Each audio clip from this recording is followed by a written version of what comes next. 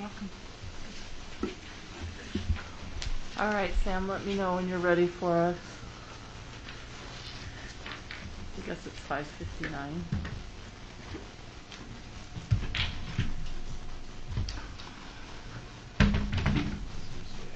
Let me make sure my thing still says Kennedy.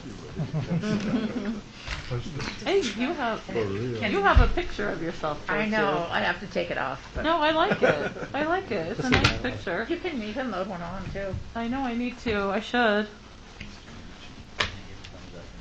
Okay. All right. Thank you. I'd like to welcome everybody here to this public meeting of the Salt Lake City School District Board of Education.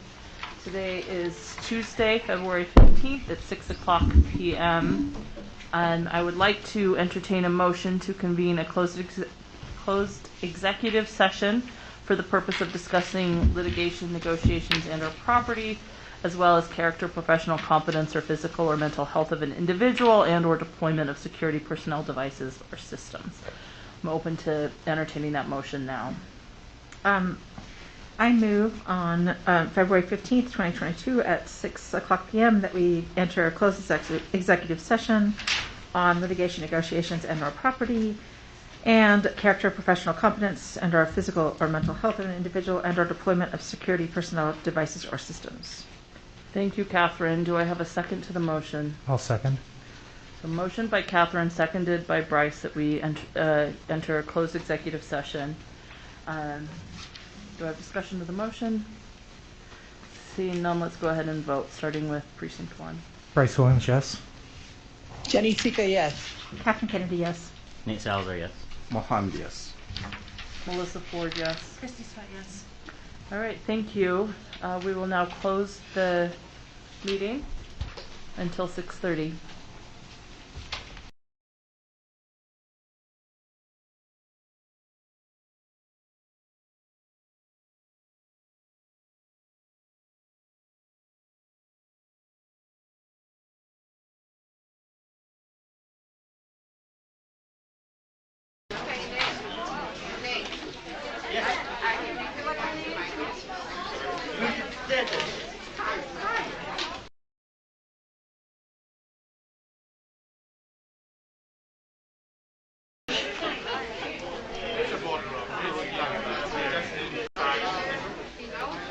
Okay.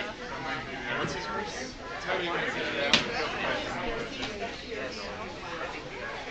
Huh. Oh, Andrew. Yes, I know him really well. I know him really well. We go to CrossFit together. Him and his dad.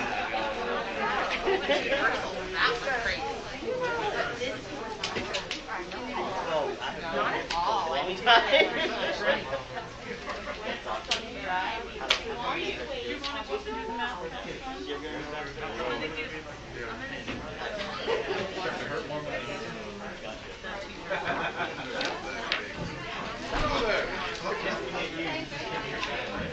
Welcome. Not in Morocco. So save up that Moroccan vacation. Now we save it. I'm just gonna have a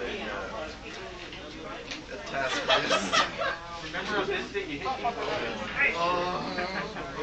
Just get on the airplane. We'll start that.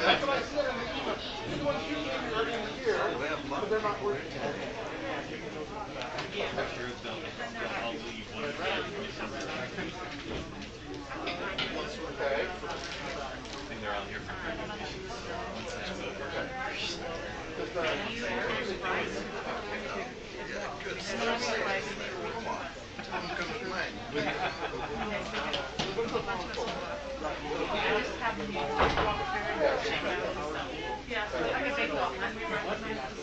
Maybe not shake hands, but help a bump.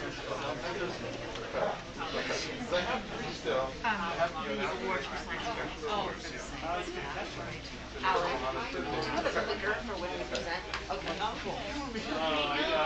That's how I feel every day.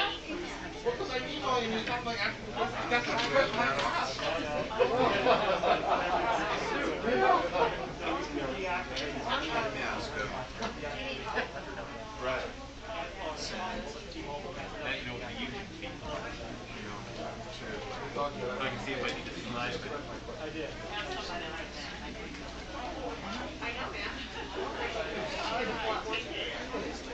the kids mostly from West High? Most of them are in Melbourne. Oh, I know, I guess, yeah. But there'll probably be a couple from West High. West High kids are into, like they're slightly older. Yeah, the West High kids are into secretary.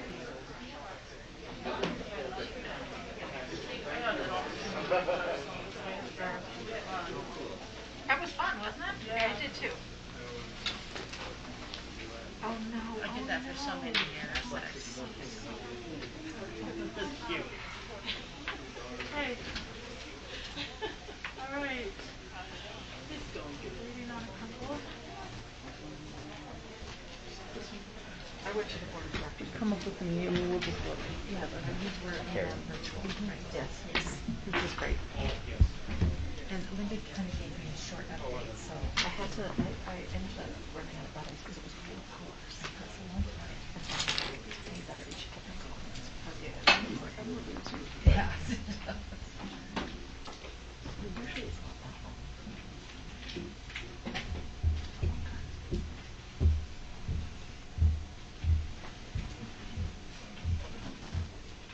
Is Catherine, is she better? Yeah, she's Okay. She's been better for a long time. about 3 weeks. Okay, good. She's good. Back at it again. It's a long time for her though. She was sick for about a month, right? I mean, or 3 weeks. Yeah, about 3 weeks. It's a Yeah. long time. Let's see what they're doing.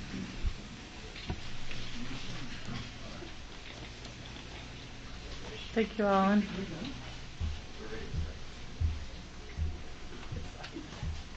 Oh, what a stressful week. I'm so sorry. It's all right. Oh, good. Thank you.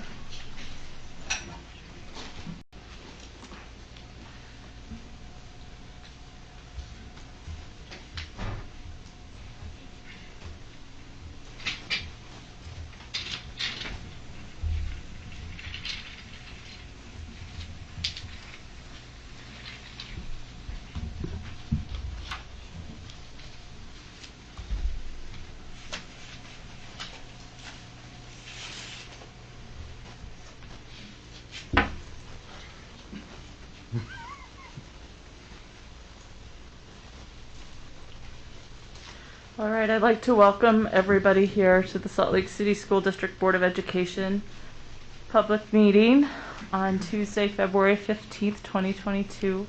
Thank you all for being here. It's fun to see so many faces in our audience, and we're happy that you're here and happy that you're here to be recognized, and we support the work that you're doing. I'd like to do a special recognition to the members of the board who are here at the table, as well as our superintendent, Dr. Gadsden, and Business Administrator Alan Kersley. Also like to welcome representatives from our employee association groups, and we're really grateful for the work that you do to support our employees. We have James Tobler here representing SLEA. Welcome, James. Thank you. Dallin Miller here representing SLASA. Thank you, Dallin. Che Olson represents Buildings and Grounds. We've got Cindy Davis, who represents Transportation. B. Alonzo, representing Child Nutrition. And we've got SLEOPA President Steve Russo, and their board representative is Cindy Mills. And we're grateful for the work that all of you do to support our employees. Thank you for being here. I'd like to start with the Pledge of Allegiance, which will be led for us by Eli Wheeler from Emerson. Thank you, Eli. Eli's coming forward. Please stand. Everybody, I pledge allegiance To the flag of the United States of America and to the republic for which it stands, one nation, under God, indivisible, with liberty and justice for all. Thank you so much, Eli. Really appreciate you being willing to do that. That's brave. All right, we have quite a few recognitions tonight, and I'm really excited about that. Always really excited to recognize the good things that our students and their teachers are up to. And so I'm going to turn the time to the superintendent to introduce those who will be presenting those awards. Yes. President Ford, members of the board, STEM is alive and well in Salt Lake City School District. I will ask Candace Penrod and Ms. Holly McIntosh to come forward, and they will recognize our science fair, math counts winners, and our presidential award for excellence for mathematics and science teaching.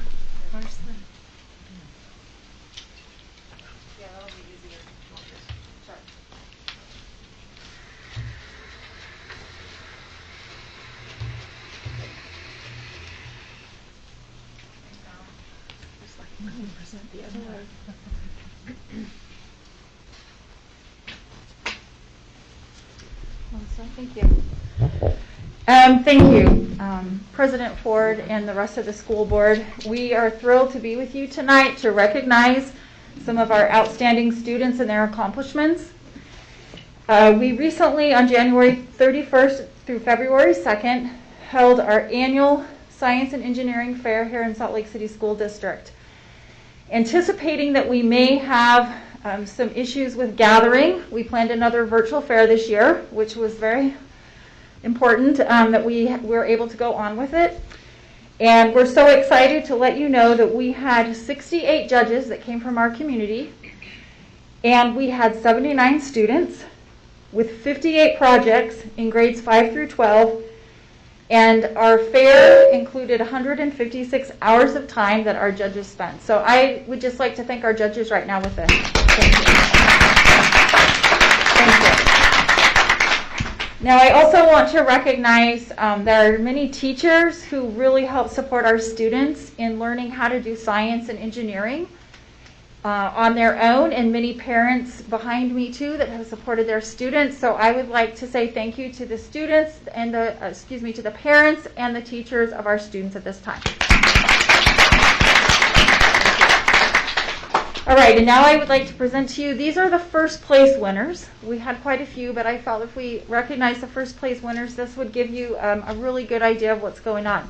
Candace, can I interrupt you and just please. maybe ask you to, as you're presenting the students, maybe turn toward them and ask them to come forward as you call their names. Yes, Thank magical.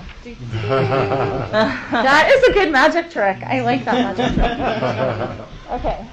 Okay, this is terrific. Thank you so much. And Dr. Tiffany Hall has your certificates, and she's here to help me. Thank you so much. So in our first category for elementary, from elementary mechanical and engineering, we have our first place prize for the project, Here Comes the Sun-Powered Car, from Emerson Middle School, Sohim Krishna. Please come up. Okay, thank you. Thank you. And we'd like to recognize Mrs. Jensen, who is the teacher. Thank you. Okay, our next category in elementary is energy, chemical, and physical. Our first place award goes to the project Thermal Energy Pinwheel from Dilworth Elementary, Samuel Bell.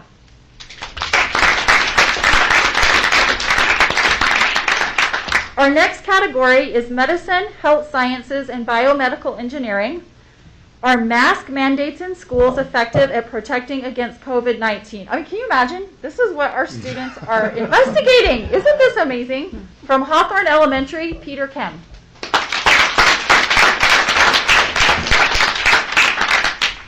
In elementary plant science, the project entitled Magical Beans from Dilworth Elementary, Alice Johnson. In physics, astronomy, and mathematics, the project Science and Arches from Indian Hills, Eli Garfield and Charlie Wang.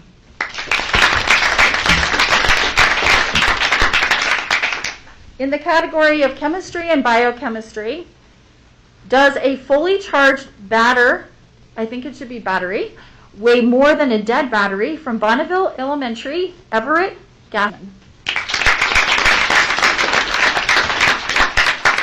In behavioral and social sciences, food coloring, disgusting or delicious, from Emerson isn't this so fun? Emerson Elementary, Hazel Jennings. Thank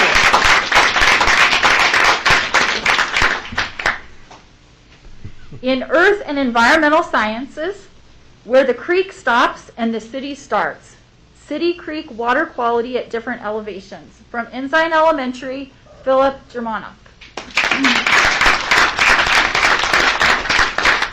In biology and microbiology, studying owl pellets from Highland Park, Adele Chaston.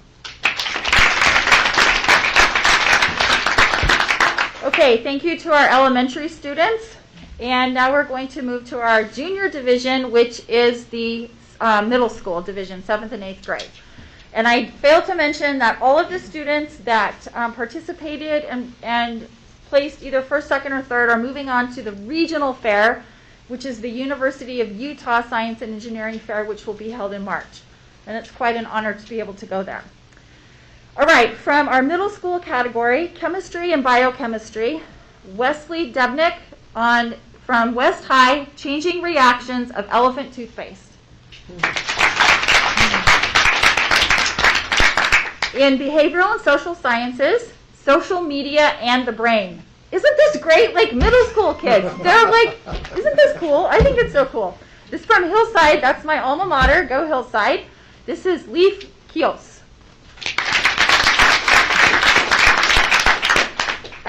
Mechanical and materials engineering, magnetic levitation train from Hillside, Thomas Hall. In chemical and physical engineering, what's the best battery? West High, Jonah Traum. In computer science and applied computational methods, the automatic hotline from West High, Surik Rajiv. In electrical engineering, Spring Forever 2.0, West High, Anda Z. And earth and environmental sciences, COVID-related self-quarantine and air quality in Salt Lake City. I bet that doesn't that sound cool? Did you all remember that during COVID, how the air cleaned up? That's cool. One of our kids picked up on that. From West High, thank you, Ian Kemp, first place. Okay, moving to our senior division, which is 9th through 12th grade. And the very exciting thing about these students that are qualifying for USEF is that sometimes they get to go to ISEF, which is the International Science Fair. And Salt Lake City School District has had a very strong representation at the International Fair. And so this is really important. All right, from mechanical and materials engineering, actuated knee exoskeleton from the Salt Lake Center for Science Education, Colin Stanley and Ellis Chalker. From medicine, health sciences, and biomedical engineering, exploring the effects of a point mutation in the 5-UTR of APC discovered in patients. From West High, Brendan Young. In chemistry and biochemistry, investigating the properties of natural paint binders and their applications. From West High, Dora Maywis. In physics and astronomy and mathematics, numerical simulations of general relativity from the Salt Lake Center for Science Education, Lucas Masiasek. Thank you. In computer science and applied computational methods, simulating prey and predator evolution from West High, Yanvi Tusky. In earth and environmental sciences, exploring golden eagle diets through isotopes. From the Salt Lake Center for Science Education, Hazel Wild. In biology and microbiology, making a second-generation phage library. From West High, Raya Sonji. And then in behavioral and social sciences, mental health resources and treatment from the Salt Lake Center for Science Education, Susan Arcos Flores and Nathan Flores. So, thank you. I'm going to turn the microphone over to Holly, who is going to talk about math. Maybe I'll pivot this way. There's definitely a conversation about angles as we think about all this, right? Good evening. Thank you, board members, district leadership, and Salt Lake City community for this opportunity. It is a joyful thing to recognize the accomplishments of our students in mathematics. And tonight we are here to honor those outstanding award winners from our Math Counts competition. We also want to recognize all those who are participating in that competition. We are so proud of the hard work that you do and that you've invested. Along with that, we want to recognize those Math Count coaches at the school level that supported students as they were preparing. I want to recognize my math coaches, Dr. Andrew Glaze, for taking the lead on organizing this event, Dr. Allison Espinosa, who also supported, as well as other math coaches. We appreciate their efforts in supporting this event. Yeah. And we also want to include our appreciation for the Salt Lake Education Foundation in their financial support for this event.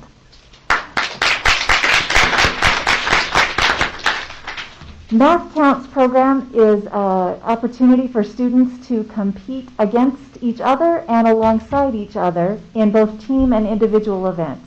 It focuses on middle school students, and it helps prepare students for the culminating events of the competitions. Math Counts builds skills and confidence, it builds positive attitudes around mathematics, and it builds problem-solving capacity. By doing a district competition, we also build community around mathematics at the middle school level, and that is so important. This year, our January competition took some additional planning, and I'll let Dr. Andrew Glaze elaborate on that, as well as announce our Math Count winners.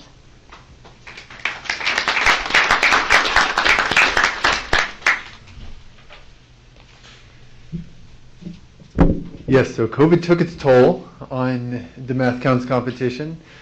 So one of my favorite views in the school district is that view you can see when you have about 140 or 150 Math Count students, about 11 to 13 years old, piling into a school. I like to call it a nerd fest. And we missed out on that because we hit that COVID peak right about the time we were going to do our competition. So our team of coaches and teachers and mathletes took a quick pivot and made this into a virtual competition.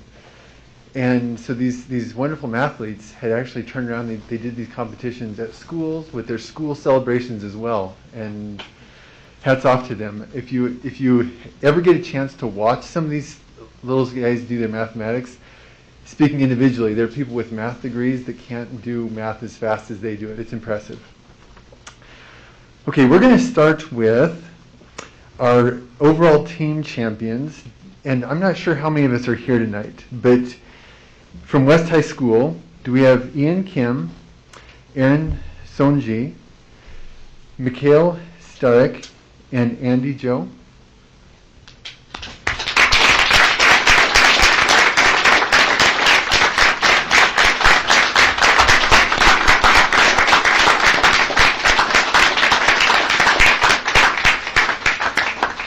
Okay, we have certificates for you. Their coach could not be here tonight.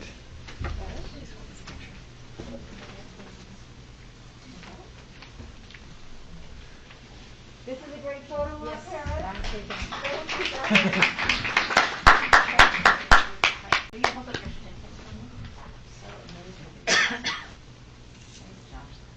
Was it fun?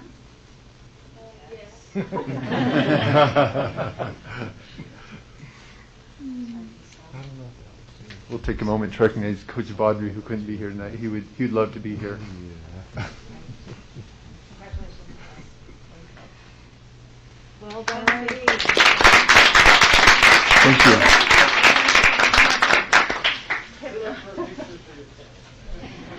Come back up and turn so your parents can get a picture. Yeah, turn this way so they Yep. can get you. Hold those certificates up.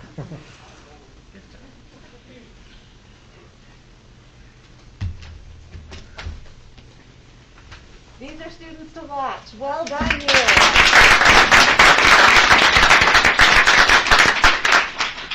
And also from West High School, we may have in the room with us Agatha Honeycutt and Olivia Jong.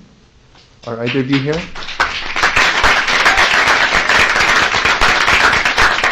And Agatha? Yes. Agatha was the first place overall champion for the school district.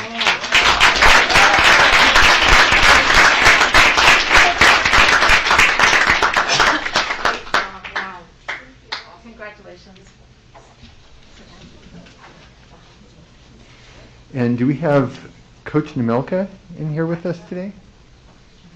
Excellent.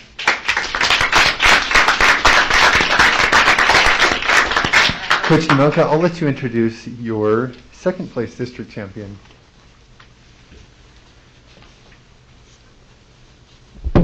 Sorry, I'm a little shorter than him. So the second place district winner for all around, right? All around, second place was Lu Xiao Shi.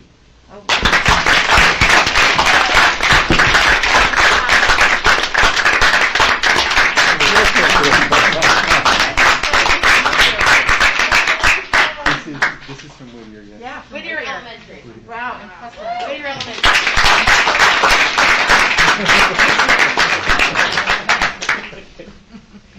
And I know that we don't have Coach Bustamante from from Clayton, but we may have Kaplan Graham here. Kaplan, are you here? Okay, we'll just recognize Kaplan Graham. He was their school champion this year. And do we have Coach Jensen from Emerson here with us?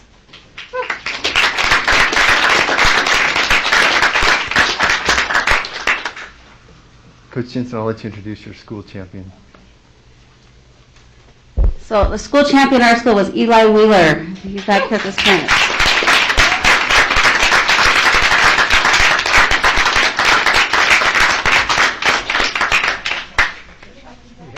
Yeah, go get, thanks, Catherine.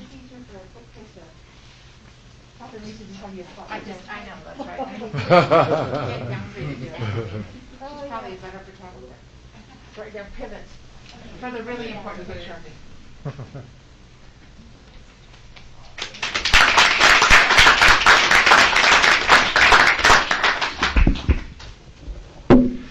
Our Glendale crew could not be here tonight, but we'll just recognize that we had Coach Riker, coached Jonathan Aguilar, who's the school champion. And Hawthorne, we don't have Coach Henderson here, but do we have Peter Kim here tonight? We'll recognize Peter Kim as a school champion, and we'll save his certificate as well. Our Hillside crew couldn't be with us either, but we had Coach Okubo, had coached their school champion, Nathan Maxwell.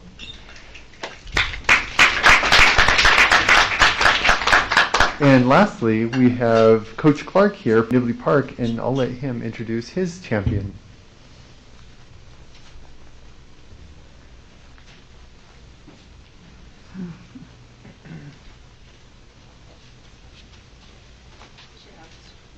Well, thank you. From Nibley Park, our school champion was Giacomo Gant.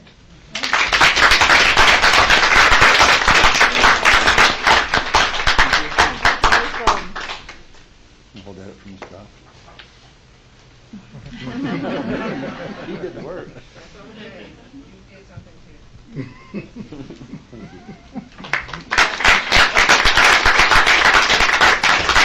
Thank you, Denzel.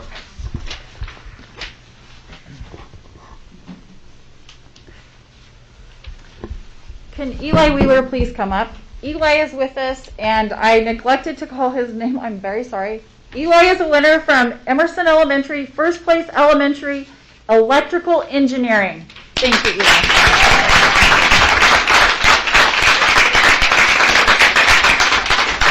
Thank you. Candace, do we have more student recognitions? Holly, do you have more to do? Can we ask all you students who are here to be recognized to come forward, and we'll get a picture of you. Stand up there by that podium. Come forward and be recognized one more time.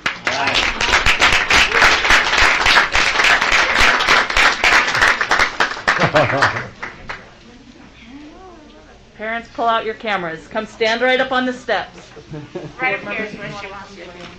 That's right.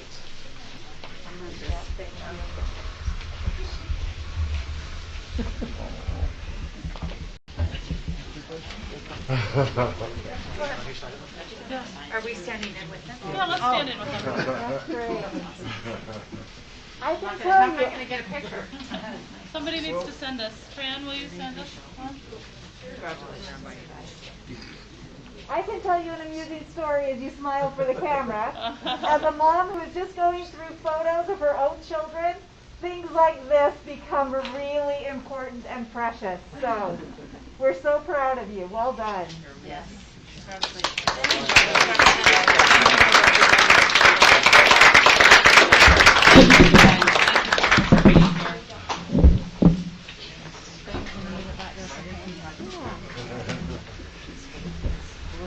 So great. Wow, that was really fun. That's the one thing about being on the school board. More good things in the world of science and mathematics. It's a pleasure and an honor to present to you our PAINTS awardees. Salt Lake City School District has been fortunate to have so many of our teachers recognized among the PAINTS winners over the years. We're thrilled to have both of the Utah awardees, the math awardee and the science awardee from Salt Lake City School District this year. This is a huge honor, and it speaks to the caliber and dedication of our professional teachers.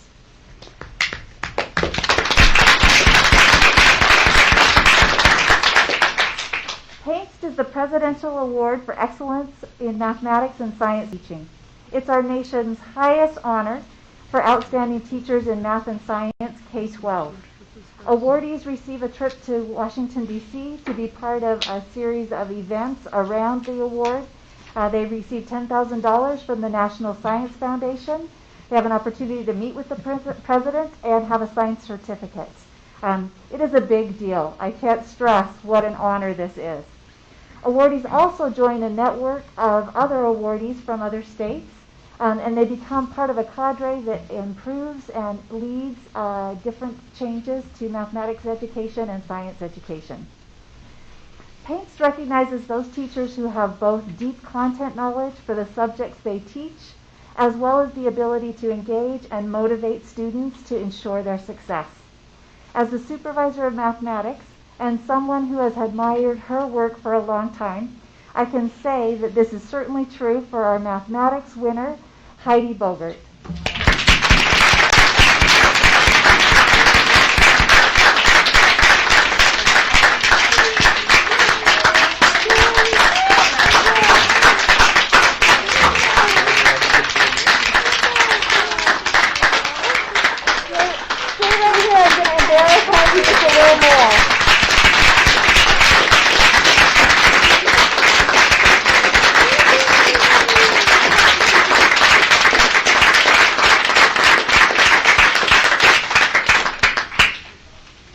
And while I can talk to you all day about Heidi, I've just chosen a few highlights.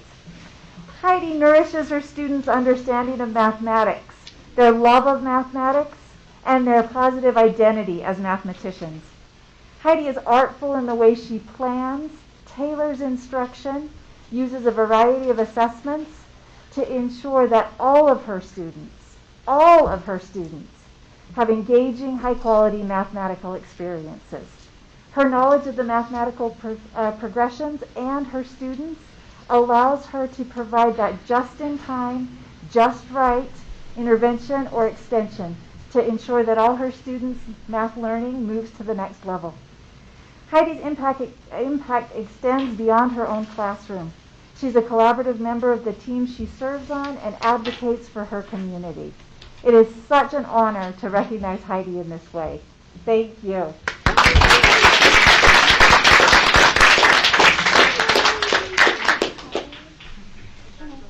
Of course. Well, I want to say something too, because I was not one of the kids who won the award earlier today. Math was my least favorite subject. I took 4 years of foreign language, so I wouldn't have to take math in college. So I was thinking, I guess math was more foreign to me than a foreign language. But I joined and I signed up for the math endorsement classes. Holly was my teacher. And I remember I was so nervous because I am not a math person. And then my first experience in that class, whoa, my mind was blown because Holly was my teacher and she taught me that there's not one right way to get the answer. There's lots of ways to get the answer and it's conceptual and we can talk about it and it's okay to be wrong and then we can talk about it some more. So the math endorsement classes that Salt Lake City School District offers are life-changing in a way because that was like a shame that I held. Like, I'm not good at math. And then it was lifted with those math endorsement classes and I have the chance to help my students have an open mindset about math. So it's really wonderful to be a part of the Salt Lake City School District. So thank you, Holly, and everyone.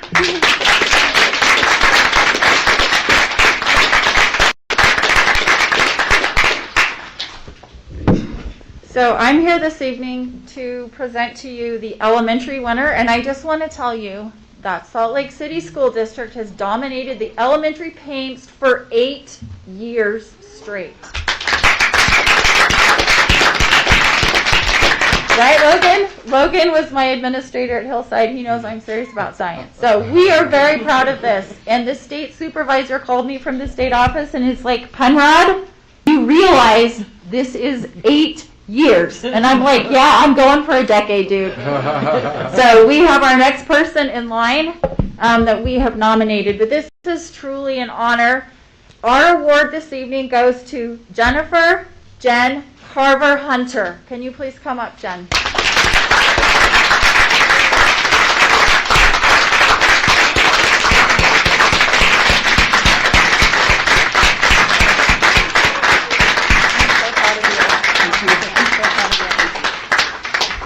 So this is my friend and colleague, Jennifer, Jen, and I have to tell you, I was mesmerized the first time I went in her classroom. I was coaching, and she was part of a grant that we had with the Genetic Science Learning Center called Supporting Science for Elementary Science Teachers and Students. That's a mouthful.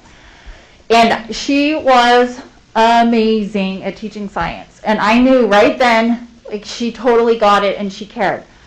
But more importantly, she cares about her students. I'm just going to tell you just a few. This is just like the tip of the iceberg. So Jen is a teacher at Mountain View Elementary, and she's teaching right now 5th grade language arts and science. She's also taught in Colorado.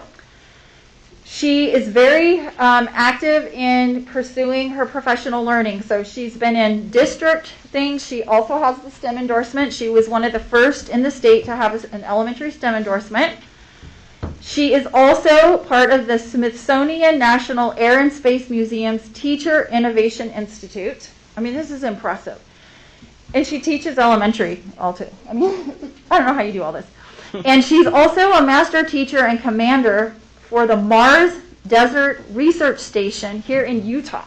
And she's seriously legit. You can look her up and she's going to show up. Like, it's amazing. It's amazing. And Jen, she provides these amazing, rigorous STEM learning opportunities in her classroom. She uses Mars as an analog for the students to learn about life and about Earth's surface and what it would be like to live on Mars. She does engineering projects, and she helps her students to learn, like, what would it be like to be an astronaut. And I'll tell you, I went to her school the other day, and she really is a superstar there. She's also an exemplary STEM educator. She believes all students can learn. She is a master learner. She is a master teacher. We are absolutely thrilled to present Jen Carver Hunter as this year's top elementary science teacher in the state of Utah and in the United States. Thank you.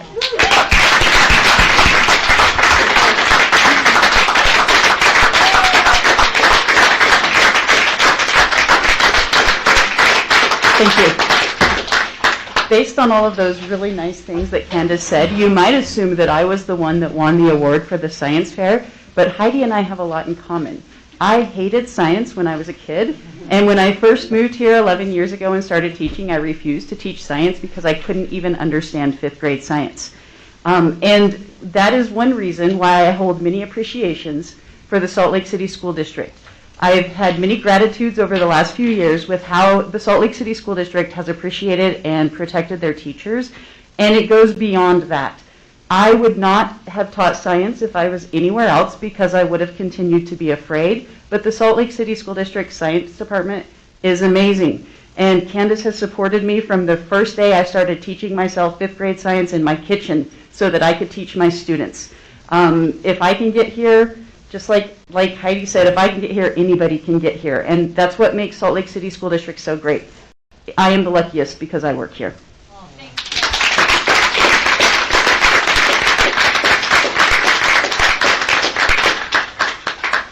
Thank you so much.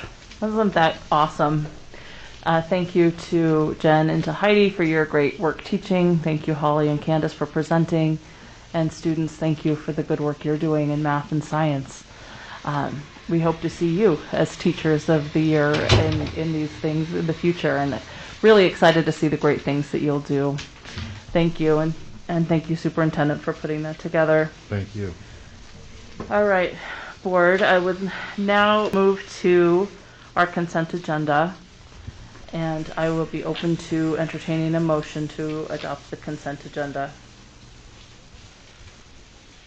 President Ford, I move that we accept the consent agenda of February 15th, 2022, consisting of the purchasing and accounting reports, A, the purchasing report, and B, the purchasing report in Excel, the West High Science Olympiad trip, and number 3, case number 22054. Thank you, Board Member Kennedy. So we have a motion to accept the consent agenda. Do I have a second? I second. Thank you. Thank you, Christy. Motion by Catherine, seconded by Christy and I think Mohammed at the same time, but thank you. Any discussion to the motion to accept the consent agenda? Seeing none, we'll go ahead and vote, starting with you, Board Member Williams. Bryce Williams, yes. Jenny Sika, yes. Catherine Kennedy, yes. Nate Salazar, yes. Mohammed, yes. Melissa Ford, yes. Christy Sweat, yes. All right, thank you. That consent agenda passes. Now we'll move to our study topics. And the first study topic is the SEL budget review. Superintendent? Yes, Dr. Sandra Buendia and Miss Emily Sutherland. I see Mindy Mendenhall. Oh, Holmdahl, I'm sorry. You must have had a meeting. Holmdahl, sorry. Welcome, and thank you for being here, Dr. Buendia. Thank you. And is this on? Yeah. And this is Stacy Lindsay, who's Yes. our lead counselor. Sorry, Mindy. It's a steamed company. Yeah. Lauren to me. He's like, nope. He's like, it's a hard one. Thank you. Well, thank you for allowing us an opportunity to come and update you on our SEL and MTSS endeavors. This is the dream team, by the way, and so they work together, and they're perfectly located in our on the east wing, so that they can do fabulous things to serve our students and families. So with that said, as you all remember, and maybe the newer board members, watch this, the board unanimously approved of an SEL specific goal, and we went ahead and created a framework that has been guiding all of our work in a very coherent and consistent manner. And I'm pretty proud of our team. They're doing a fabulous job. So with this, I'm going to turn it over to Emily Sutherland, who's our Director of SEL and MTSS. And for those in the audience, viewing audience who don't know what the acronym stands for, it's Social and Emotional Learning, which is the SEL, and Multi-Tiered Systems of Support is MTSS. Okay, Is it okay if I stand up? Or is that going to be a problem? If you can hold the mic, Oh, that's because if you're not by the mic, they can't hear you. okay, I'll sit. That's fine. That just seems weird if I'm like holding this big mic around. Okay. I feel like the price is All right, so I've been tasked with giving you some information about what we've accomplished so far with social emotional learning, especially as it relates to what we said we were going to accomplish the last time we presented to you, which was about a year ago. So, first of all, these were some things that we said we were going to accomplish last time. This is actually a copy of a slide we presented last time. This is what we're going to do. And I'm pleased to let you know that we've accomplished all of them. So within the last year, and I did add all those check boxes separately just for the pleasure of clicking on them, we've done all of these things. So we're proud of being on track with what we said we were going to do and actually accomplishing those things. All right, so in addition to that, we rolled out 3 SEL signature practices, which is welcoming routines, engaging practices, and optimistic closure. And we consistently model these during professional development. In fact, often when I'm presenting in other places, the language is there with all of our teachers, like this is a welcoming routine, or I'm going to do an optimistic closure. So that language is starting to be present in our administrators and teachers' vocabulary. We also offered Kagan professional development to teams from every school. And we consistently model Kagan practices in our professional development as well. Second, we develop standards and indicators for social emotional learning. So that's the tricky thing, is to figure out what are the standards and how are you going to measure it, right? So we've developed our standards and indicators. They've been shared with all stakeholders, and they are aligned with CASEL's 5 SEL competencies. There they are. Third, we've approved 3 SEL curricula for our district so far, which is Second Step, Move This World, and Inner Explorer. The last time we spoke with you, we had approved Second Step, and we had a number of schools using Inner Explorer, but we didn't have anything approved for grades 9 through 12. So now we have, Move This World is actually available K-12, but it's specifically the curriculum that's available for 9 through 12. So we're excited to have something that can be used, a resource for explicit SEL instruction. We also created an SEL measurement tool. It's based directly on our identified standards and indicators. And this year it's in a pilot phase, so it hasn't been required for schools to take, but we would like all schools to take it twice next year, at the beginning of the year and at the end of the year. So to clarify, this survey is not about school climate and culture. It's about students' own individual social and emotional learning based on our standards and indicators. So this is a little bit of data on the reason why I just want to show you why our data from this survey is not valid yet, because it is a pilot year. So the students on the top, the schools on the top, they've had students take the survey. You can see how many schools on the bottom haven't engaged with it yet. So you can see that any data we pulled from this survey wouldn't be valid yet. And even those up on the top were pretty light participation. So we have lots of people contacting us about starting to engage in the survey, and I have a meeting set up in a week or so to get feedback from the schools that have engaged to see if we need to make any adjustments for next year. And I'm working with assessment and evaluation on that. And finally, we've communicated some very specific SEL expectations for schools next year, which includes 40 minutes of explicit SEL instruction per week. So again, that's per week, not day. It's important to note. The participation in the SEL I Can survey twice, which is what I just mentioned, beginning of year and end of year. And then I'm going to have them communicate that plan to me. Mainly, I want to know how they're going to fill those 40 minutes, what programs they're going to use, what curriculum they're going to use, and so on. All right, I'm going to pass it back to Sandra. All right, now I get to talk about money. So we certainly appreciate the money that the board allocated to us for the purpose of developing the framework, doing the training, and more importantly, the curriculum and the actual strategies and resources that we provide directly to students, including counseling and social workers, and we'll give Mindy and Stacy a little time to speak more to that. So what I want to do is, oh, perfect. Oh, I didn't notice that you switched it. Thank you. So if you recall, that spring of 2019, we approved it, or you approved it in 2018, and then we had a healthy budget that you allocated us, but we were only able to spend in such a short period of time the $25,000. So that's why it shows $25,000. It doesn't mean you allocated that, you allocated more. So then whatever was left over rolled into the next school year, and that's when we were doing just a lot of purchasing of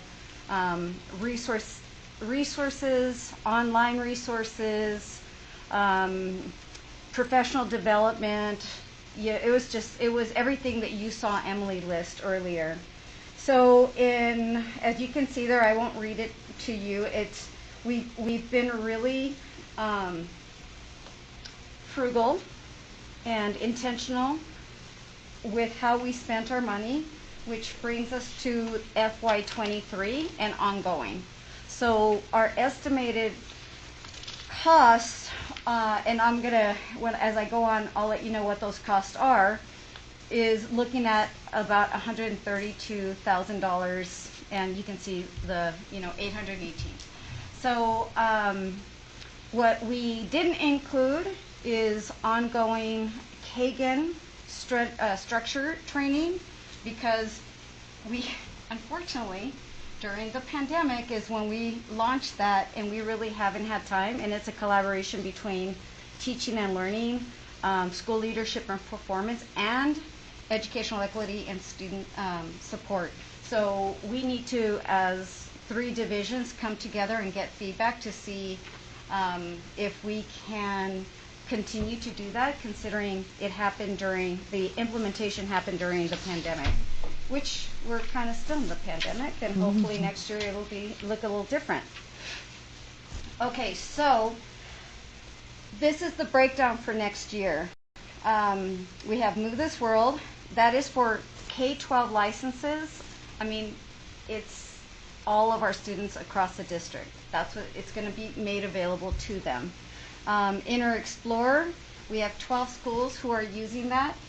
We continue every year to share information about the kinds of resources that are available to schools, and this is mindfulness, right? And so we had also, at the very first year, we sent a number of administrators and counselors, and as well as teachers, to Mindful Schools, which is pretty awesome. They actually took the coursework to get their certification. Second Step, we've been using that for a long time at the elementary and middle school. Middle school, and the cost is that everything is now site licenses. It's really not paper pencil anymore. And in some ways that's fabulous. In other ways it gets to be pretty costly because it's an ongoing fee. And mindful-based stress reduction, which has been fabulous.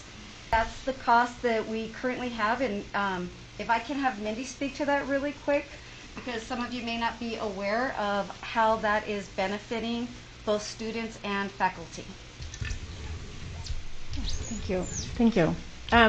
Mindfulness-based stress reduction is a professional development course that is optional for teachers across the district. We've had about 100 teachers complete the 8-week course that's available. We've done smaller versions of the course as well. Introduced it, in August, professional development, had it on Canvas courses, and one of our most successful courses is the 8-week course.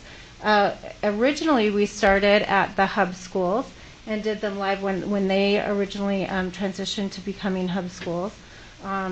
And we had a class, actually, Chelsea Malouf conducted some of those courses. She did some of her dissertation work around mindfulness. And we've just been able to continue those courses. We always do a fall and a spring iteration of the course. And teachers, it's really focused on them and their self-care. And out of it, every time I've sat in on the course, just focusing some time and energy on their own mindfulness practices, every time they will talk about how that translates to the classroom, just with, and their families and their lives in general, but in the classroom, just taking a moment, a little bit more less stress, a little less anxiety in the classrooms, and being able to also share those practices with students. So I keep, and we've opened it up to across the district. You might have seen them go out across not just teachers, it goes to the secretaries, the custodians, the lunchroom staff. So, and we are looking at some times that might be more conducive. Typically we're doing it at the end of the school day, but noticing that we do have employees that might be working till 5 p.m., so looking at some different options there as well. And the feedback from those courses are always very positive. Okay, so the next slide is going to show you a breakdown. Same cost, but it's just I know mine is pretty tiny too. I'm hoping it's a little bigger. It's not big enough. I think I needed, it's been 2 years since I had my last exam.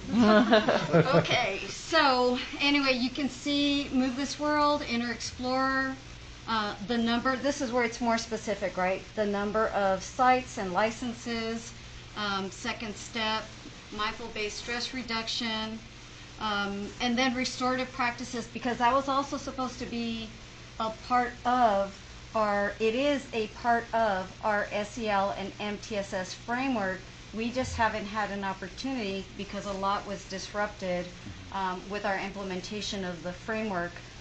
So we never were able to get to the restorative practice piece so that we can create that coherence. Because remember, the whole purpose of that framework was to create consistency in practice and coherence district-wide.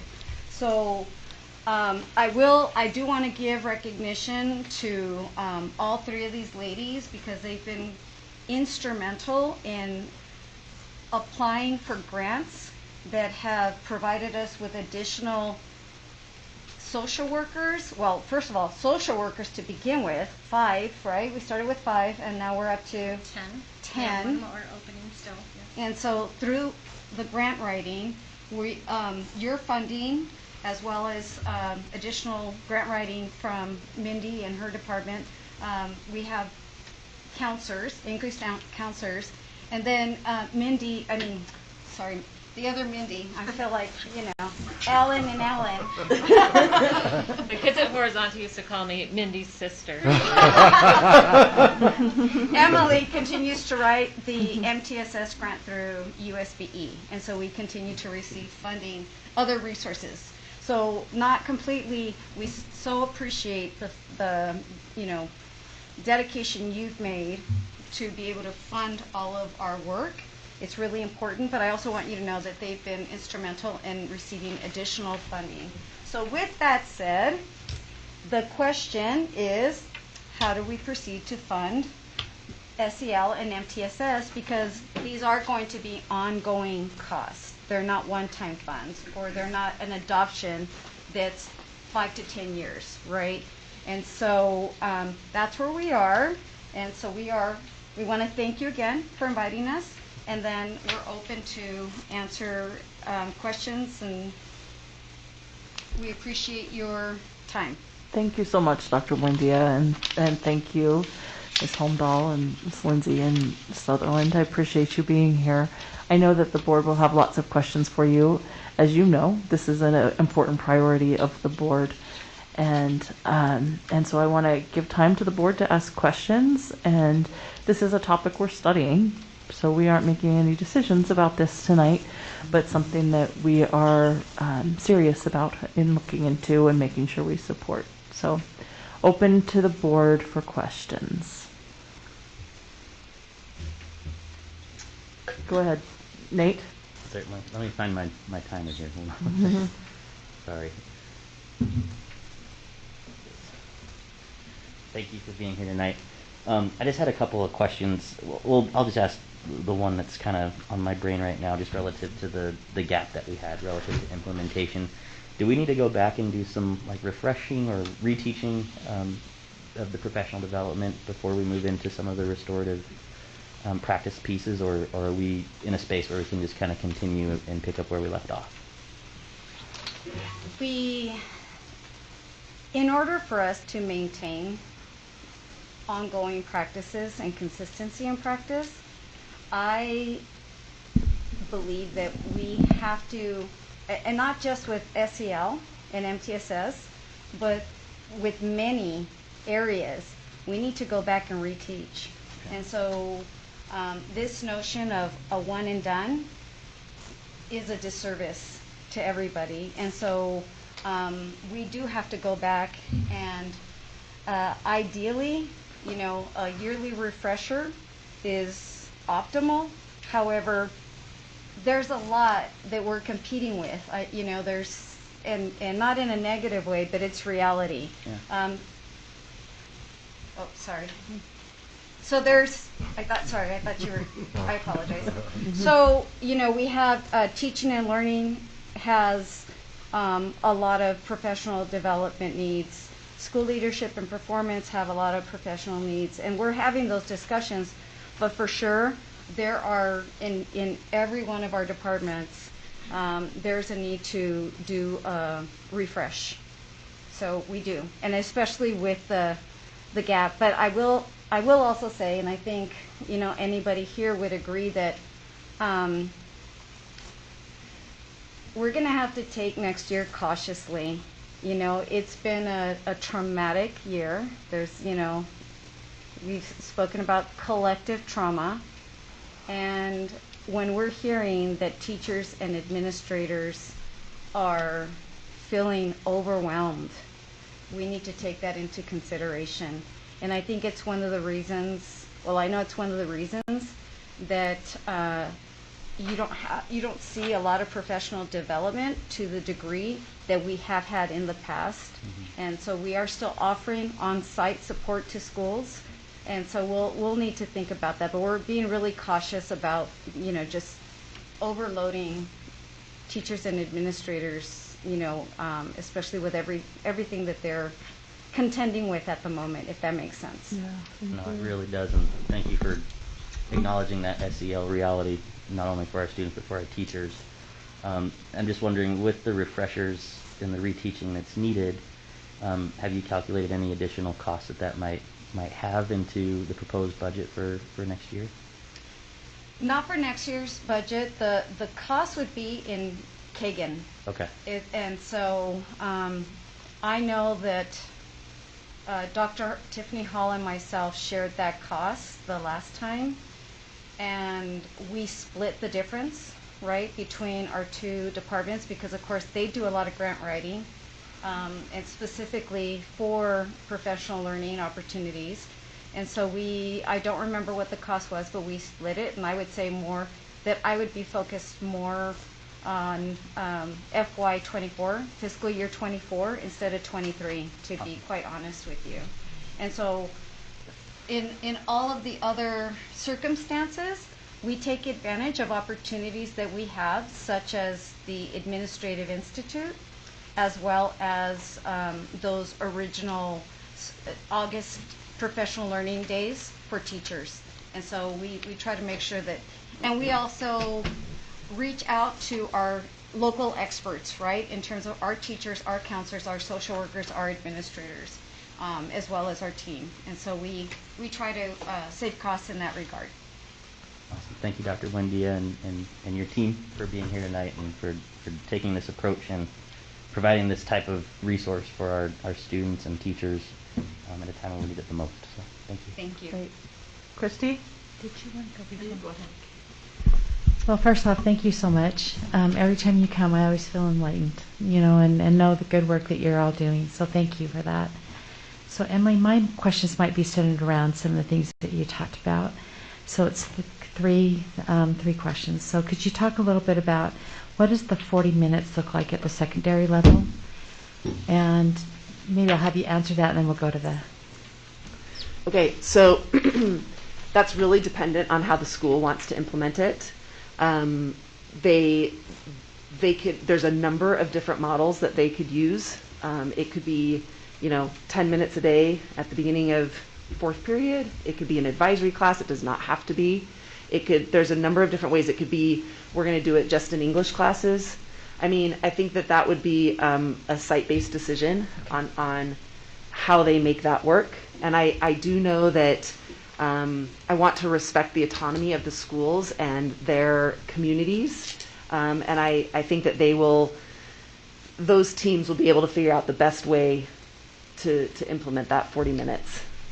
Thank you for saying that. I think those are some of the questions I've been asked, about the 40 minutes and how that works. 'Cause it's 40 minutes a week, right? A week. And so each day, that 10 minutes, and trying to figure out how they do that, throughout the middle schools and the high schools. Right. That's so helpful to know that there's some site-based flexibility there, so thank you. I think that one of the criticisms we always hear about SEL is how do you really measure it, right? Right. And so I'm really interested in the schematic that you gave us and talking a little bit about what are maybe some of the indicators that are on that you're going to be looking at twice a year? How do you see that being measurable? And is it also for our teachers? Is it students and teachers? Or staff, maybe in the building? Yeah, so right now it's just designed for students, although we do have adult standards and indicators for SEL2, and we could expand into doing a survey for that as well.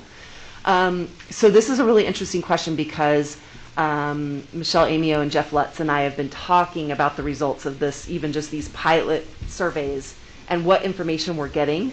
And it can be broken down in a lot of really interesting ways. So the standards, it's called an I can survey because the statements ask students to reflect on their own abilities around these statements. So for example, something like I can understand my own emotions.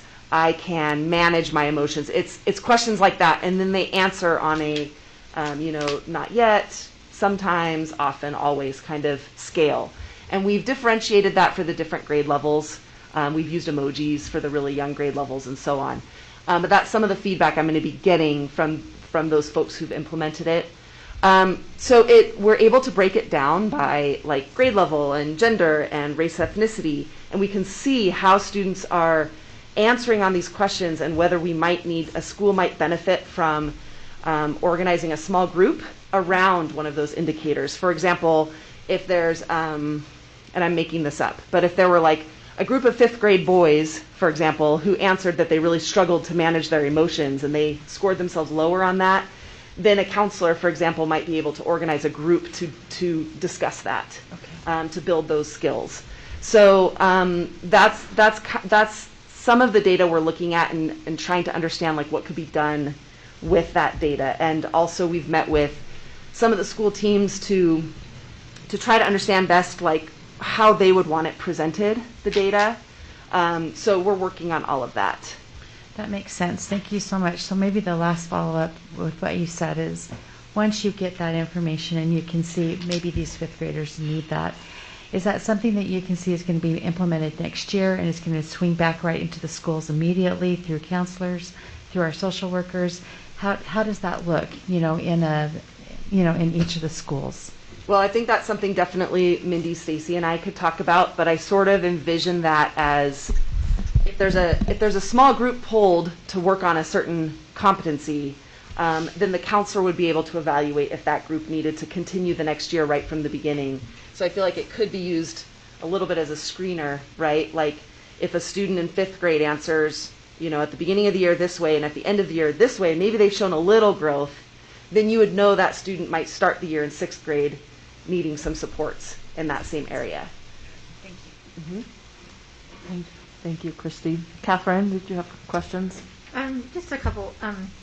Thank you very much for the work. This is a really important work, and I think it's great. I think you're doing wonderful things. I think it needs to be repetitive work. I thought you said people need to return to it. At the same time, I was contacted by a constituent that's a student, an elementary school student, when this was on the agenda, and so I'm bringing this up to you because I feel like I need to, that said that he finds the lessons, he may have used different words, but repetitive and boring, and he wishes it was only half a year. So I'm wondering what we could do. I mean, he's a fifth grade boy, and clearly he does not need that small group. But or maybe he does. I don't know. But I felt like I needed to represent that to you. I feel like this is a wonderful program. I support this program completely. But what can we do for those students for whom they might need a higher level of SEL? So I've had that same concern brought to me, and I will guess that your student is at a school that's implementing second step, because I've had similar thoughts about that from other schools. And when a parent brought that same issue to my attention, basically, if they talk to the counselor, who's usually the person implementing second step specifically, the counselor can differentiate the lessons to make them more applicable. That would be the suggestion, is have the counselor maybe do different lessons and make them. Yeah, okay. If that's the program that's being used, right. That's what I would assume. And many of our counselors are already adding, extending and adding new things into the second step to make it more engaging. And if there is a counselor that, needs that support, we can definitely share and get them that support. Great. So definitely reach out to the counselor, administrator, and we can fix that. And then it's so interesting to see those schools that have participated in this, and I assume they've just done it because voluntarily. So I would love to bring those faculty members lunch or something like that one day of the top 5. I mean, it seems like it's 40% and up to Ensign. Just noting that it's Ensign. It did 90% up and upwards, but and then it drops down to like 1.8%. So I'd love to see, Superintendent, if we could bring those 5 schools faculty's lunch or something like that for doing that, for working so hard on that. If we could do something like that for those schools. They're spread out all through the district, although one of them is Ensign. So I would love Catherine. that. We should always be recognizing good work. Yeah, well, right? and voluntary participation in for sure. important board initiatives. I mean, this was a voluntary participation in an important thing that we asked him to do. So thank you, Catherine. Other questions for this team? I have a few questions. And my fellow board members have covered some of them, so thank you. I'm really impressed by the work that you're doing. There's always more to do, and as Dr. Wendy, as you noted, this is a stressful time, so I really appreciate it.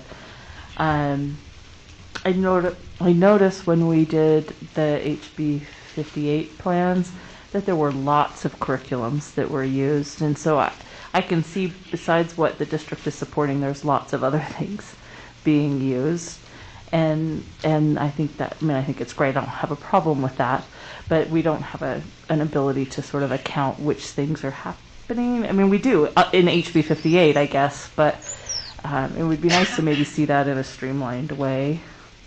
I don't know. You're talking about being able to see what SEL curricula. Mm-hmm. Yeah, so that's part of why I want them. I'm interested in seeing what their 40 minutes. They're thinking the 40 minutes will look like next year, because we've really officially approved these 3 programs, and there's one other program being piloted at Bryant and Glendale that I'm aware of and that I've looked over.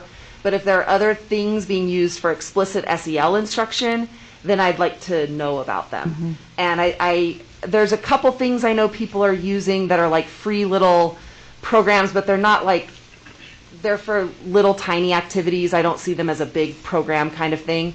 So that's part of why I'm asking for that information. I think I know most of what's being used, and it's most like 3 to 4 different things. But if there's other things, then I agree. I'd like to Well, know. and I'm glad we have it in those HB 58 plans, which it's not strictly SEL, but there are other things, but there's also SEL in there. I think it's just helpful to have that so parents know what curriculum's being used and they have an opportunity to look through it. When the board set the goal that you're talking about in November of 2018, there were some specific indicators that we wanted that are mentioned in the goal: the SHARP survey, Power School, Educator's Handbook. Are those things that are still being used as indicators for how we're measuring? I mean, maybe I got it here somewhere. Let's see. The goal just said The SEL framework will include various accountability measures such as, and then it mentions some specifically. I'm specifically regarding the SHARP survey. So next year we'll have another administration of the SHARP survey. It's an every other year survey. And we were in the height of everybody just coming back to school at the time of our last survey, and we really just didn't have the participation for the numbers and the end sizes to be significant. Our survey the prior years we had lots of participation, and we anticipate that next year when we do the SHARP survey again, we'll have that great robust data as well, and we'll do it down to the 6th grade. But they're so comprehensive. I believe that we'll get lots of data from the SHARP survey, and like the one that Emily was talking about with the SEL survey, and there's different like micro assessments within all of the curriculums that we can bring to parents.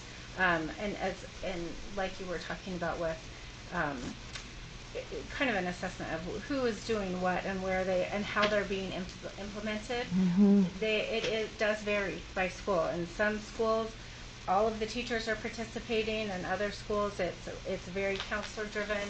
So we look forward to just continuing to support the schools in whatever works best for them in their community. I think that's great.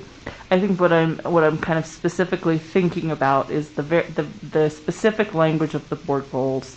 Board goal includes those indicators as measurements, and we're in a phase where we will be reviewing these goals and updating them, because November of 2018 was a few years ago now, right?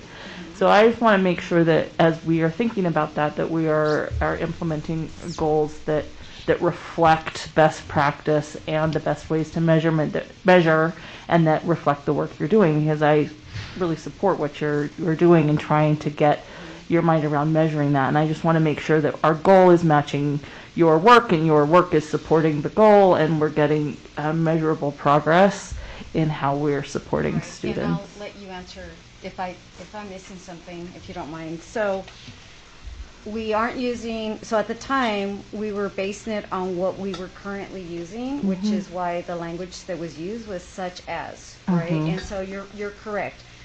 Things improve, we learn more, and so we're not, one of the things that we learned, and this is going to be a sensitive topic to some who hear it, because they loved Educator's Handbook, but not everybody was using it. And the whole purpose of the framework is to have consistency in practice and coherence across the district.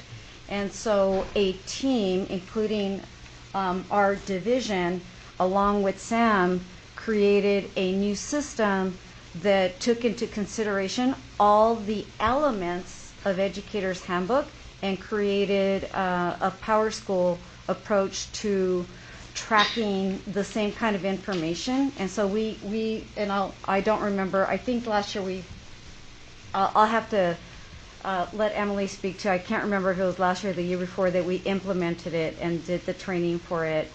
The other piece that was really important, aside from the SHARP survey, was, and I remember all the board at the time really wanting something specific, which is why we adopted as part of the framework those I can statements. And so they've used, because the I can statements are developmentally appropriate, and we have them by grade level, including for adults. And so that's what the survey has been created from, those I can statements. And they're all coming from, and I got to give kudos to Stacy, because you found the I can statements, and then our SEL framework committee personalized them for our district. And so that's what we're working towards, and we're doing a lot of pilots. I would say in relation to standardization of curriculum, and getting again to consistency and practice, You know, especially I can totally, like, I would be that kid that would say, I'm bored. I had this last year, or I had, you know what I mean? I would be that kid, you know? Not surprising, I'm sure. So all of these resources are available to all schools.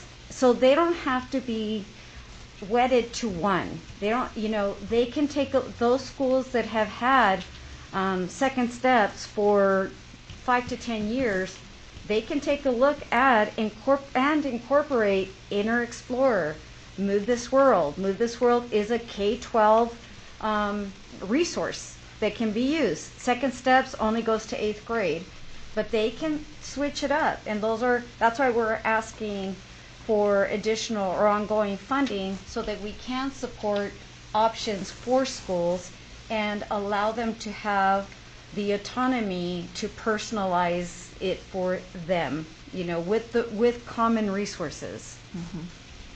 Yes, just a quick note on the measurement piece too.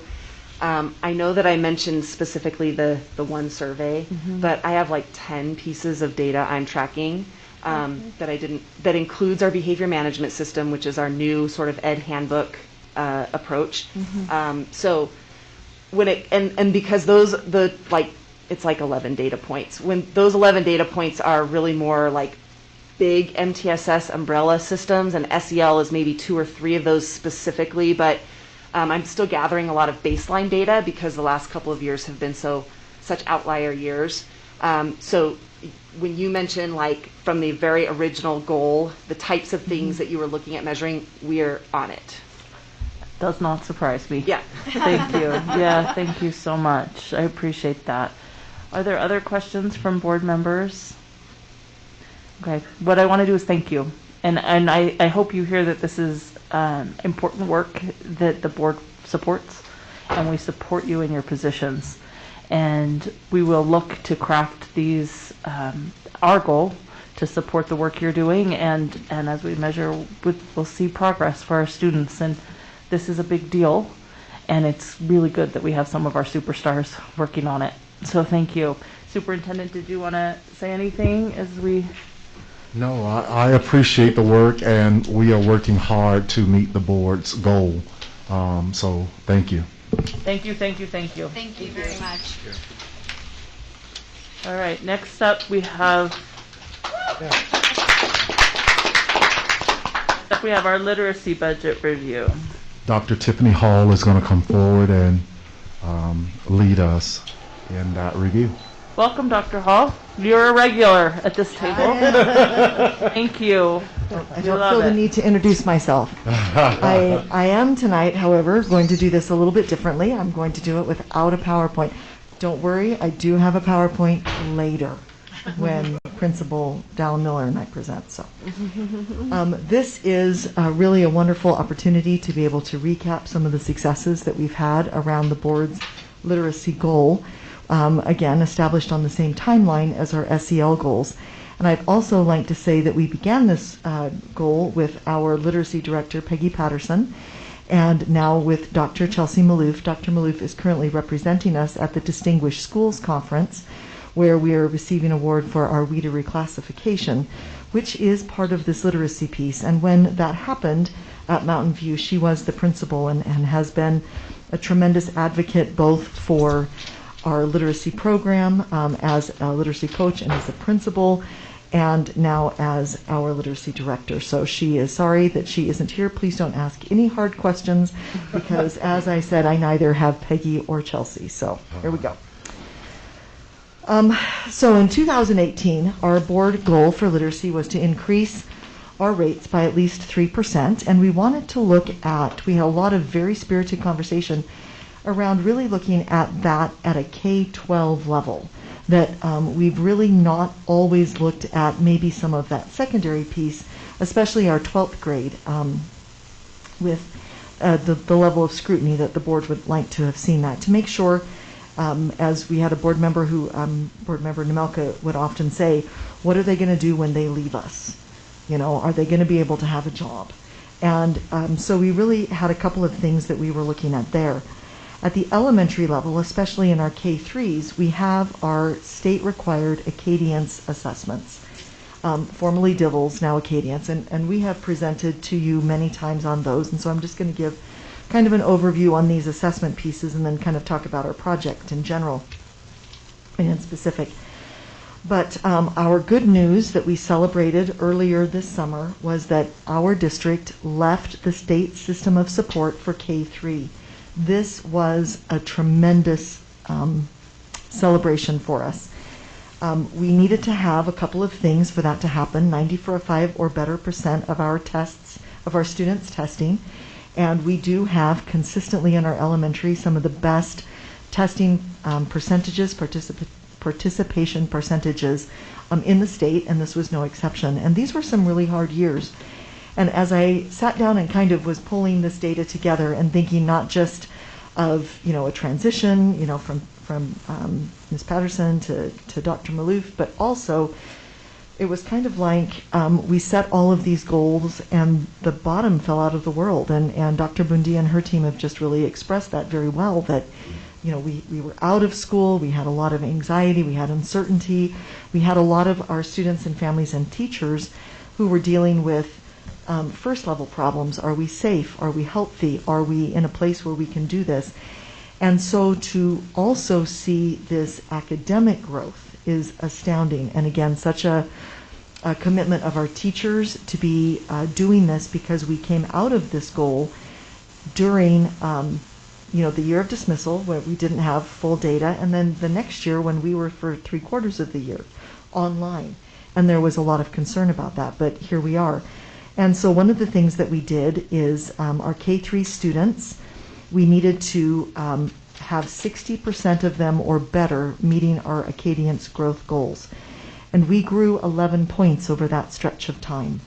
And so we went from, that was our first grade goal, but for our K-3 students, 63% of our students in K-3 met that goal, and in grades 1 through 3, 66% of our students did. So we grew over 6 points in that particular arena. So that was very significant growth. In our first grade, one of the grades, of course, that we always worry the most about as that transitional year from kindergarten to coming into second grade, where we begin to change the way that we're looking at it, we grew 11 points on our nonsense word routines and also our word work from beginning to end of year. So some really tremendous growth there.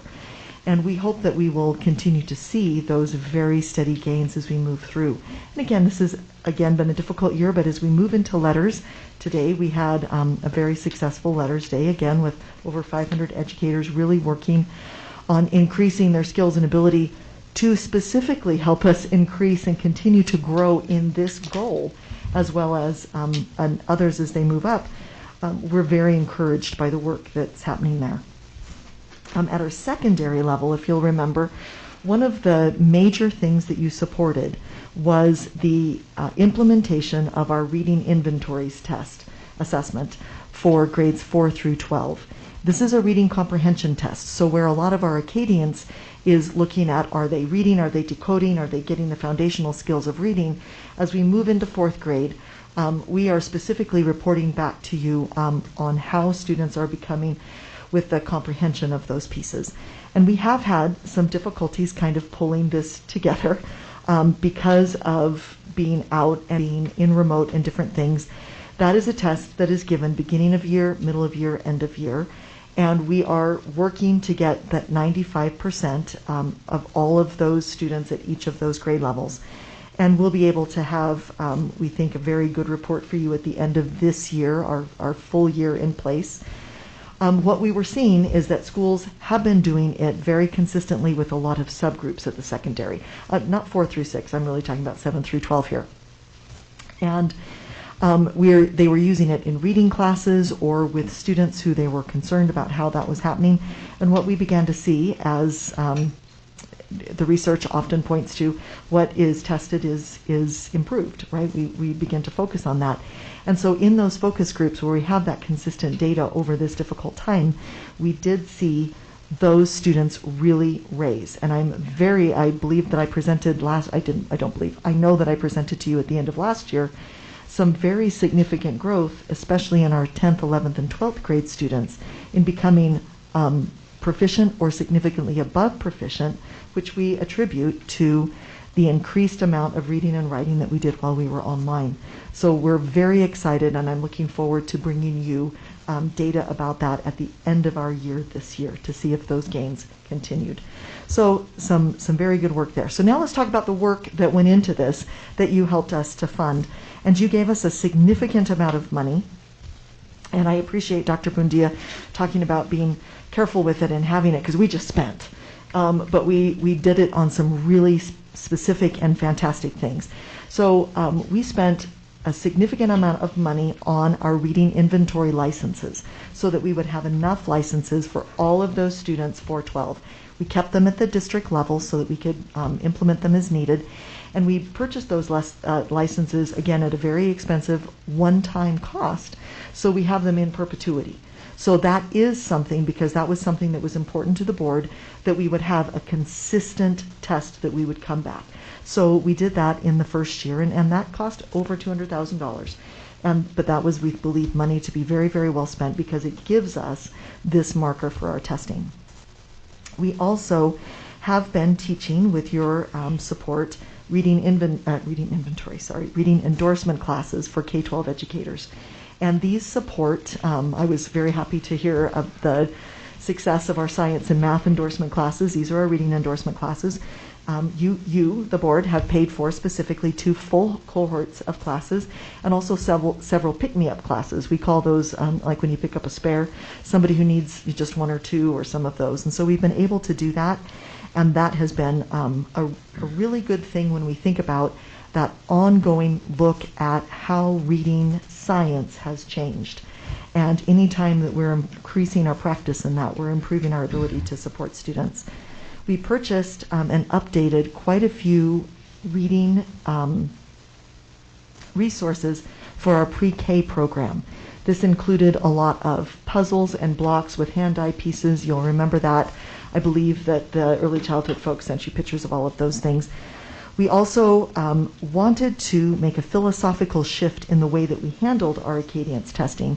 So one of the things that we did was we purchased some iPads for schools, because we wanted teachers to be testing their students.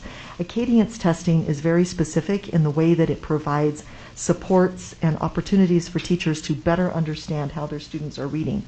And so having a testing team coming in to do that is not necessarily the best way for that to happen, because they are then divorced from the data. And so at the beginning of this, we did purchase iPads for schools that would go in banks, and we put them in hard cases so that they could really become active members of this. And then we also did summer school support for reading. We used some of our board funds to provide 4 hours a week at every summer school site with our certified librarian to continue both our reading engagement, teaching and strategies, and opportunities for kids at our Title I schools to check books out all summer long, instead of needing to work out how am I going. Of course, we have the partnership, a marvelous partnership with our public school libraries, and they can check books out there, but as they were coming to summer school, they had the opportunity to be in their library and have that continuity of services. We also did some work with resources for our secondary schools, and this has been very exciting. As a former secondary reading teacher, I can tell you that 25 years ago, the materials that we had in secondary reading courses were the books that nobody else wanted, because they were afraid that those kids would ruin the good books.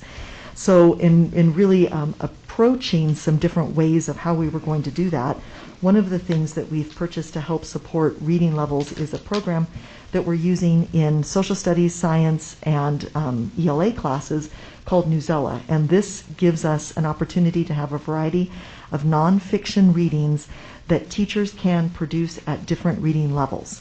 So I could give students an article about, I just went to a controversial topic, let me think of it not. No, that's controversial too. Plate tectonics. Thank you. Plate tectonics, right? We're going to have an article about plate tectonics, and I can print that article off at a 10th grade, a 5th grade, and a 2nd grade reading level, same content. and so that I'm able to help scaffold that reading for students in all of those classes. And that has really been a resource that our secondary teachers are using heavily. We check and track the usage of that program, and it has grown increasingly since we implemented it. It also gives students tests that give teachers data about how well they are comprehending at each of those levels, so that we know when they're ready to move up to the next level. So it gives us that opportunity to move instruction forward. We're also looking at and piloting at West right now, or will be in the next, as soon as we get some paperwork through, a program called Reading Horizons, which is specifically designed for secondary low readers. And it is, again, it has a variety of readings for choice. We have had reviews of the reading teachers and the SPED teachers and some of the other teachers at the school. They're very excited to be trying that. And that moves me into some of our future next steps that we would like to do as we think around literacy and what that looks like. And one of those, so I seem to always start with elementary and come up, so now I'm going to start with secondary and go down. We would like to continue looking at both Newsela as a curriculum support and resource for our classrooms, and also the secondary reading curriculum. So I would like to bring back to you when we've implemented. We'll only have about a semester's worth of data on how well that's working, but if that is something that we're doing, we would like to have the opportunity to offer that to our other high schools. We would like to continue with our letters training. We won't ever need to do the whole world again, so we're very happy about that. But as we have new teachers come in, we would like to continue to provide that to them, and that is an ongoing cost for those materials. We do have our own facilitators. So we'll have some sub costs and some stipend costs for those out of contract hours, but it will be probably fewer than 30 teachers a year as we go on. And we would also like to extend that letters training to our exceptional pre-K instructors in our early childhood program. It is a slightly different program. We would need to get 2 people certified as facilitators. We would be able to do that on their Fridays where they do their professional meetings and learning as it stands. And so we would just be looking at the $400, which is much less even than the elementary package, but we would be able to do that for them. So those are some of the things that as we're thinking about moving forward, we would like to do to continue to support our growth in literacy. Thank you. Well, thank you, Dr. Hall. Questions from board members about this presentation? I'll go ahead, Catherine. No, I see you. I just want to thank you for this really important work. I hope we see it roll up to our high schools. I was in a SEC meeting where they were talking about how many students at West can't read well. Mm-hmm. And, that's heartbreaking. And I know you've been working really hard, and I really hope that this will roll up. And so thank you so much for your work on this. Well, it has been we have a lot of people we could buy lunch for. Mm-hmm. This is really, there have been a lot of people working very hard. Let's do it then. Let's do it. Thank you. Other questions?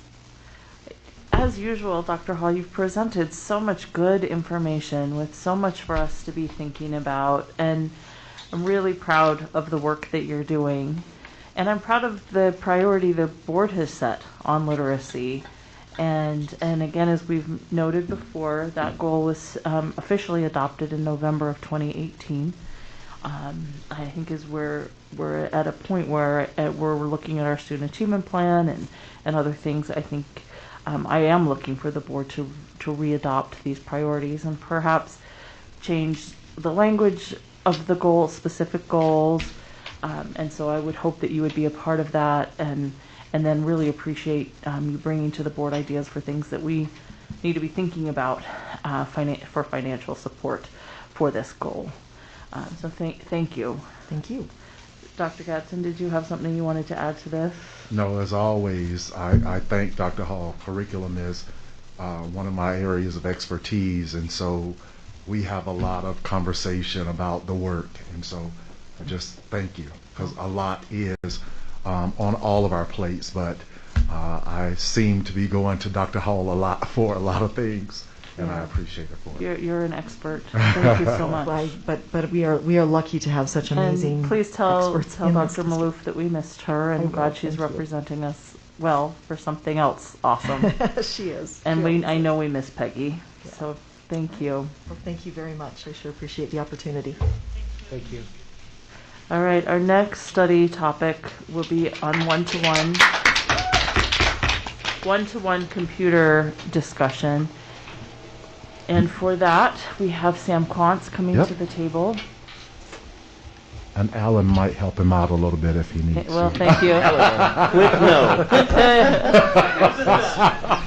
This is a comprehensive conversation. I want to say, you board members, you've probably noticed this the same way I do. We certainly ask a lot of Mr. Quantz, and you do it all very well.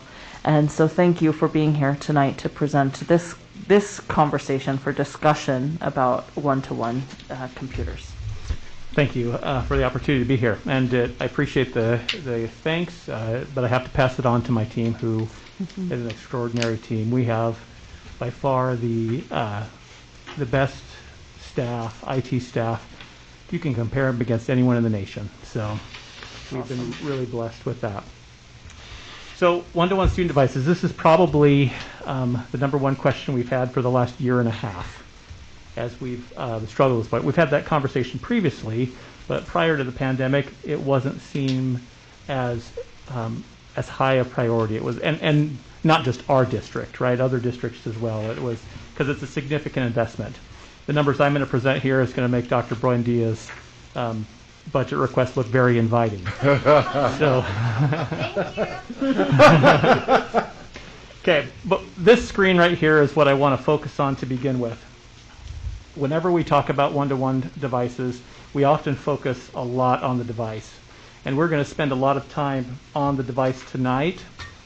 However, over the last 20 years, where districts have been doing one-to-one implementations, there's been a lot of failed implementations simply because they focus too much on the device, thinking that a device will help improve test scores, bring us into the 21st century, whatever that is, right? And data over the last 20 years has proven that that is not the case.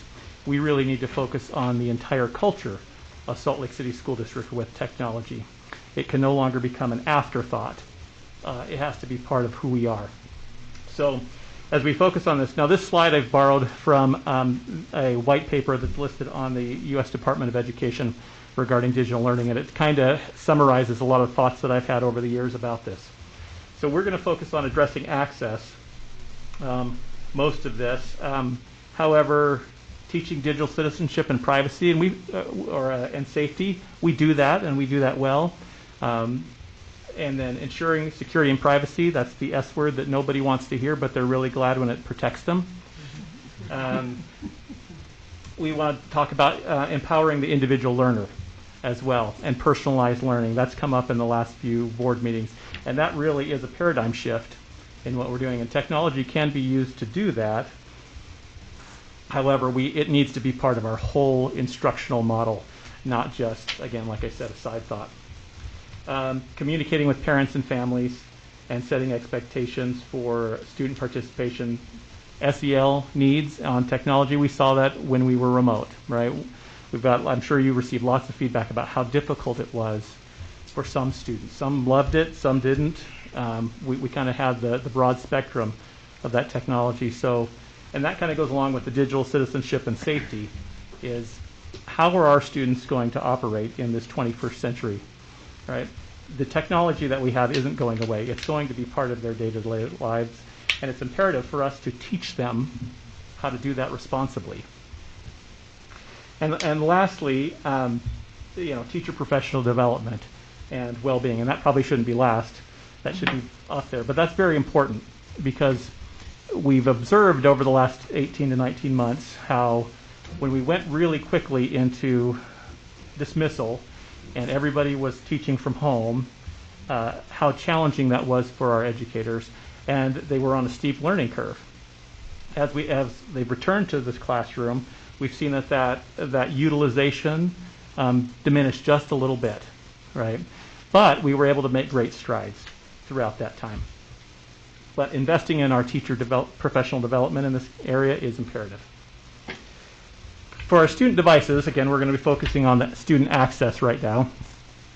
We have in our inventory system about 23,000 devices. And what we verified over the last week or so is about 20,390 devices. We're still trying to figure out over the last year and a half how many devices were lost. We've inventoried them, but they're kind of coming in and out frequently. We will get back devices that were from March of 2020 that were handed out still today. So we have about 5,500 iPads and about 5,200 desktops in our environment. So overall, about 40,000 devices across the district. So those are just student devices, the numbers on there. When we start adding in staff and other devices that we're supporting, about 40,000 devices. We still have a significant number of broken or missing devices, and the majority of our iPads are located at two schools that received an Apple Connect Ed grant, Glendale and Mary W. Jackson. And many of those iPads are getting older. So at Glendale specifically, that grant has passed, and those devices are ready to be surplused. Whereas Mary W. Jackson was able to refresh their grant, and they still have another year or two on theirs.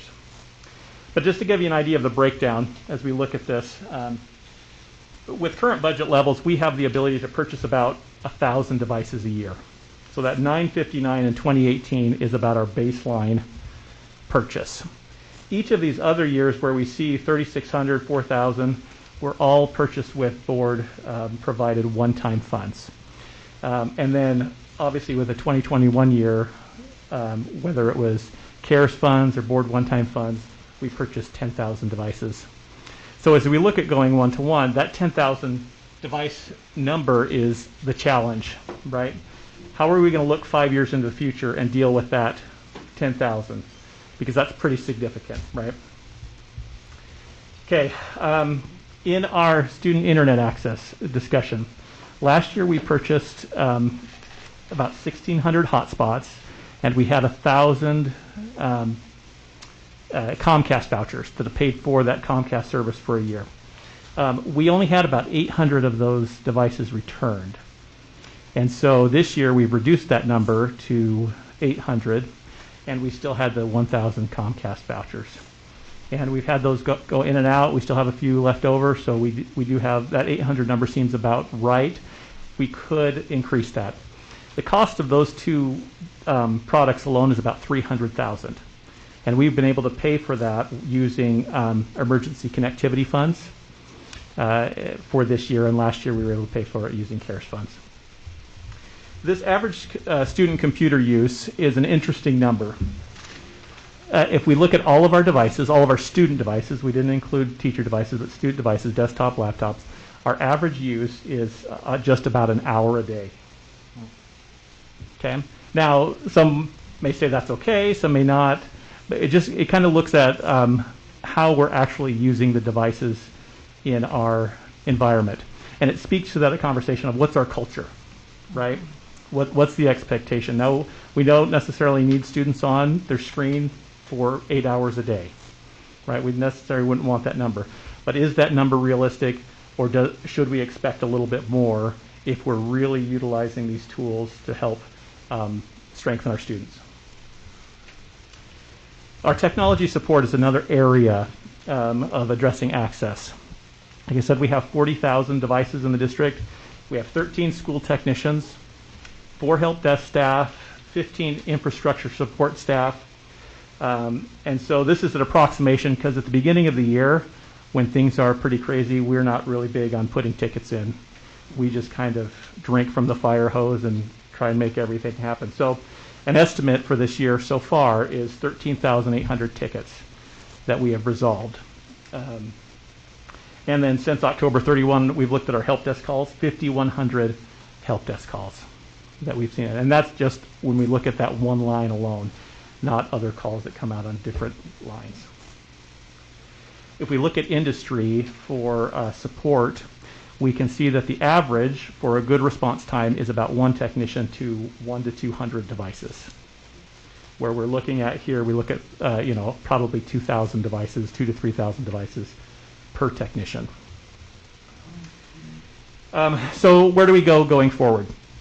A couple of things I think are imperative is, number one, that the technology and one-to-one culture is part of our student achievement plan. When I looked back at the prior student achievement plan, I saw pieces of technology in that, but nothing that really allowed us to focus on it and to make it part of who we are. So I think that's an important part of our next student achievement plan. And that model focuses on our instructional model. That the instructional model defines how we're going to use it, as opposed to we're just taking technology for technology's sake.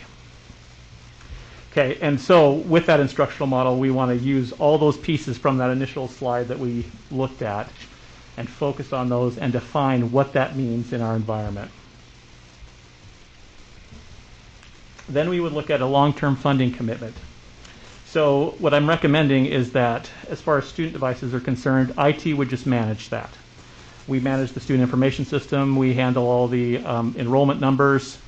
We would be able to provide those pretty quickly. And then some of the other things we do, we would shed off to the schools. So for example, if we went one-to-one, IT would manage the student devices, but schools would be responsible for providing their own labs if they wanted a separate writing lab or a testing lab or something like that.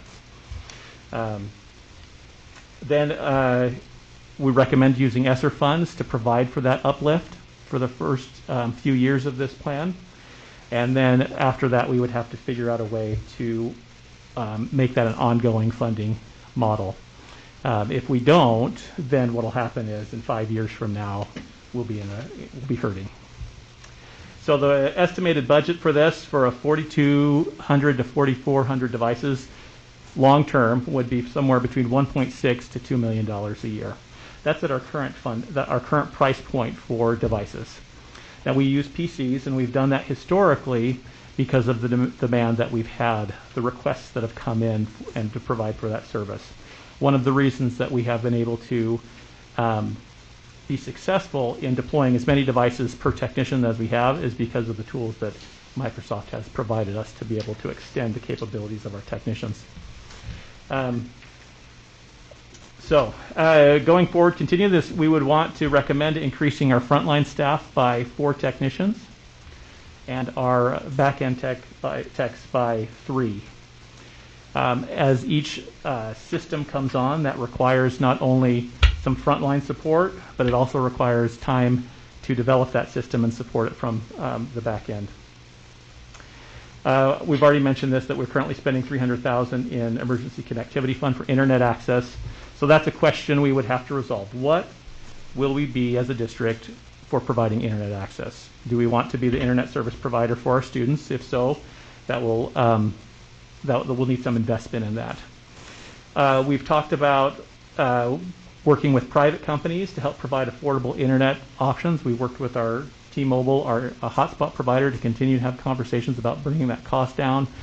Comcast, we've talked with X-Mission, we've talked with the City of Salt Lake, and then researching additional internet access alternatives.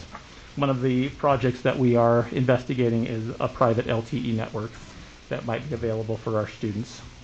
Now, while we might, and that funding and that cost has come down over the last couple of years. You may have read something about Murray District doing that, as well as Ogden has been piloting that as well. And that's one of the conversations we've had with Salt Lake City Corporation as well, about partnering with them, as well as UETN.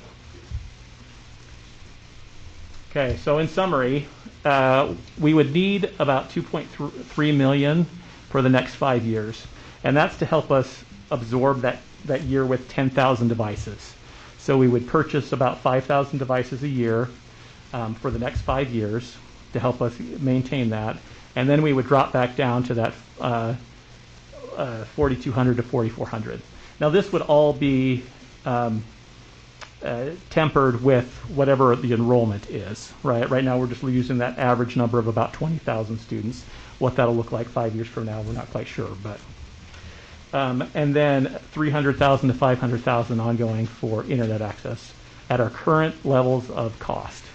Okay, and then we mentioned the staff, and then I also added on 2 to 3 additional digital learning coaches would be needed. One of our highest volume of calls that we receive on our help desk is, how do I do this in Canvas? Okay?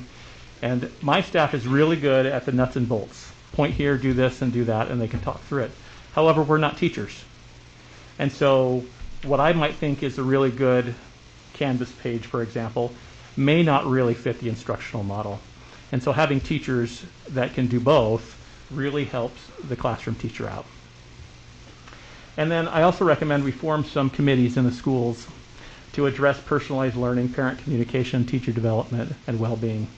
Over the pandemic, I personally reviewed over 150 pieces of software that teachers wanted to use. And there was probably 150 more that I didn't have time to look at. Standardization on our software is key. Not that we want to impair teachers from having the flexibility to use the right tool in the right situation. However, having thousands and thousands of disparate apps just does not help us. We can't get to a depth of understanding or of instruction by doing that. So as we look at standardizing our tools across the board, that will help us as well. And that's what I think these committees will help us do, is as each school provides a committee or people to sit on that committee and provide feedback, we can come to consensus on what tools we support. Wow, thank you, Sam. Questions from board members? Bryce? Yeah, first of all, thank you so much for this presentation. I really learned a lot, and I know you talked a lot about, your presentation was on devices, but I really do see a lot of background information around access in our district, and that was something that I talked about in my interview for appointment to this board, so I am appreciative of it. Kind of a question that I have, just looking in this, Alan, I might need you to help out with this a little bit. But it looks like around 9 to 10 additional staff supporting this effort. Are those all full FTEs? Full FTEs. Full FTEs. And Alan, I would just be curious maybe where budget for those could come from. Well, for right now, and I'm just going to throw in the previous two presentations, Yeah. all of this fits perfectly into our ESSER 3 plan. But that only gets us through 2024. Right. So then there has, there's an increase in the WPU from the legislature, increase in property tax rates, or cut other expenditures so we can free up some funds for these type of things. Okay, and I just wanted to say I recognize this is really important, but I did have a question around that. Thank you. Thanks, Bryce. Other questions for Sam? Mohammed? Sam, thank you. Sam Mandarin, my friend. Yeah, these are really such amazing, a lot of good information, because a lot of times we do see now our kids go, they get computers, they use them, parents fight to make sure that they don't break them and stuff.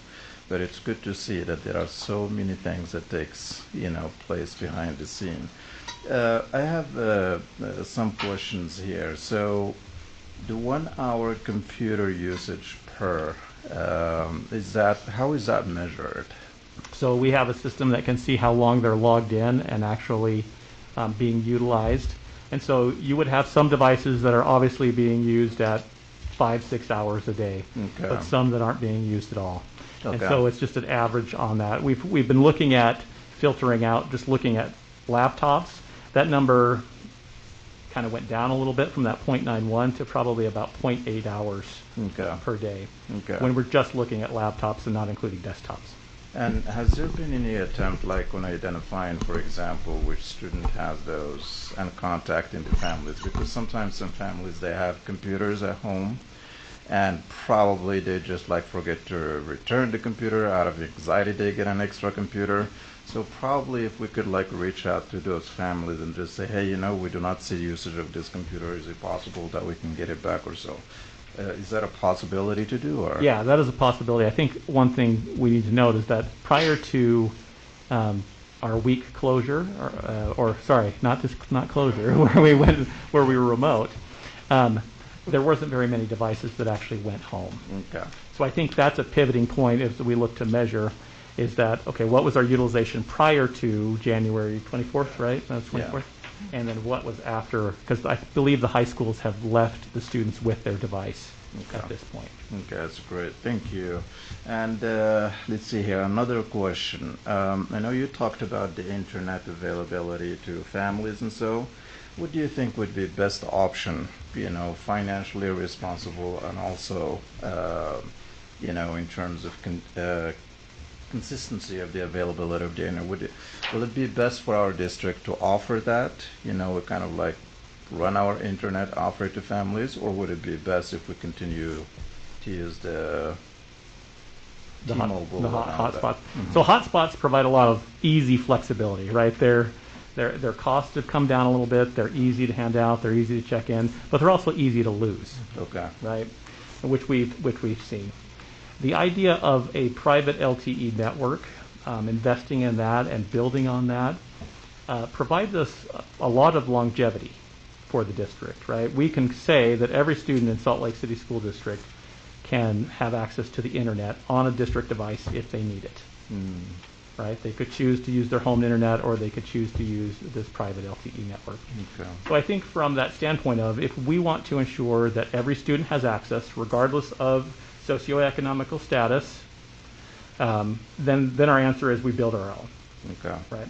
But if we're okay saying we just want to provide to a subset of our group the highest need, or to a certain percentage, that's what we can invest in, then I think the hotspots are just fine.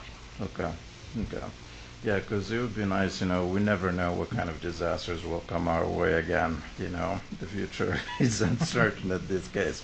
Okay, so, and I have one other question. It's in regards to Canvas.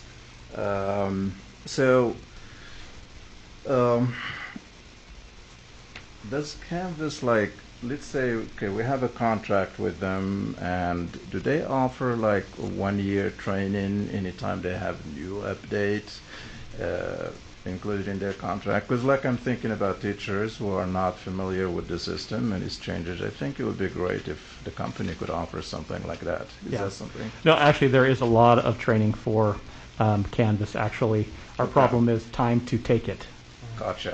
That's our challenge. UETN has a great staff that'll come in and train our staff. We've got great digital teaching and learning coaches already that know Canvas very well. We've used our digital teaching and learning grant to pay for teachers to become Canvas certified educators. So there's a lot of opportunity there. Okay. It's just, where do we fit it in?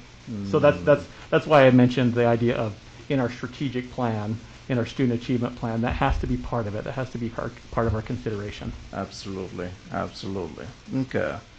Yeah, I think those are, thank you again so much for everything you're doing there. Really. I mean, school is continuing on. We have everything here running, so it's because of you and your team. I appreciate that. And thank you for coming as well with a certain number of staff you needed to be added so we can continue to operate. I sincerely appreciate that. Thank you. Mohammed. Christy? Sam, thank you. As always, it's always so interesting, to see everything that you put together, but also overwhelming of what you had to do during, a very trying time. So thank you for all of that work, and to your team. I guess we need to add them to our lunch schedule. So I'm going to ask about money. It's quite a shocker. And I think that, Ellen, I hear what you're saying, about the ESSER funds, right? And so I'm just calculating, so help me calculate this, what you've put together.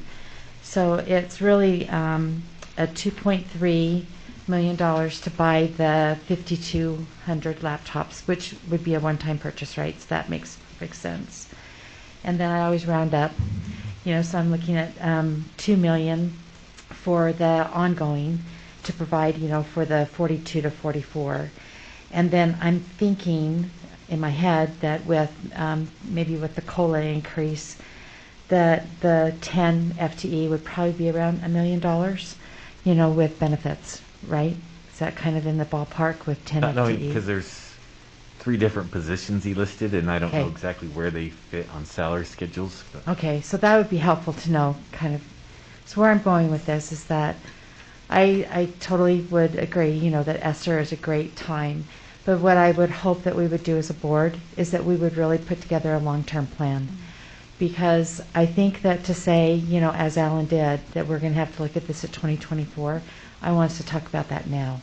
Because what we would be doing is tying the hands of a future board and not having a plan in place for them. So I think that with Alan's help and with a board conversation, we would be able to look at down the pathway of how we would come up with that additional money on an ongoing basis, instead of saying, well, we'll think about it in 2024. Thank you, Alan and Sam. Christy. Yeah, I appreciated, Sam, your approach of making technology a part of our student achievement plan, because if that's part of our 5-year plan, it does become something we're talking about regularly and supporting. Do you have other comments from board members to Sam? Thank you, Sam. You've given us a lot to think about, and I appreciate it, always. Okay. Sometimes I feel like Sam needs a standing ovation. He's the magician. Yes. Thank you, Sam. All right, next up, Ms. Kendall, our Executive Director of Policy and Legal Services. I think you just say my title because you want to prove you can. I want to prove I can because I get it wrong more than I get it right. But this is our 2022-23 student fee schedule. As you know, this follows a process, so we have to talk about it. We get to talk about it today. We also will have 2 public hearings about it coming up. So, Ms. Kendall. And Alan might help her out. Yeah. So, I just want to commend the board on just being so patient through all the other presentations when I know this was the one you were actually This is what we came for. And no one has been dreading, I mean, I don't know why I said dreading, I mean really dreading this presentation more than me. So, as Board President Ford alluded to, pursuant to state statute, you're required every year to approve the district's fee schedule. And part of that process is having 2 public hearings and approving it before April 1st. This year was particularly challenging in terms of coming up with a fee schedule. There were a lot of changes with this year. Part of that was that we are no longer allowed to charge fees for textbooks, and while you might think a textbook is a textbook, it also includes all computers, hardware, and software, as well as any study guides, consumable workbooks, any sort of digital content or printed out content such as sheet music. There was a lot to think about, and also included in the definition of textbook, which is so understandable and rational, is that a textbook also includes the maintenance of any school equipment. So we had a lot of items in our spend plans, and for those of you who are new to the wonderful world of school fees, a spend plan is our indication to the public, parents, students, stakeholders, what items or how we're going to use that fee. So there's a parenthetical listed in some underneath the fees, or it's more broken down in the UHSAA activities as to these are the things that we will spend this money on. So previously in our spend plans we had things like cleaning, storage, safety equipment. We also had some generic terms in terms of supplies or equipment. And one of the things we were not allowed to have on our spend plan was any school equipment. And while for the business administration office that means something over $5,000, for school fee rules that just means any durable tool, piece of equipment, facility, utensil, anything that's durable that the school keeps and doesn't go through. So, and in terms of supplies, that also, we were not allowed to charge students for school supplies that were supplies of, that belonged to the school unless they were consumable supplies. So by consumable supplies, that would mean things like paint. That wood for some of the wood project Legos. That would mean, for our science labs, we could do frogs. Not that you consume them, but just chemicals. Those kinds of things that are used up in the course of whatever activity they're doing. We could charge them for that. So we just needed to delineate on our fee schedule whether it was a consumable supply. And we really had to go back to the schools to say, tell us what you mean in this spend plan when you say equipment, and is this an allowable cost? Is this not an allowable cost? So that is why you will see so much red, because we had to get rid of a lot of fees that are no longer allowed, and we had to change the spend plans to make sure that our spend plans corresponded to what we are now allowed to charge. The other thing I would like you to keep in mind is House Bill 211 is out there regarding school fees amendments. Unfortunately, that would greatly change this school fee schedule. However, we are not allowed to postpone the adoption and approval of a fee schedule. So even if this House Bill 211 passes, we will need to approve a fee schedule before April 1st. Then we will need to come back and do this process all over again with 2 public hearings and approve another fee schedule that would align with House Bill 211 should it pass. It has passed out of the House, but obviously we don't know where it's going. So given that overview, I am happy to entertain any questions you have. Thank you, Christina. And you do such good work on this, and I've participated in your training. So thank you for that. Of course. Questions from board members? Yeah, just Mohammed. Thank you, Christina. So House Bill 11, you said? 211. Okay, so that one, how is it going to affect the fees positively? So for the most part, it does away with any curricular fees, which are, all our academic fees that take place during the school day related to that course. It does carve out a exception for that idea of like consumable supplies. Again, maybe we could still charge for those.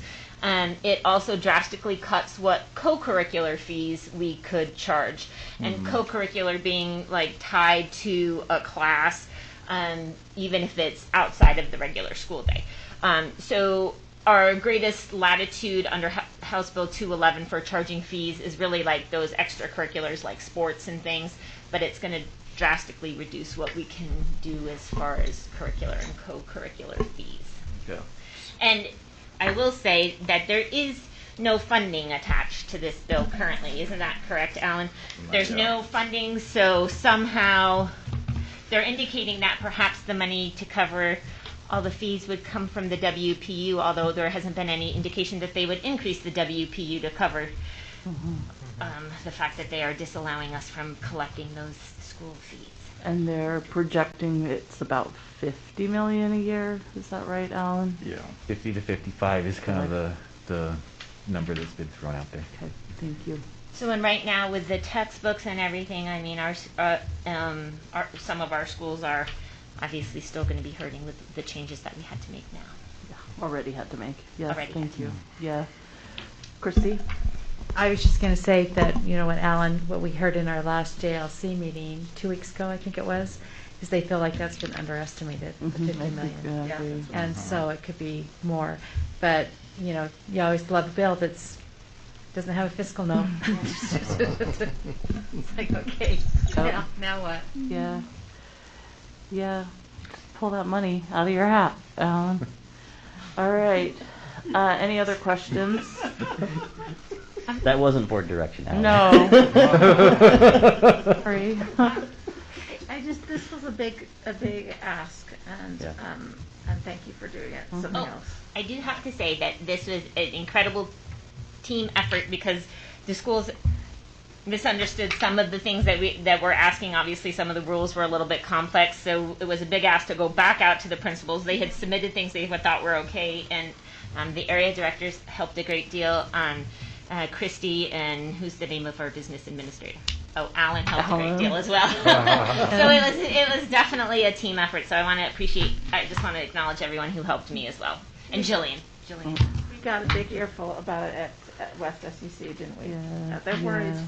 Yeah. Yeah, I think that's hard. And I do want to make sure that SCCs are reviewing these fee schedules.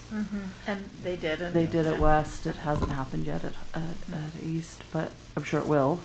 We just need it to. And have those groups review that. Anyway, it's a lot. Yeah, I mean, I think how it's laid out now is if you're asking for a change in the fees, that's what would go to the SCCs, that they would have to approve any change in the fees. And East High School felt that they were dealing with a lot, so they decided to not ask for any changes in fees. So any of the numbers that you see, at least in the high school arena, came from West or East High School. Yeah, okay. That's where the changes were. Yeah, thank you for that. And thanks for the training that you do for everybody who deals with fees, because it's complicated and it's important that people understand it. So I thank you for that. Any other questions for Ms. Kindle? So be prepared, board members, for public hearings in our March meetings on this, and then as Ms. Kindle's told us, we may get to do it again. We'll see. But we'll be ready.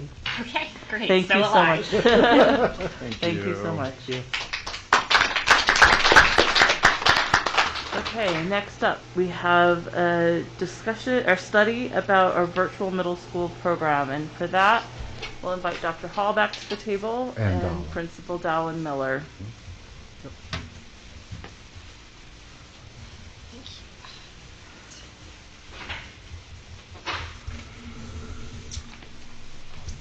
Oh, I guess you can sit anywhere because we have a clicker. Is that okay? Yes. All right. Thank you. Well, hello. It's a pleasure to be back. Long time no see. But I'm very glad to have Principal Miller here with us, and so that we can talk a little bit about what we have been doing with online middle school. So we have spent a lot of time talking about our online elementary school, and this year we have also been running an online middle school. I'll just talk a little bit about that. We've been running asynchronous classes, so we've been using a fully prepared student-driven curriculum that has a teacher in the class, but there isn't a face-to-face component of it. And that teacher is grading and providing feedback and doing different kinds of things like that. We've had 9 or 11 total, but 11 just amazing educators, because classes switched to the semester, who have been doing our basic core classes, and then we've also added some help in digital studies. So they have just really worked with me. I guess I say the superintendent, I'm kind of like the pseudo principal of the online middle school, but mainly that's because I'm trying to fix all the things that break, and mainly I've broken them. So it's been a really exciting year I've had a wonderful opportunity to learn lots of new things. I'm good on new things right now, so I don't need to learn more. But we've had about 70 students, about 30 in grade 7, about 40 in grade 8. And one of the things at the beginning of the year that was very important to all the middle school principals, because again, this has been a year of how many things don't we know? We had no idea how many students this was going to involve. And so middle school principals were worried about how many students may come out of their school. So we put it together in this way, which has created a lot of complications on the grade, storing grades and putting classes together, because each of the students is still registered and recognized as a student on the enrollment of their home school. And so we set the program up this way, and that's been great, but it's been difficult. And so we are really we started to talk about the end of first term about what would be a better way to run this program in the future. And I keep saying program because I want to emphasize we don't have the numbers. Like with our elementary school, we definitely had the numbers to open a school and to run that way. But this is a program, right? We're really looking at about one class of 7th graders and one class of 8th graders at this time. Again, we had no idea. That's about what it's boiled down to. And we're looking at what that will look like for us for next year. The other piece that we've had, and I since this is the lunch night, I guess, is beside our amazing teachers, we've had these just exceptional contact people. Every middle school has put a contact person in place who has been responsible for calling students, for making sure that they're coming, for making sure that they're logging in, that they're doing work, and they're working in conjunction with the teacher. And that has taken much more time than we expected for them to be doing that work. And part of that difficulty is because they are registered in their home school and the classes are all combined. And so that has been a little bit of an issue. So those are some of the things. So again, big things that we've observed this year. And I never believe really that anything we do is a mistake. It's an opportunity for us to learn and grow. And so we attempted it this way, and we have decided that we will not attempt it this way in the future.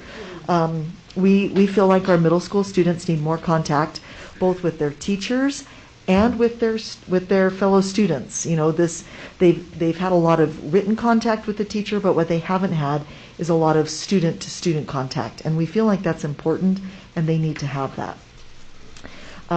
Keeping those students registered at a home school has been difficult for tracking and for making sure that we have attendance and all of these pieces. It hasn't been the enormous pull that we thought it could possibly be, you know. So in looking at this and feeling like it's anywhere from about 8 to maybe 10 students, or 8 to 12 students from any one middle school. So just, you know, smaller amounts of students than we had thought. And that sometimes, because we do not have the face-to-face accountability and those pieces are not in play, sometimes that student accountability suffers. What we will see is we have some students who are doing exceptionally well, and we have some students whose logging in is sporadic and the work that they're doing is sporadic. And I think because they don't have that teacher who has really developed a face-to-face relationship with them, or having those students work in groups together, it's a little bit easier for them to say, I don't need to log into that class today. So all of these are reasons that we've looked and we've said, you know, it works great for some kids, but we need it to be really excellent for all of our kids. So we're bringing to you our plan for next year and how we're going to handle this. So we are creating this virtual pathway. And again, one of the things that we know we have heard from our parents and our community, and has been a very important part of what the superintendent has done, is we need to make sure that we provide our families with choice.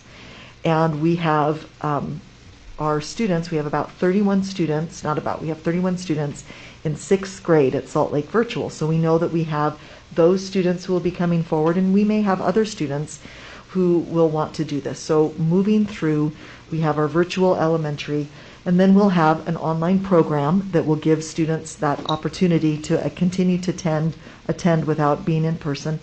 And then we have programs, either the online programs through Innovations or their blended programs. And you know, Principal Stacy Briggs has been doing an amazing job of putting those together. So it's really this 2-year program that we want to look and talk about. So to kind of help us visualize that, I'm going to hand this. And this has been the result of many, many conversations with our area directors and with our middle school principals, which is why I'm handing it off to Principal Miller to talk about what this is going to look like. I won't exactly say there was a 1, 2, 3, not it, but there was a little bit of a 1, 2, 3, not it. But Clayton has stepped up to the table on this and is prepared to. So that's more than a handoff. It's a strong maybe for Clayton. We come with demands. I'm teasing. So currently the way that online middle school is running is the curriculum was provided to the teacher. It's asynchronous the whole way, self-paced, and then my teachers or teachers in the school district are just grading and then emailing. There's little contact face-to-face. So next school year we will move to a more synchronous live sessions of their schooling, and the teacher also is in charge of the curriculum, which actually would match better to what they're teaching at Clayton or whatever middle school that they're at. So one benefit for that is the students in the online program are getting the Clayton education that a lot of our other kids are getting, which is phenomenal. Another benefit or change to this is the kids would be enrolled at Clayton. So we're not having multiple sites waiting on people to put in grades and then waiting on that school and then getting back to Tiffany. It's been very hard to You can do say that. I'm the weak link. It's No, okay. she's I'm good with keeping that. us together. I'm fine. And then that bottom piece, we actually assign teachers sections, so we would need a science 7, a science 8 section, science math 7, math 8, and so on, which we did this school year. Before we started this school year, Clayton built in remote sections throughout the day, planning on a handful of kids being online, and they would start first period with math, go to language arts, science, and then the teachers just switch from in person to that remote for one period, which would have worked out well. So taking this on, we kind of already did it, like a soft opening. And the one question we have, a little bit of the urgency now, is that how do we get these students enrolled? Is it during open enrollment, which is going right now, which ends on Friday? A couple things to think about. What we would like to offer is a basic program to start with. So the required classes, ELA, math, science, social studies, we would schedule that for each year. And then depending on the 7th and 8th grade, we'd follow the Clayton model. So health would be 7th grade, digital studies and CCA would be 8th grade, and PE and art we can kind of evaluate how to best place those. And sometimes would be a semester or a full year depending on what we can offer. The benefits, again, from having it in one space is that we can continue supporting students and continue that school choice. We know that online learning isn't going anywhere. We're kind of catching up to other school districts, and we might start small and we'll grow it. That's what we do here, and we will be able to offer more electives and more choice as this program grows. There is a very important piece that we can't forget, which for middle school it's been a challenge to support our students with an IEP, and that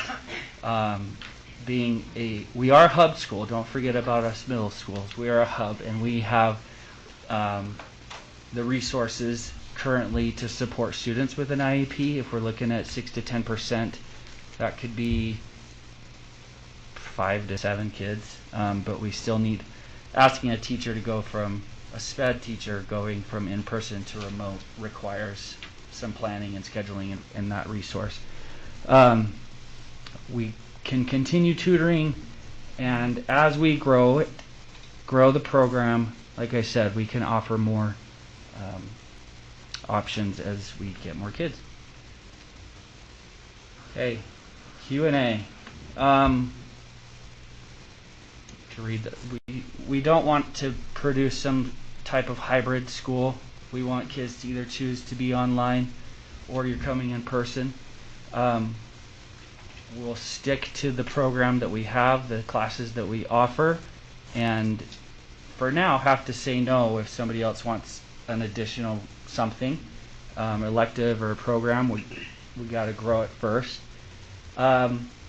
The benefit of this is that students get to be a part of Clayton. They get to be part of the activities that we do. Anything after school they can be a part of. And if they don't like online, or if it's not meeting their needs, they go back to their home school. And that was agreed upon with the principals, administrators back in July when we were talking about this, that it's hard. We can't have a kid go back and forth. The one challenge right now is that students would not be participating in our music programs or theater programs at school. Again, that would create some sort of hybrid. And the last piece, this is an important piece here. If an online kid hasn't logged in for 10 days, we're calling, we're doing home visits, we are sending, hey, we miss you. if we don't hear from them, then we say, okay, we're going to re-enroll you at your home school, because we don't want this to be a pathway to kids not going to school anymore. And while we will use our online resources and contacts to get a hold of that kid, if that doesn't work, then we'll give it back to the neighborhood school so that they can re-enroll the student in person and get them back on track.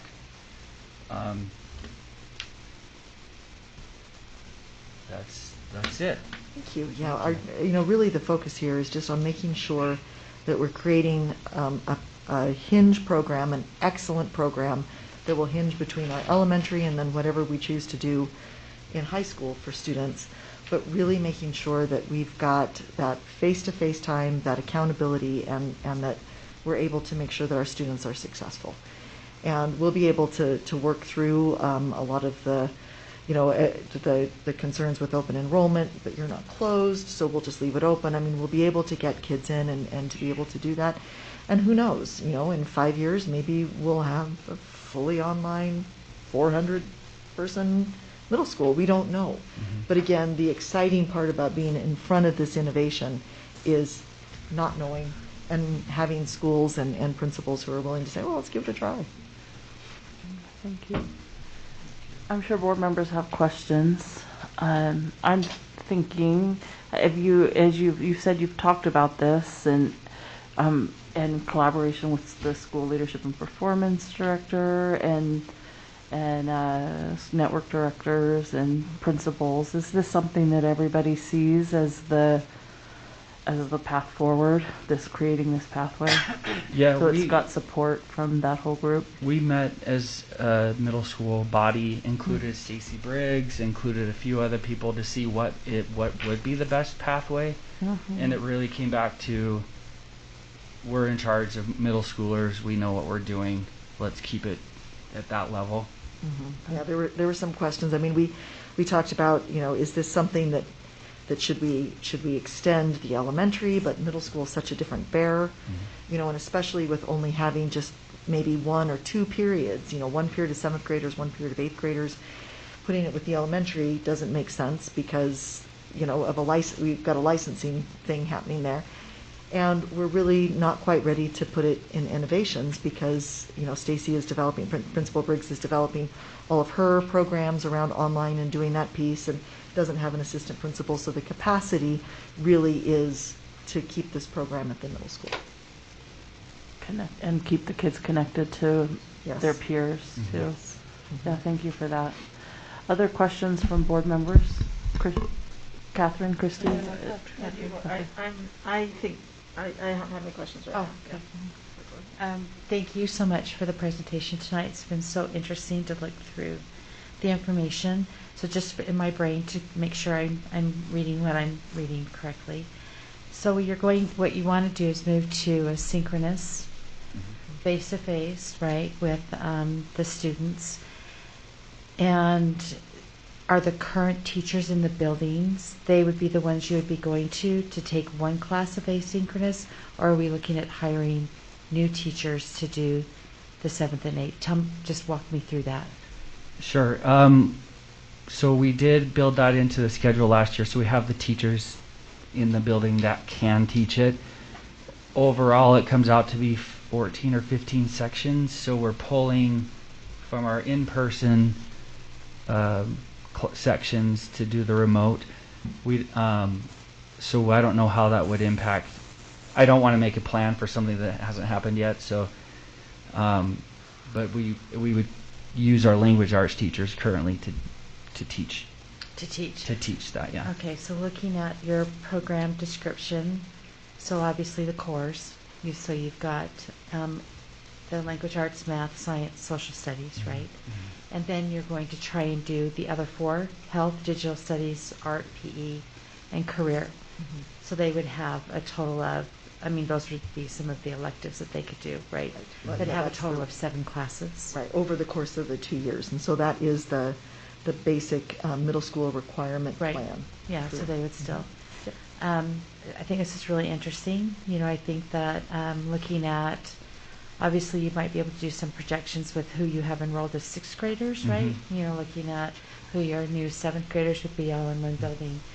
So the only thing that I have been hearing about our kids that are online is a requirement that their videos have to be on, that no one can participate without their videos being on, because it's interesting to hear kids talk about the bullying that goes on, you know, with kids that have their videos off, some that have them on, you know, going back and forth. So I would just wonder if you could have that conversation, you know, of saying if we're going to go down that pathway, because I probably don't have that much problem with elementary kids having their videos on.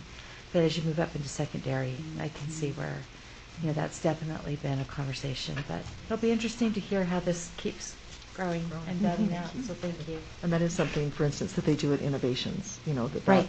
during that period, you are in class, cameras on. Cameras on, right. And so moving everything over to Clayton.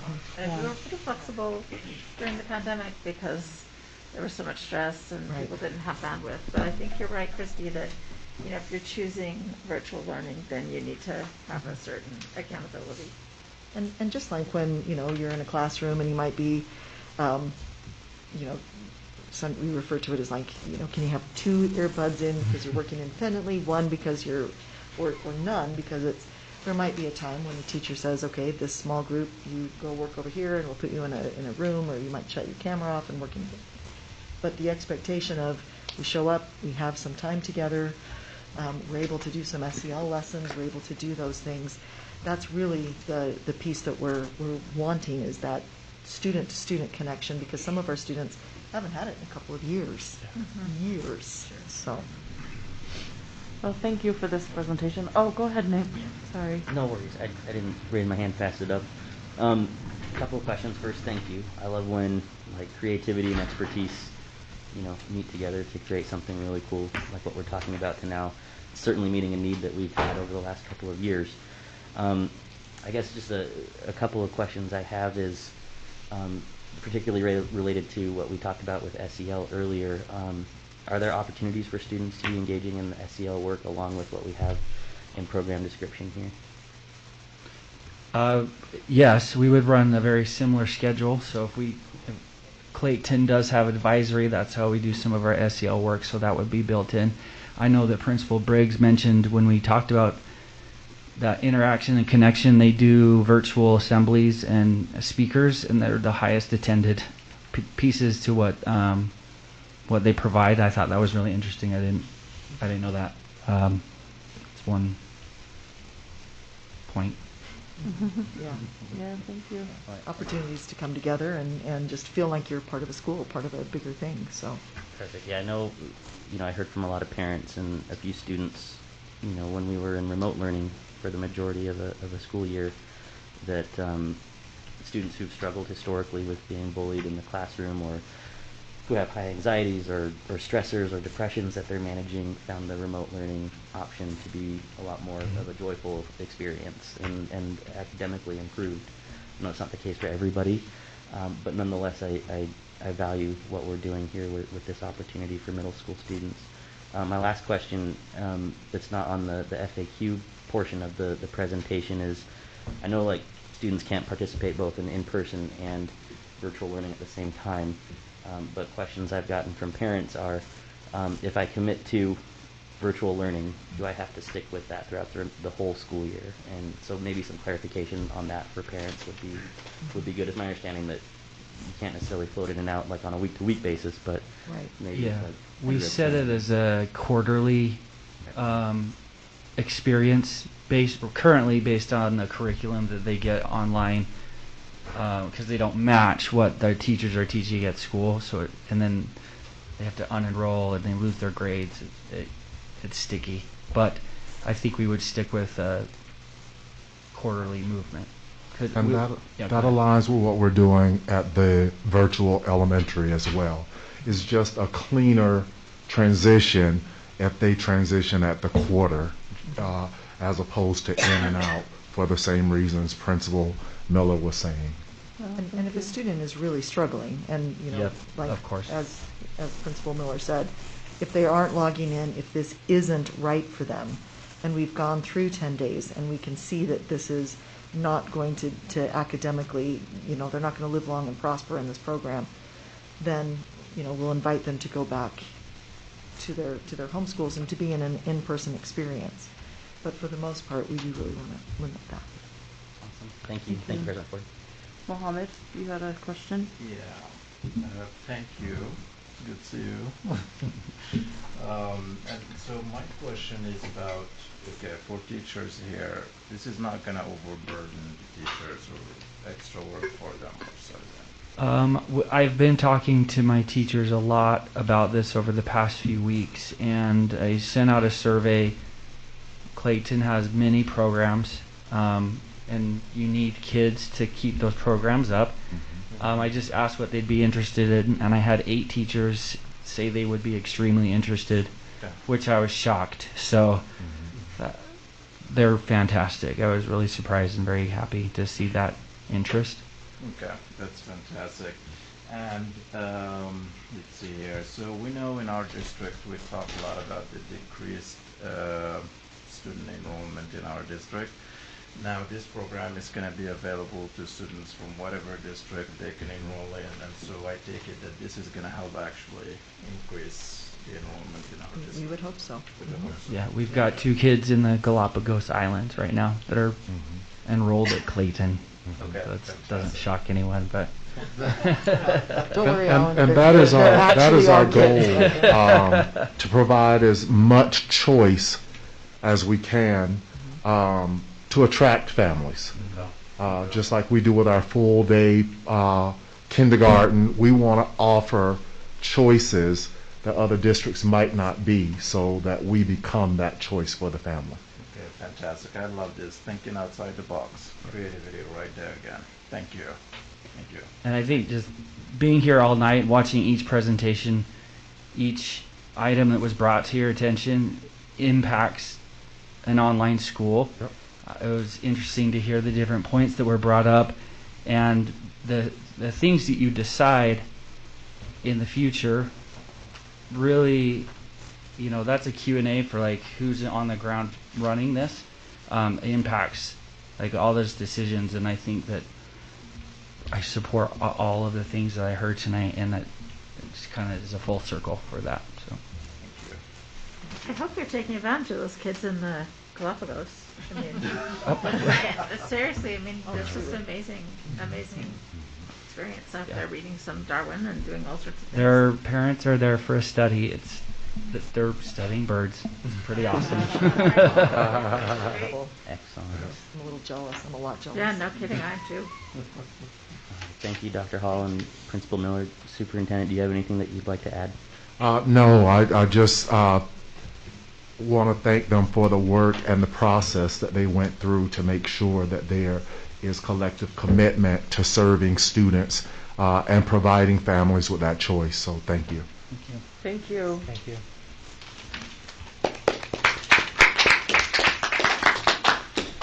Appreciate you being here. Thank you, Dallin. Thank you, Tiffany. All right, then that concludes our study topic agenda. At our last board meeting, we had 3 agenda items that were on discussion that were tabled. And so in order for us to move forward, those discussion items will need to be taken off the table and put onto this agenda, with the expectation that the board was thinking that we're tabling them to move to the next agenda. They're here, but they do have to be untabled. So I would be open to, if the board would like to move forward with these discussion items from last meeting, they need to. I need a motion to remove them, to untable these 3 items, and that motion will need a second. It isn't debatable or amendable, but I would be open to entertaining a motion at this point. President Ford, I move that we untable the discussion items 1 through 3, and that's B2 school board meeting policy, the statement of ethics, and student achievement plan. Is there a second to that motion? Second. Is that you, Christy? Yes. Thank you. So we have a motion by Mohammed and a second from Christy. As I said, that motion is not amendable or debatable, so we'll go ahead and vote on the motion to untable 3 discussion items: B2, board meeting policy, statement of ethics, and 3 student achievement plan. And we'll start with you, Christy. Christy Sweat, yes. Melissa Ford, yes. Yes. Nate Salazar, yes. Catherine Kennedy, yes. Jenny Sika, yes. Bryce Williams, yes. Okay. Thank you, board members. We'll move to the first item up for discussion, which is the B2 school board meeting policy. The red line copy and clean copy are attached to the agenda. I want to thank the board policy subcommittee for their work. You guys always do such a great job. We brought this for historical recognition. We brought this to the board about a month ago. The whole board made some recommended changes and sent it back to the policy subcommittee, and it's now back to the board for discussion. Again, this is the board's policy, so it never goes on consent, but it is here back for discussion. And I would like to open it for discussion, beginning with thanks to the subcommittee for the work they've done. So, discussion from board members.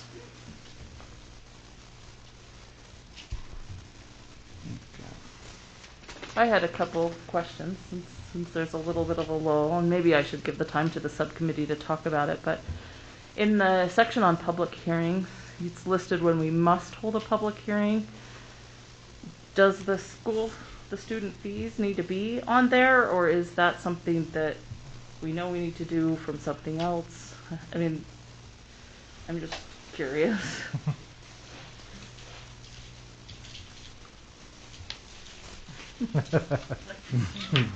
Board policy is my other favorite thing. So a public hearing from the sense of what's in your policy has a very specific meaning, and there's certain public hearings you have to hold by law. The public hearing is just the format that we have chosen to give the public a formal opportunity to comment on the fee schedule, to give them notice and stuff. So we call it a public hearing, but there's a little more flexibility in how we chose to do that. That's just how we choose to do it here. But the statute doesn't require it under the formal terms of a public hearing, if that makes sense. Okay. Yeah, thank you. And thanks for that discussion. I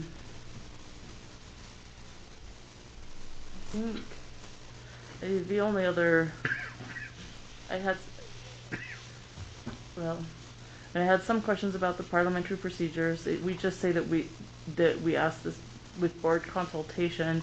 The superintendent shall appoint an individual to serve as the board's parliamentarian, which is you, Miss Kendall. Thank you for that. I think the way we handled that was the board made that decision publicly.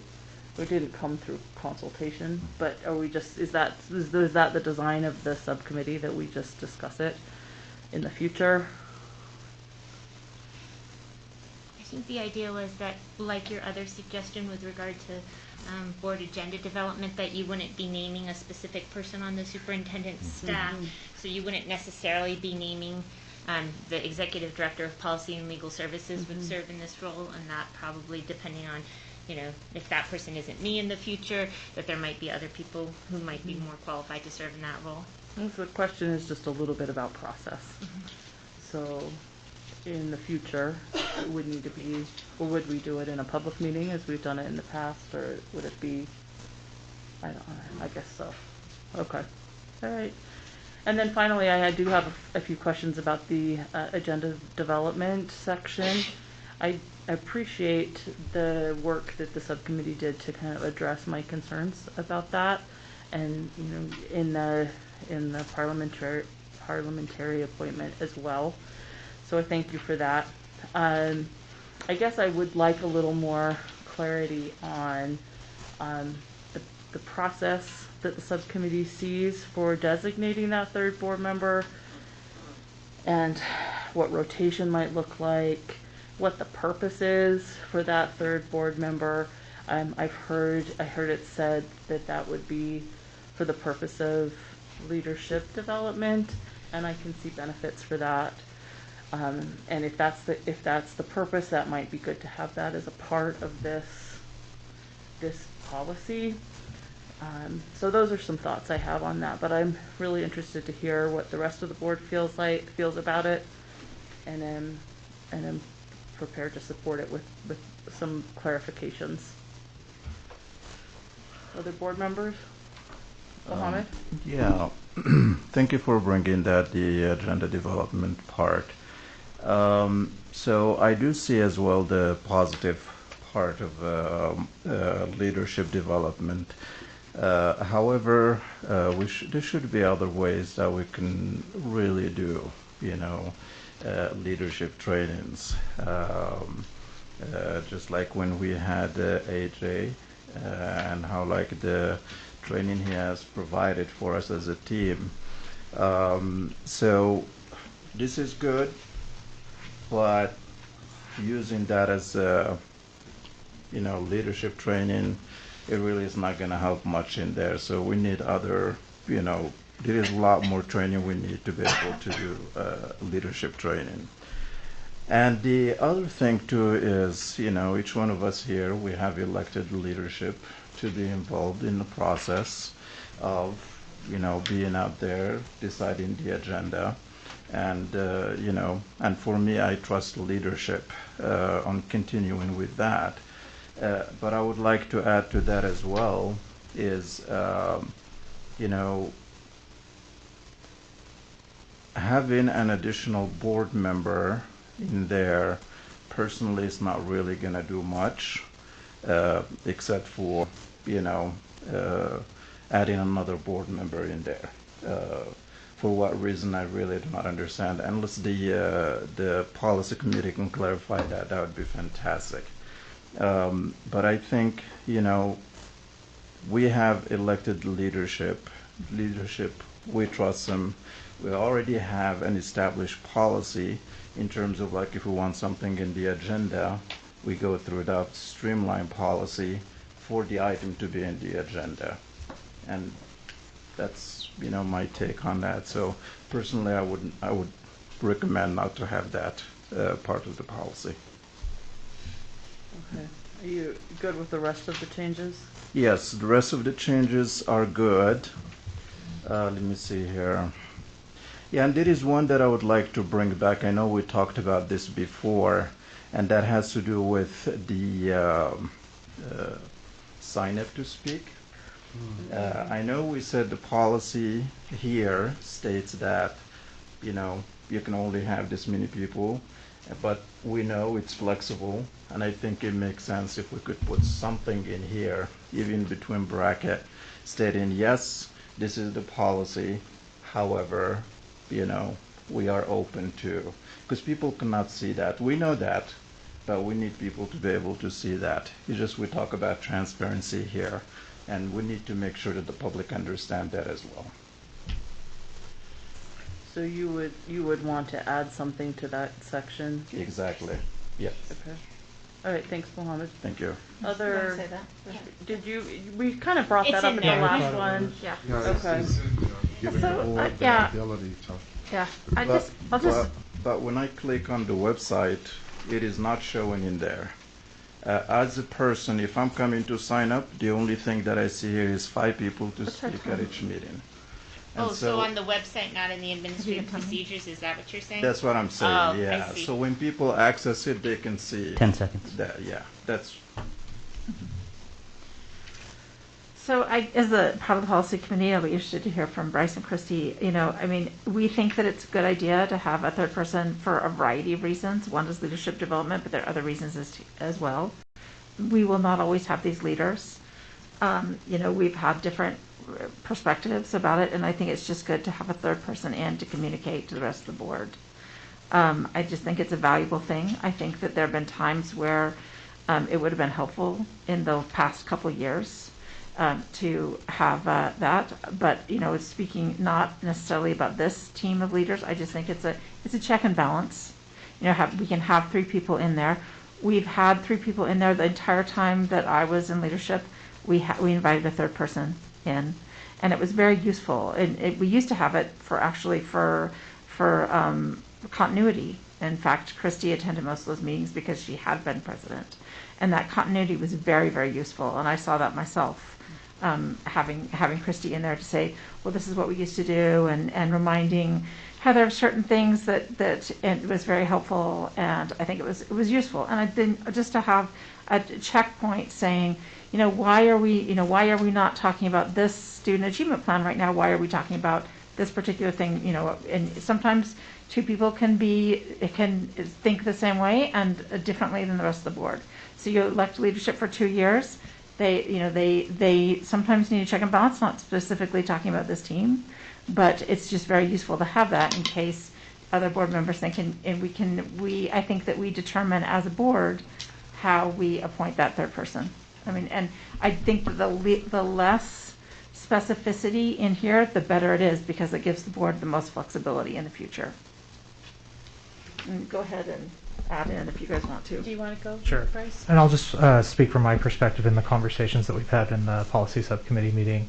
I have heard the discussion around what has happened in the past with a third board member, so that's something that I've thought about a little bit. But for me personally, the conversation around including this was around leadership development, and knowing that there are, at least maybe 3 of us that have not had the chance to be part of the agenda setting, and that could be beneficial if people are moving into leadership down the road. But I do also understand the opposite perspective as well. So to your question, Melissa, what the process is, we didn't talk about a process. That'll be the board's decision, what that process looks like. I think that's why we wanted to throw it out to you all, to say what would you like it to look at. For me, I feel like we've talked about this. It's not something I'm going to die on a sword for. I think that the reason for the Peace for Leadership, Mohammed, I think is important because, when you sit in an agenda setting, you also you have an opportunity to develop a relationship with Alan, with Christina, with superintendent, and then board leadership, but also to be able to see how that process is done, what the framework looks like. And speaking from my own experience, there were things that we changed because of having an organic conversation. But I think that if anyone's thinking of wanting to move up into leadership, it would be a good idea to see what that looks like. And so, yes, there's lots of different professional developments that we could go through, to do that. We could have a mock development right here. It doesn't matter how that's done. But I think that it's been a little bit misconstrued or misunderstood why the policy committee put that forward. It wasn't at all, to be a watchdog, onto leadership or onto the superintendent or Alan, at all. I think that it was just something that has been discussed over the years. We've got to a point where we could bring it forward, and the board will decide, if they want to do that. For me, I think that I saw the benefits as a past president and a vice president, of the board. But again, I think what Catherine said and what Bryce has said, that the less specificity sometimes is the best. And, we don't have to outline exactly, how we would want to have that happen if the board chooses to do that. But for me, I feel like, that's why we brought it to you all. That's why it was brought back. We brought it back out.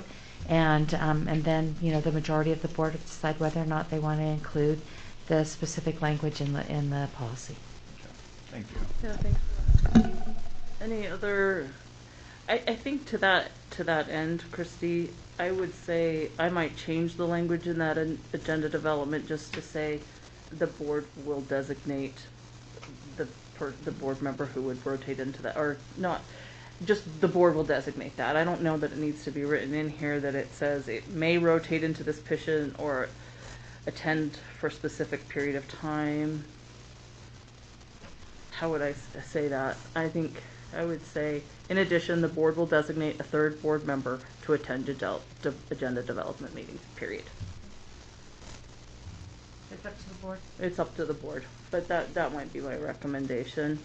I think I might prefer it to say something about leadership development just to give guidance on how to choose that position. I think it could be hard for future boards maybe to decide who that is, and I want to give some guidance, but I understand the sentiment that says keep it unspecific too. Again, this isn't something that I feel super strongly about. I appreciate that the work the policy subcommittee's done on this, because it's a lot. And we use this policy. I know I look at it a lot when I'm doing my work. It drives a lot of what I'm doing, because this is how we go about our business. Maybe if I could just add one thing. As I read the language, and this is just me, trying to go through what you just said, Melissa, and trying to put that in context. So when we brought it back and we looked at it, we felt like by saying the board would designate a third board member to attend agenda development meetings, board members may rotate into this position, or an individual board member may be appointed to attend for a specific period of time. Other individuals may be requested to attend at the direction of the board or superintendent as appropriate. To me, that's the flexibility. There's no specificity. There's flexibility that's built in there. For me, I'm thinking about if there's maybe there's a specific topic that one of us has a little bit more expertise on, or maybe it's specific to an area of our precinct, then that person could be invited to come in and be a part of that agenda development as we develop that conversation around that piece. Or maybe it's a policy piece. So it's not for, no, I don't know. No, I appreciate You can't that. have 4. Yeah, right. As long as it's not 4. But I like that. I like that flexibility. That's why it was worded the way that it was. Okay. Go ahead, Nate. Yeah. So I'll be honest. I shared a sentiment last time this topic came up, and unfortunately that sentiment hasn't changed. I really do question the motivation, and I appreciate the kind of the follow-up to that, board member Sweat. But my experience over the last almost 2.5, 3 years in this position really makes me question. I guess the question I have is that this notion of board leadership development weighed against the level of critique that's come our way publicly in the media, in individual conversations. They don't match. And so I'm still there, and I really question, what other school districts or school boards have this type of situation. What other governing bodies have this type of sentiment, and it's just something that I struggle with, and I don't normally make decisions based on principle. But at the same time, I can't forget, some of the ways that I feel like discussions and discourse has gone over the past couple of years, and specifically where that's been directed. Certainly not the way or the process that I would hope that something like this, an opportunity like this, could come forward. I think that if it was the sentiment of the board in the past, somebody would have seconded the recommendation a long time ago. So I'm still kind of where I'm at with that. I would support the B2 policy minus the addition of a third board member, and would certainly agree with Board Member Bade that this leadership team was elected by the board to do very specific functions. We've never made unilateral decisions. If anything, relative to the critique, lengths of agenda meetings, how things are added, what's added, that's all the decision that's made collectively by every single individual on this board. And I think a critique against board leadership in the ways that it's come is a critique on the sentiment and the values and the decisions that individual board members are making relative to recommendations on any specific topic to board leadership. We've always unanimously supported the will and the majority of the board. That won't change, and I will leave it at that. May I do a follow-up to that? The As long as question we go that to you the- asked with what other boards do, and actually there's 2 boards I think in the Valley that they actually put a third meeting together, and the board comes together in a very informal way, and they talk about what the agenda looks like. So that could be, another option, where people, are looking at a way to collaborate, build leadership, and from my understanding, it works well, so, it's not an outside the box, thing that we're talking about here.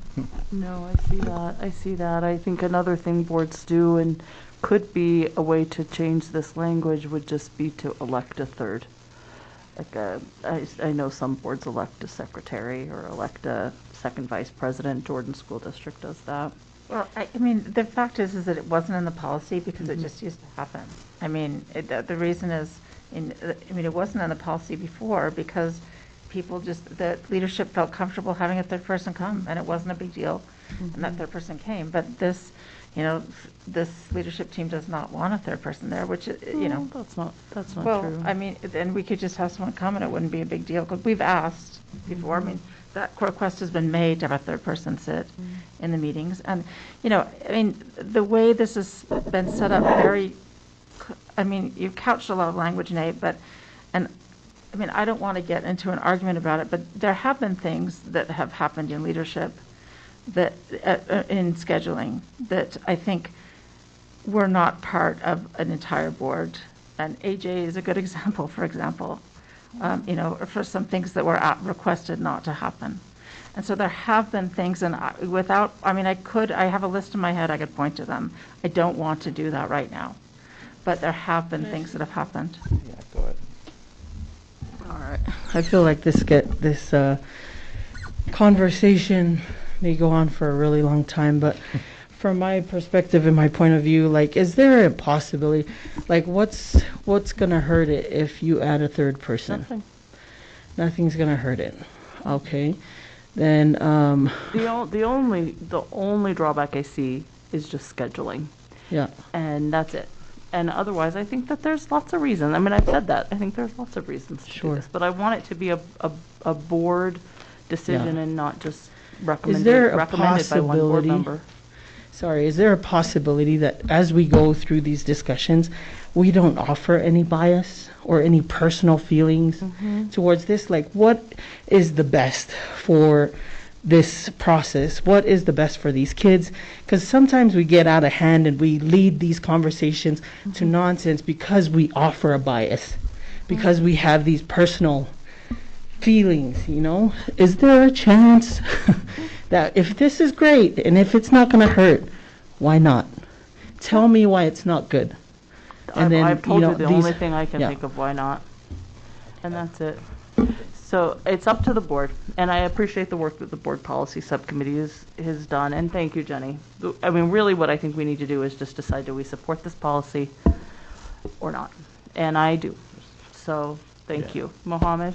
Yeah, thank you. Chrissy, I really love the example you suggested of having an additional meeting and having everyone come on the board and just like discuss what's going to go in the agenda, because it's going to be like everyone involved instead of just like, everyone heavily relies on the third person to like, be the one to make sure what everyone wants in the agenda is in the agenda.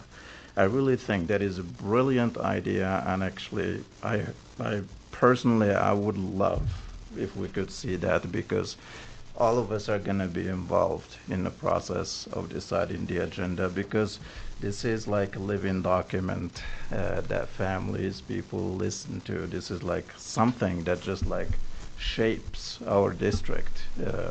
And I think all of us being involved would be a great thing. Thank you, Chrissy. I really like that. Something to think about. We've got language in front of us, though, so we need to talk about that. So I move that we adopt policy B3.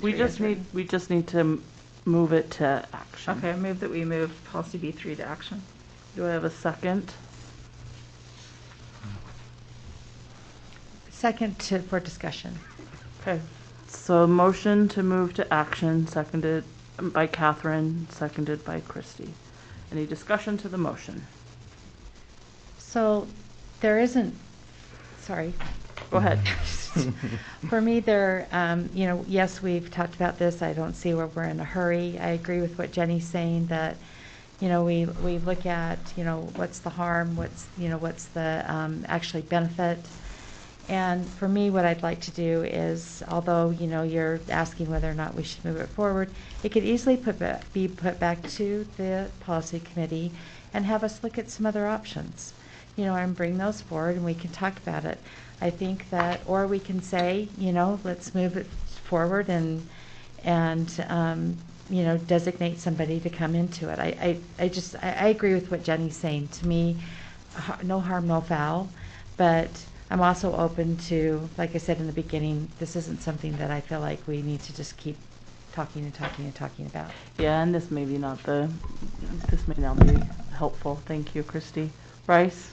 Yeah, I would also agree to much of what Jenny said as well, but I'm also thinking about how long are we going to keep talking about this, and how is this going to prevent us from Let's just go forward, yeah. doing other things. So. Oh, go ahead, Nate. Yeah, I just have to address, because I've probably been the most overt, Kenny, and like I've said in the previous meeting, I'm not objecting to it, right? I'm objecting to the way that it's come to us, and it's the motivation. That draws me the most hesitation. To me, there is harm and there is foul, not necessarily with having a third person there, but again, the process. And I am going to be very, very blunt in my assessment here. This is just my opinion. Take it or leave it, anybody on the board.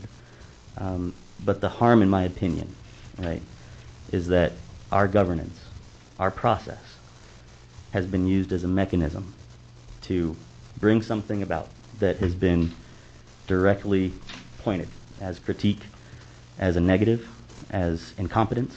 Point of order, you're doing what she said. Point of I'm order. answering the question. Point of order. I think that's well taken, Nate. Thank you. I think we need to move forward. There's a motion to move it to action. I will say, actually, I'm going to be personal, and I don't need to. Let's go ahead and vote on the motion to move it to action. Starting with you, Catherine. Catherine Kennedy, yes. Nate. Nate Salazar, yes. So we're moving this to action? Moving it to action. Mohammed, yes. Melissa Ford, yes. Bryce Williams, yes. Jenny Sika, yes. Okay. So following our process, we'll now take action on this. And so I would open the table for a motion. President Ford, I move that we accept the B2 policy minus the addition of a third board member to agenda setting. Do I have a second to that motion? I second. You need to wait till Christy comes back. Yeah. So we have a motion by Nate and a second by Mohammed that we adopt the B2 board meeting policy administrative procedures. Is that what these are? B2 school board meetings policy without the addition of a third board member to agenda development. That's the motion. We now need to discuss the motion, and we will wait for board member Sweat to return. I would, well, I'm going to take just 30 seconds of a personal privilege and say I can see lots of good reasons to have a third board member and will support having a third board member. However, it's been brought up in board meetings that is something that could and should be done by one board member and never by everybody. And so without anything in the policy to give direction, I've felt like really all I then would be doing is choosing somebody to join those meetings, and haven't really wanted to put myself or Nate in that position. And so if this is direction that the board wants to give and the board will choose that member, then I can support it. But it isn't something that I've wanted to do because I know that given the environment that we've been in as a board, which has been hard, and make no mistake about it, I feel very anxious about the perfection I feel like I have to achieve, otherwise I'm called out publicly about my leadership. And so that has been a hindrance to this. But if this is something the board wants to do, and the board will make the decision on who that third board member is, I will support it and be great with that. So that's my 2 cents. So we have a motion on the table. Christy, will you stepped out? And second is just that we adopt this board, the B2 Policy. school board meeting policy, with the exception, with removal of the third board member. That was motioned by Nate and seconded by Mohammed, and I've spoken to the motion that you've heard what my feeling is on it. So I would like to open that for other board members to speak. I just have one question. So that motion, could we add like a language in there which says, send it back to the, policy committee and come up with other? So that would be a different motion. Would be a different outcome. Okay. All right. So you would have to make a different motion, and maybe we'll need our parliamentarian for this, so keep your ears open, Ms. Kendall. That would be a different motion. But the motion on the table is that we adopt this policy, B2 school board meetings, without adding a third board member to agenda development. Any other discussion to the motion? Bryce? I don't want to keep dragging this on.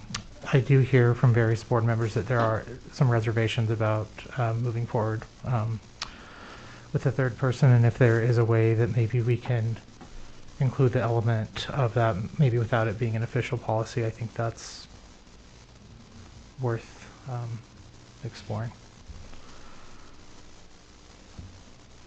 Okay, thank you, Bryce.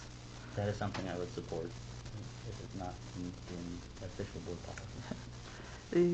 That's something I struggle with for the reasons I just said, because I want it to be something that the board gives me direction on who it would be, and not something that then is my And when we've asked, choice. it hasn't happened. You know, I mean, I'm not blaming Well, you, Melissa. I've but yeah. told you why, and that's why. But yeah, I mean, I think it needs to be in the policy, and then the board just needs to decide who it is, and we can vote on that, and vote whether it rotates, or vote whether it's vote whether it's a new person that we want to develop leadership, which I think is a good idea, and I would support that.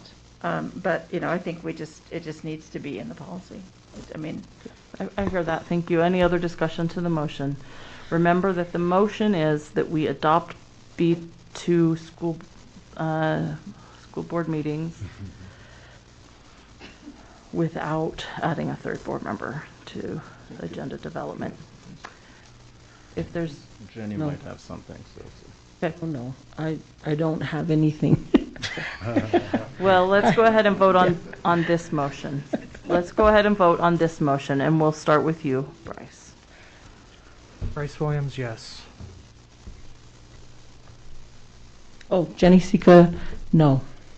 Catherine Kennedy, no. Nate Salazar, yes. Mohammed, yes.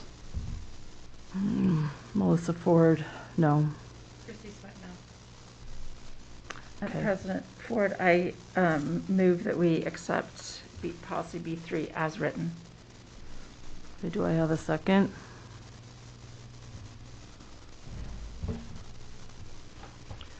Okay, seeing none, there's some other direction the board would like to give? Let's just get this, I mean, do we really need to bring this back again? I mean, is no one going to second this and just let I'll us? second for B2, you mean B2? Yeah, B2, let's just accept. Oh, sorry, I heard B3 and I was. No, B2, sorry. Okay. Did I say B3? Sorry. I move we accept B2 as written.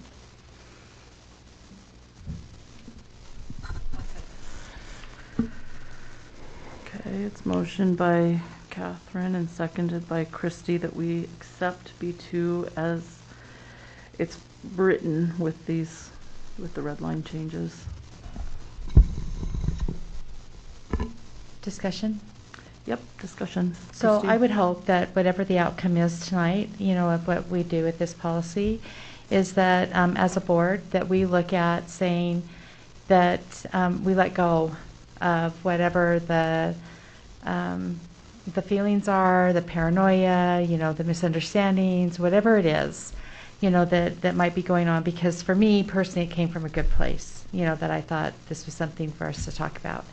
So at this point, I feel like what Jenny said, let's just move on and let's just vote on it, and then it'll be done. And I think that one thing that we could say is that we're going to assume that for the immediate future, we're using this piece as board leadership development. You know, for at least, if people seem to support that in this iteration of the board, and I think we could do that and use that as board leadership development. I've already said I will support this motion. I do think it's been a hard couple of years to be board president, and I think it probably always is. And so I'm aware of that, and I'm not asking for your sympathy, but I am asking for your understanding, and we're doing the best we can.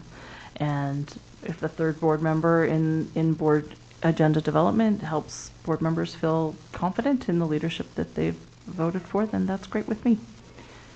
Any other discussion to the motion? Please don't put me in as the third person. Neither. Well, I just want to share. I have full confidence in our leadership. I want you both to know that.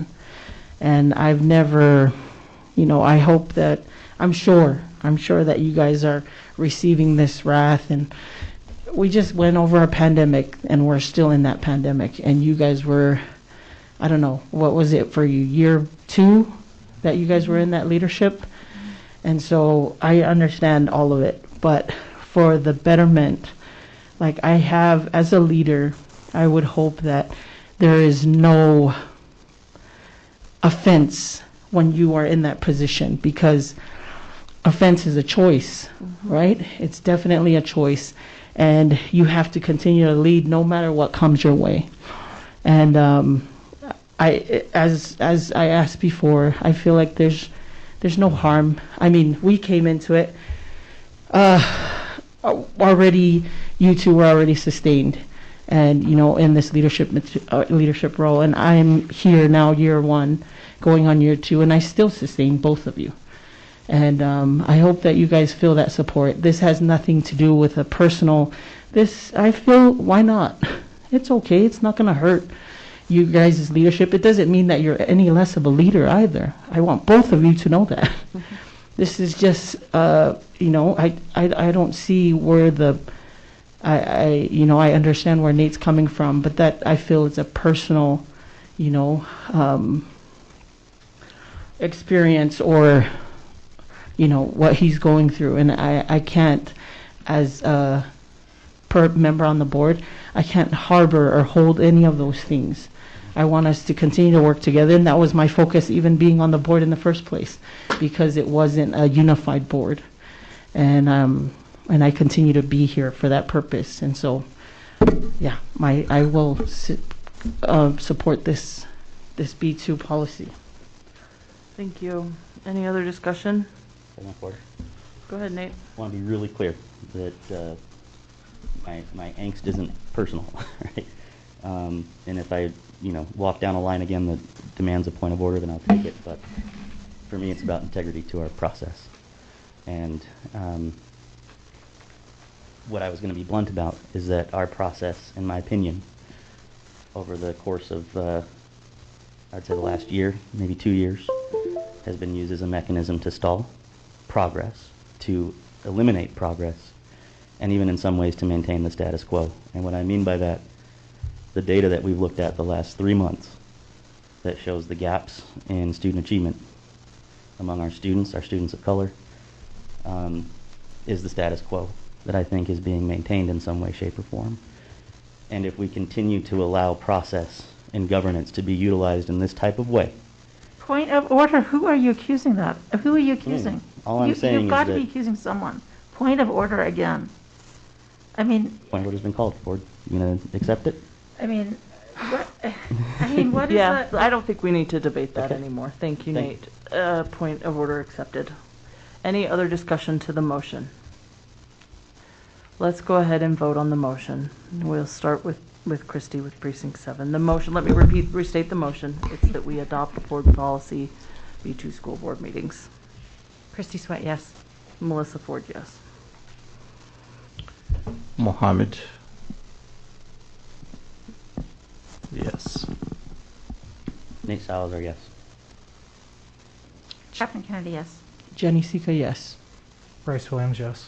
Okay, thank you. President Ford, I would like to make a motion that we accept board member Bade as the third additional board member for the period of the calendar year. Does the board, well, do I have a second to that motion? I think it's something that we can, we can discuss at a next meeting if we'd like to.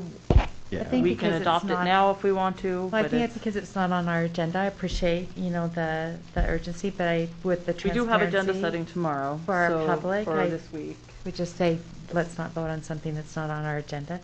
Nothing against you, Mohammed. Okay, so we're not going to vote on it. How does everybody feel about, for this week, we invite board member Bade to our meeting for this week? Then the board can take it. Sound good? I just want to make sure concur. I've got board That's support. Okay. wonderful. Awesome. Fantastic. Yep. Okay, so we'll make sure that works for your schedule, and then at our next meeting, we will take that up and decide who will be the next board member. And I really actually do appreciate the board giving direction on that, so thank you.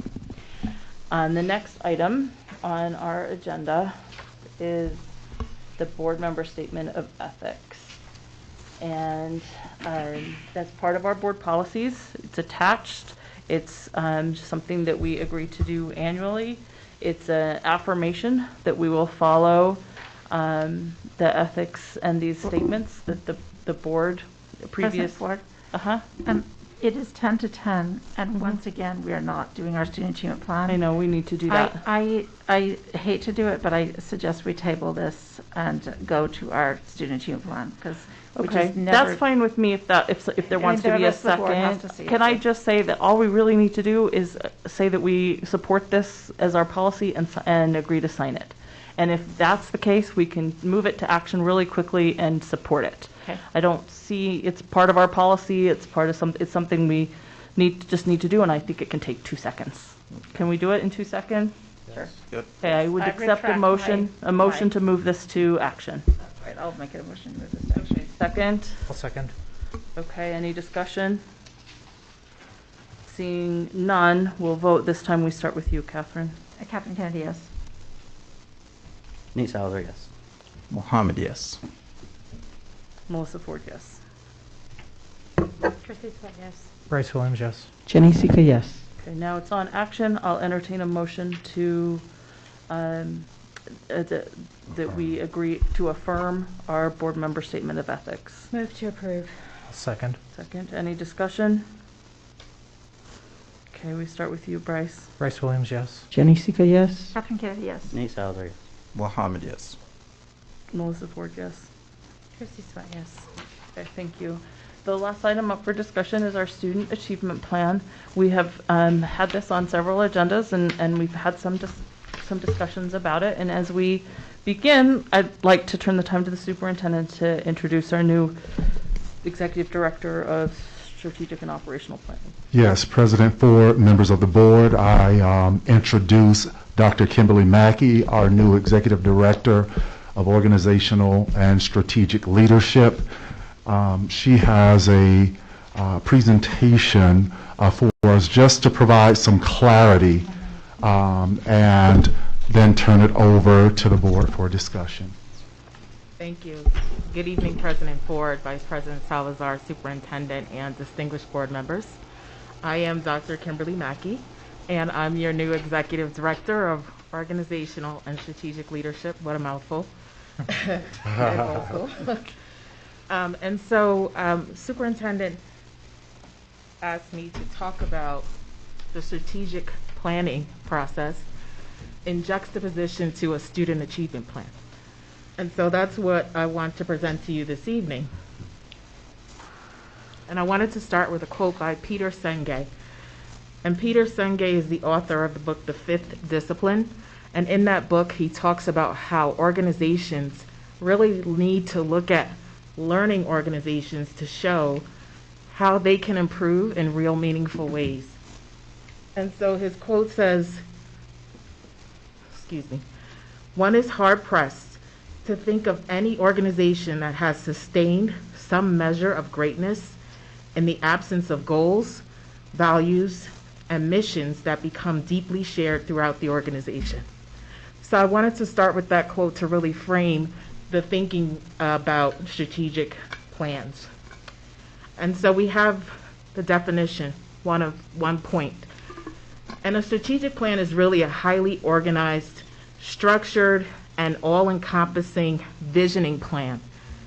And what it does for an organization is that it solidifies the mission, vision, and core values, along with the goals that that organization needs to foster collaboration, motivation, actions, and accountability to achieve the mission and vision of that organization.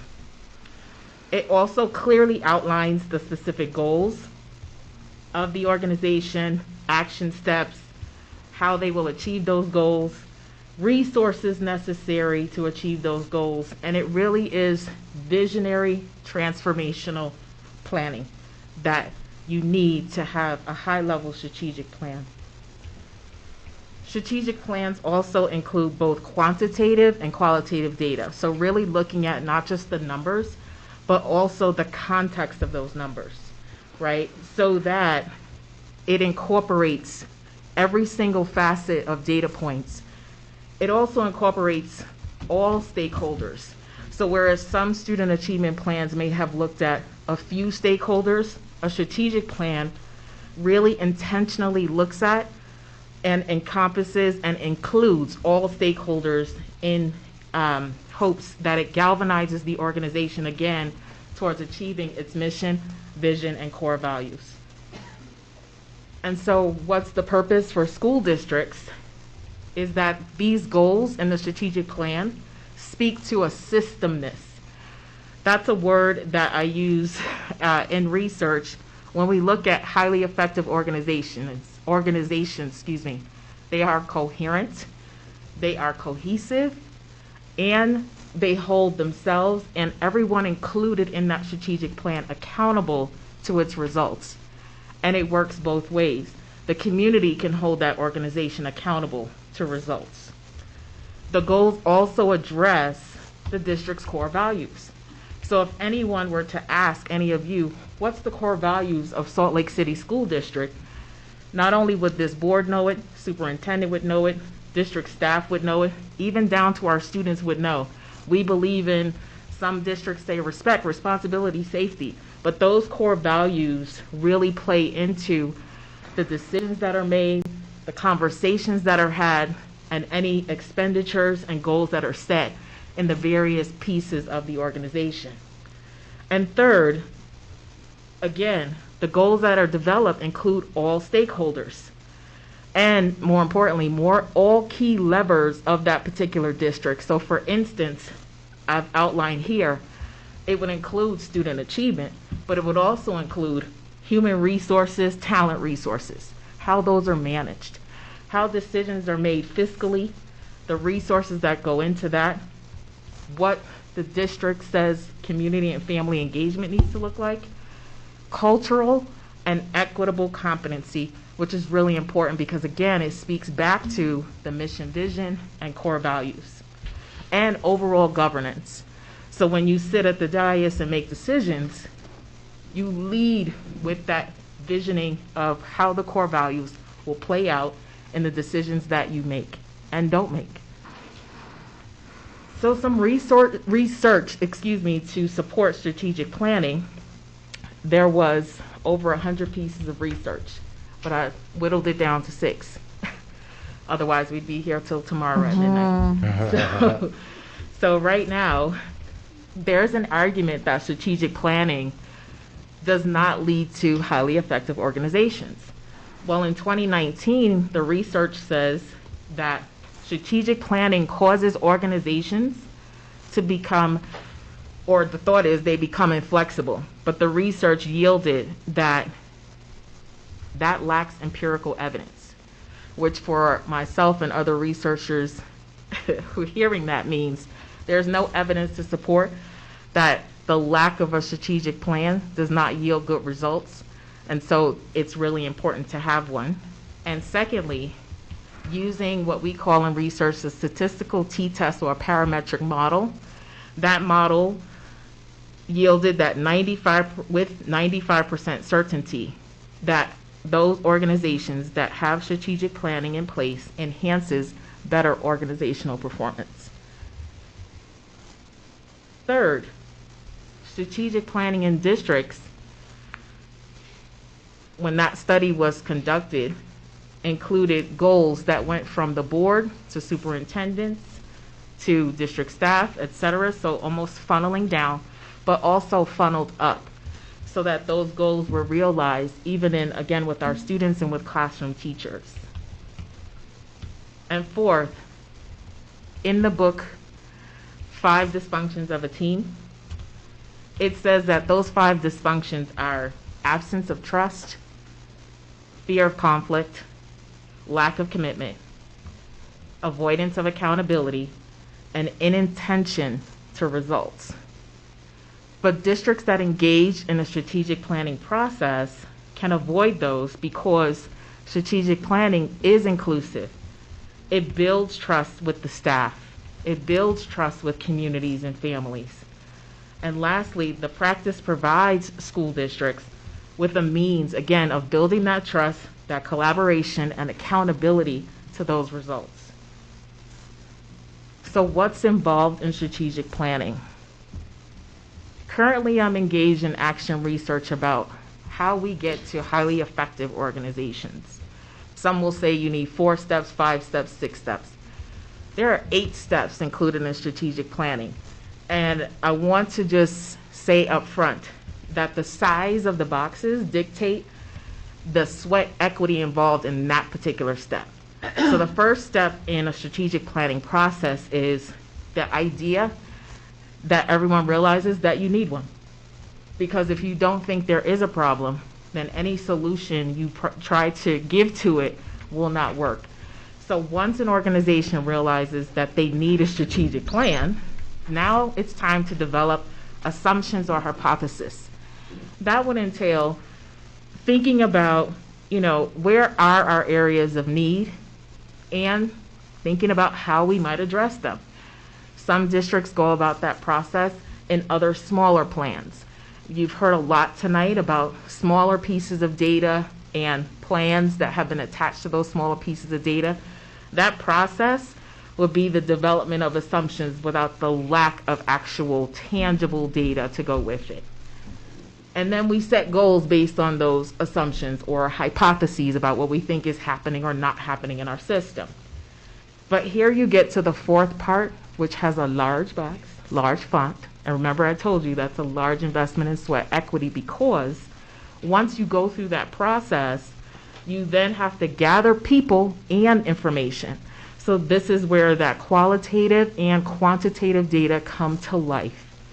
It takes a lot of effort to not just look at the quantitative pieces, right? When I came into this district, we have so much data here that you can get lost in the data. Dr. Amiel has done a great job just collecting all of the data needed so that we can make decisions. But the problem is, if everything's a priority, then nothing's a priority. And so when you look at the qualitative pieces, that contextualizes the data, as well as meeting with all stakeholder groups to hear what they believe, what they feel. And then that adds, again, the story behind the numbers. And when I say all stakeholders, I do mean all, from our students to our families to our district staff, and that means everyone, teachers, administrators, our facilities crew, everyone, including outside our community or those who serve our students, but local officials. business partners, anyone who would do business, if you will, with Salt Lake City School District would be part of this data gathering. Once you have that, then you could perform a real bona fide SWOT analysis, the strengths, the weaknesses, the opportunities, and the threats. Because now you're looking at the system, not just within, but also outside. Those things that you didn't think were an opportunity might be realized in that data analysis. Those things that you didn't think were threats are seen in the data, not just within the system, but again, also outside that you may not have control over. So that process is really important. And then once you have that information, now you can go back to those goals where you developed hypotheses and assumptions and revise them. Because now you have actual credible data to support how you're going to realize your goals. And then you look at research to make decisions on what strategies you'll use to actually achieve the goals. Once you do that, then you have to think about and define the metrics and the key performance indicators, or KPIs, that will be used later to say, we've hit our targets and here's the evidence to support it. Or we haven't hit our targets and here's the evidence to support that as well. But defining the metrics and those key performance indicators that will indicate all of that or evidence all of that is important as well. Then you have to define the structure by which you will be in a routinized process of data analysis. That process of how you monitor and review will help us as a system decide if we adopt processes, strategies, decisions, etc., adapt or abandon them. And that's part of the science improvement, science work, or cycle of continuous improvement. And that's important to this work. I wanted you to see some examples from districts across our country who have engaged in strategic planning processes and have strategic plans. And so here I compliment the Forsyth County School District. Well, it's actually a larger district, county district of smaller districts. Why I wanted you to see this is because if you look at this infographic, it really is a concise way of understanding how they thought through the process of strategic planning. Notice at the top, they start with their vision, mission, and beliefs, or core values, to make decisions about how they spend their money. So you see the second red arrow come in with the budget, because how we spend our money dictates what we believe in. I know I spend my money on certain things that I believe in because they speak to me. And as an organization, that's what people see. Where we put our money is what we truly believe in, right? And so they've gone through that process. Once they key in on that, then they go into the strategic plan. And if you notice, it's a long-term plan that encompasses several key levers or departments, if you will, of the organization that feed into everything else. So their strategic plan encompasses the infrastructure, human resources, facilities, and also curriculum and instruction.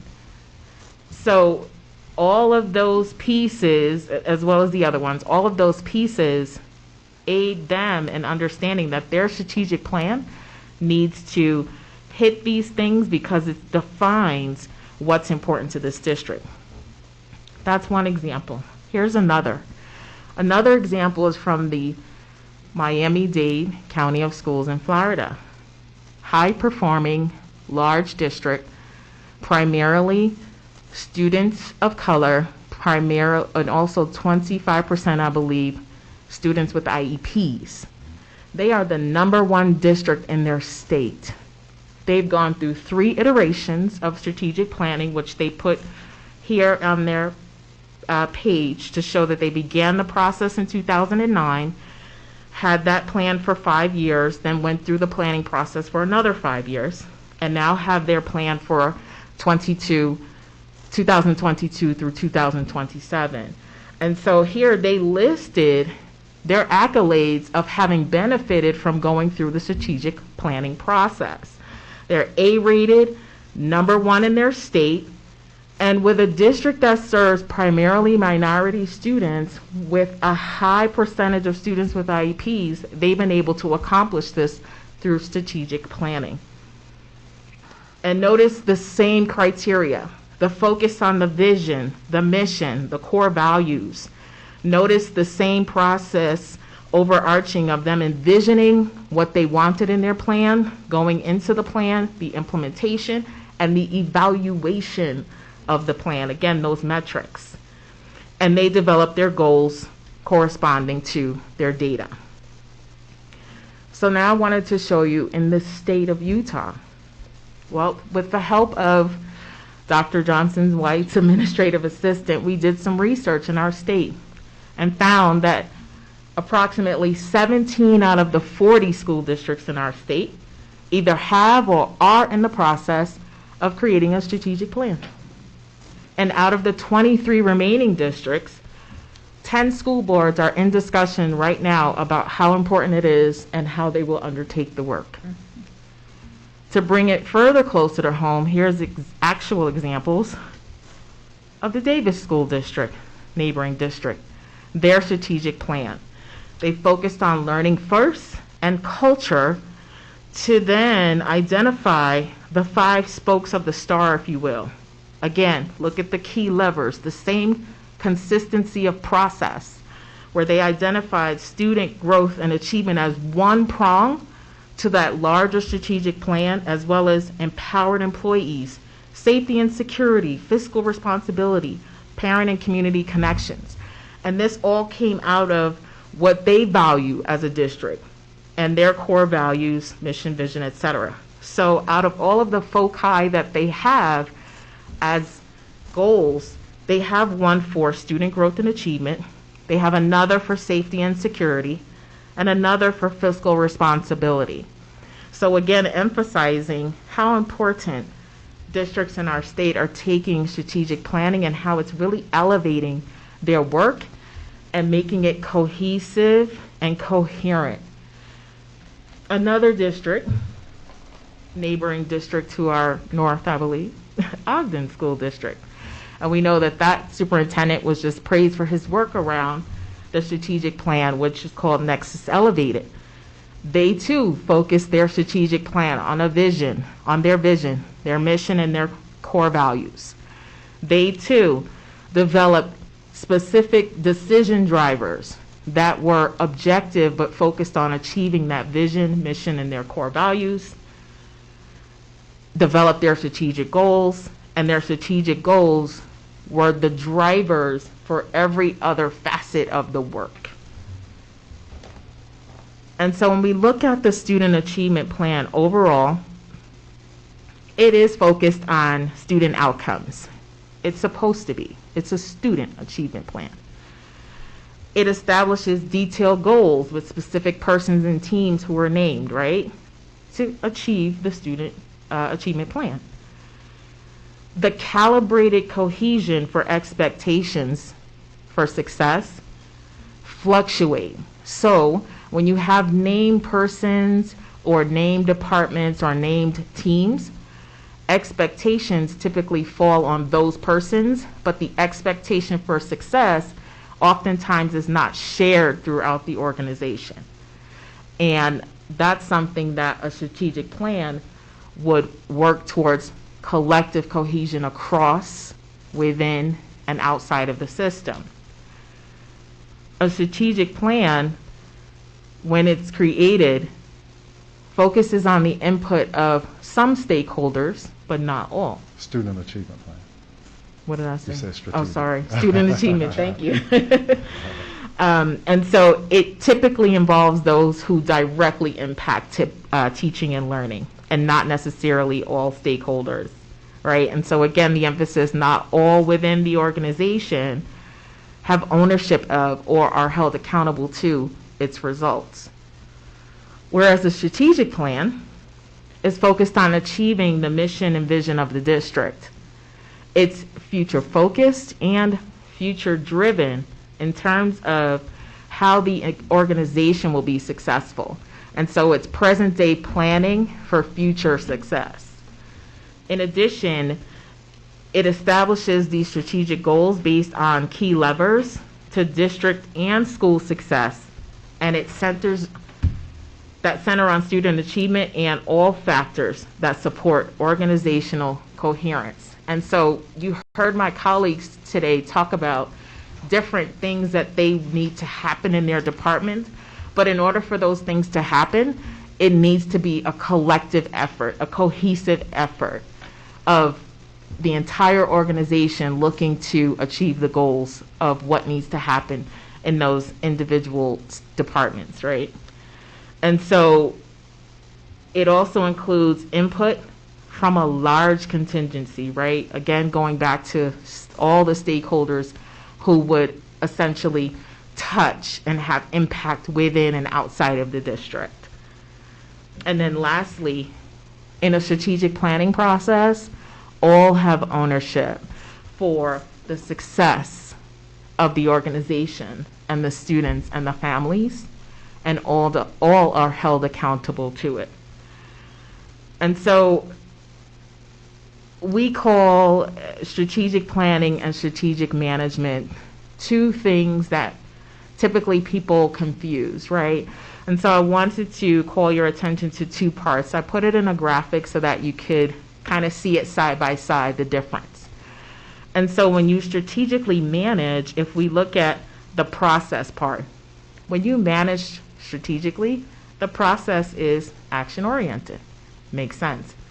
But when you plan strategically, it's an analytical process.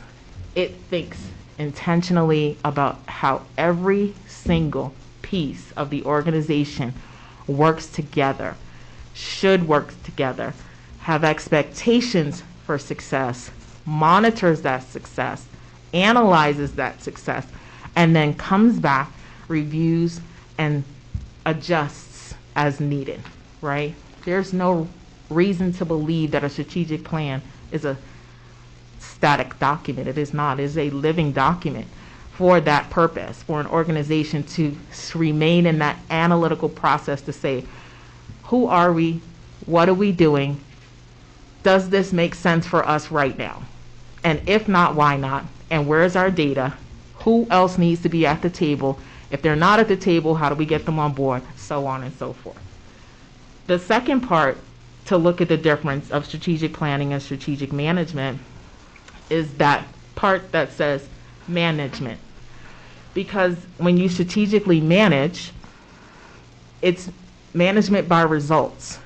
Whereas when you strategically plan, it's management by the plans. And so it really is a thought process about how do we want to see ourselves in the organization? How do we want our organization to be seen? Because a strategic plan, again, is a front-facing document that lets the world know what's important to us as the Salt Lake City School District. What are we prioritizing? Why are we prioritizing it? And again, how are we engaging all of our stakeholders? So we don't want to miss out on these opportunities in terms of envisioning the future of the district and really representing our mission, vision, and core values and developing them, as well as expectations for the entire organization and the community, outlining strategies that our district will pursue to advance our mission of excellence and equity, which should be at the forefront of every decision and everything we do.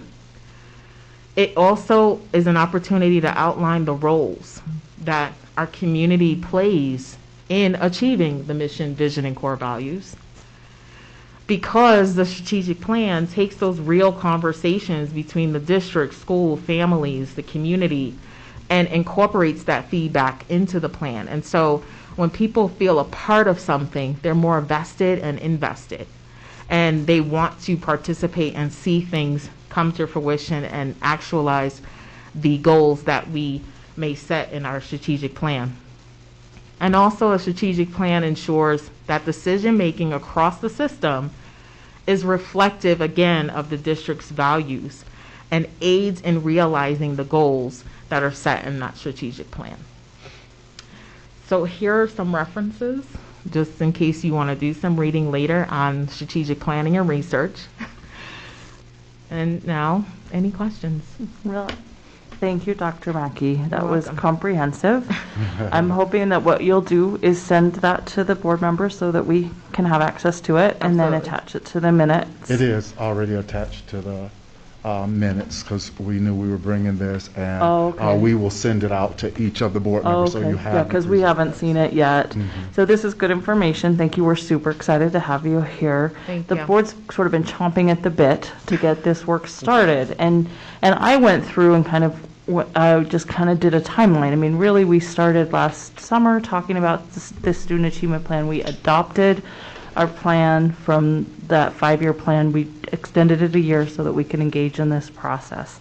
And I appreciate the conversation, you know, the information you're giving us about student achievement planning and strategic planning. But as I've listened to the board's conversation, it sounds to me like we're talking about the same things, right? We want to do strategic planning and we want to engage in that process. We reviewed the goals, the 7 essentials that are in our current student achievement plan. And we had a really nice conversation as a board about those 7 essentials. And I think those are still priorities for the board. And we discussed that in October and November. Then we had an opportunity, based on board direction, to have Dr. Taylor and Dr. Hall come and present sort of the data baseline of where we were. And they have proposed 4 other areas that we could focus on. And some of them are repeats, but advanced academics and articulated pathways. If you want me to repeat the 7 essentials, I can for board members, but you know, student support and individualized learning models and technology, which we again heard tonight from Executive Director Sam Quantz. And then we also at that point talked about adding maybe budget as a piece of that. I saw that in the plan that you presented, and we talked about potentially adding a customer service kind of piece. And then the board has set 2 goals. You've heard them talked about tonight on literacy. Those are priorities for the board. And so, I mean, I want to open this for board conversation, but I think all of this information is really good. And the board has already had a discussion about what our priorities are, and we need to continue that conversation. I guess the question I have for you is, let's get started. How do we start? We need to organize some process around how we really engage in the way that you're talking about. Mm-hmm. And so that's my 2 cents on this. I just am anxious to get really moving. And I'm glad you're here, and you have expertise in research, have researched how to do this. So let's get moving. I agree. Right. Any other discussion from the board? I know we've been talking about this for a long time. I mean, I've just outlined maybe 4 or 5 board meetings where we've talked about it, and the board is really engaged and supportive of it, and we just need to get moving. I agree. Mm-hmm. Okay. Yeah, and I just want to say, Dr. Mackey, welcome. Yeah, welcome. We're glad you're here. Welcome. It's good to have you, and looking forward really as much help as we can getting this vehicle moving will be great. And I would really focus on things that the board has already prioritized. I don't think we need to move away from the things that we've prioritized, the literacy and the social and emotional learning. I think the essentials, the 7 essentials that are in the current plan, need to be a guide for what we organize around, because those are things that the district has built around over the last 6-7 years, really. And we engaged in a process to identify those goals 6 or 7 years ago. I think we need to engage in a process that says, are these still the goals?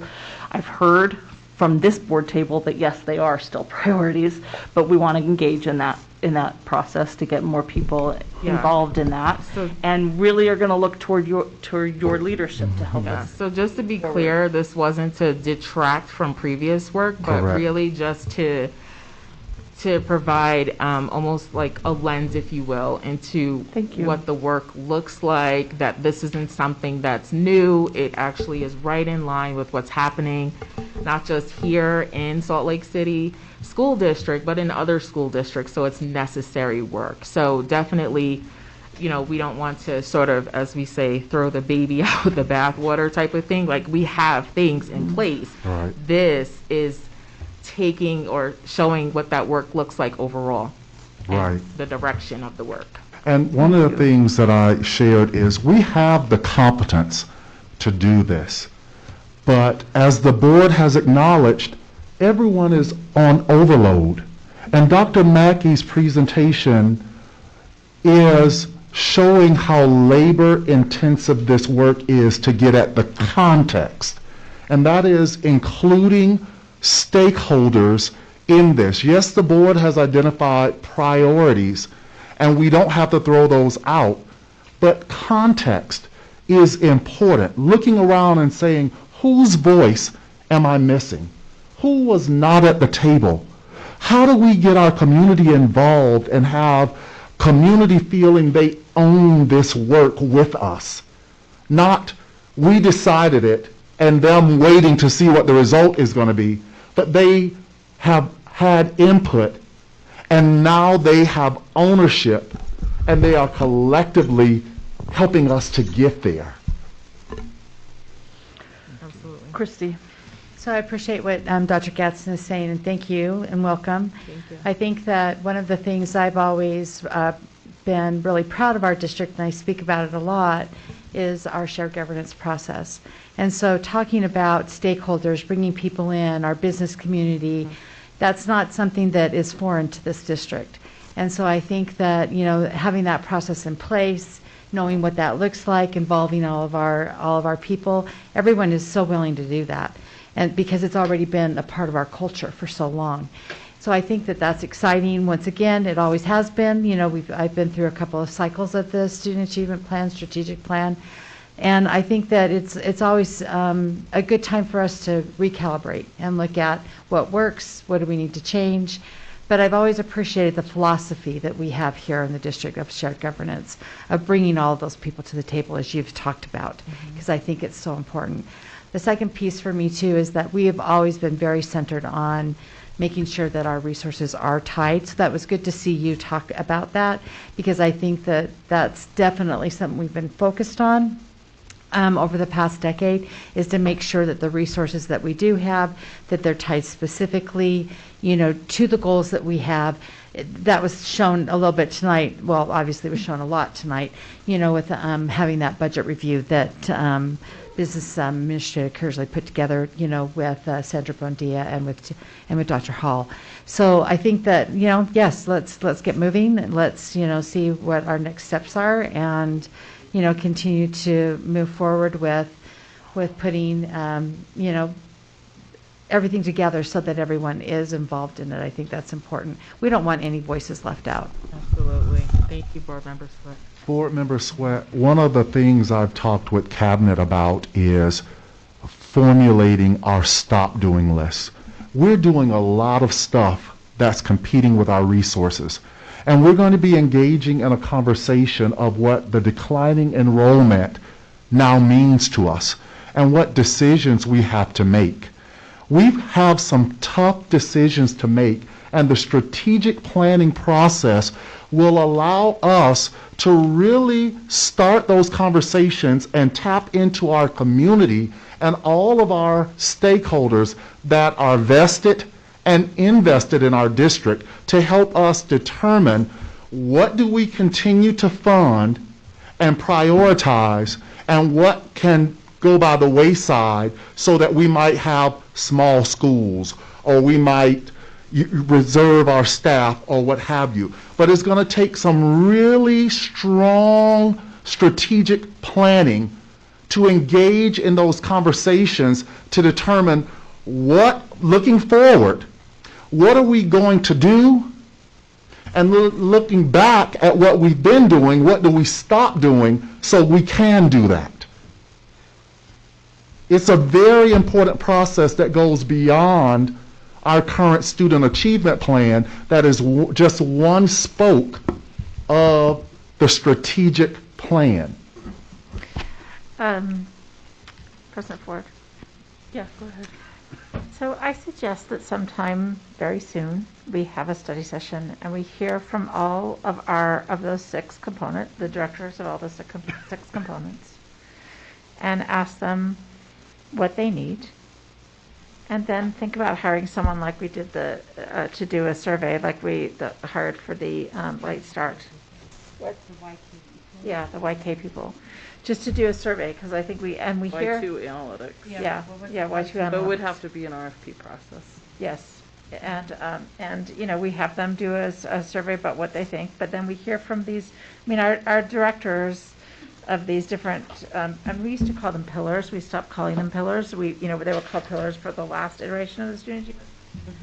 Then they were essentials. I sort of like that, yeah, I like that, but you know, we have the directors of all these essentials, or the pillars, come talk to us and say, you know, this is the time frame, I think, because they're really going to be in charge of creating the plan for their section, I think.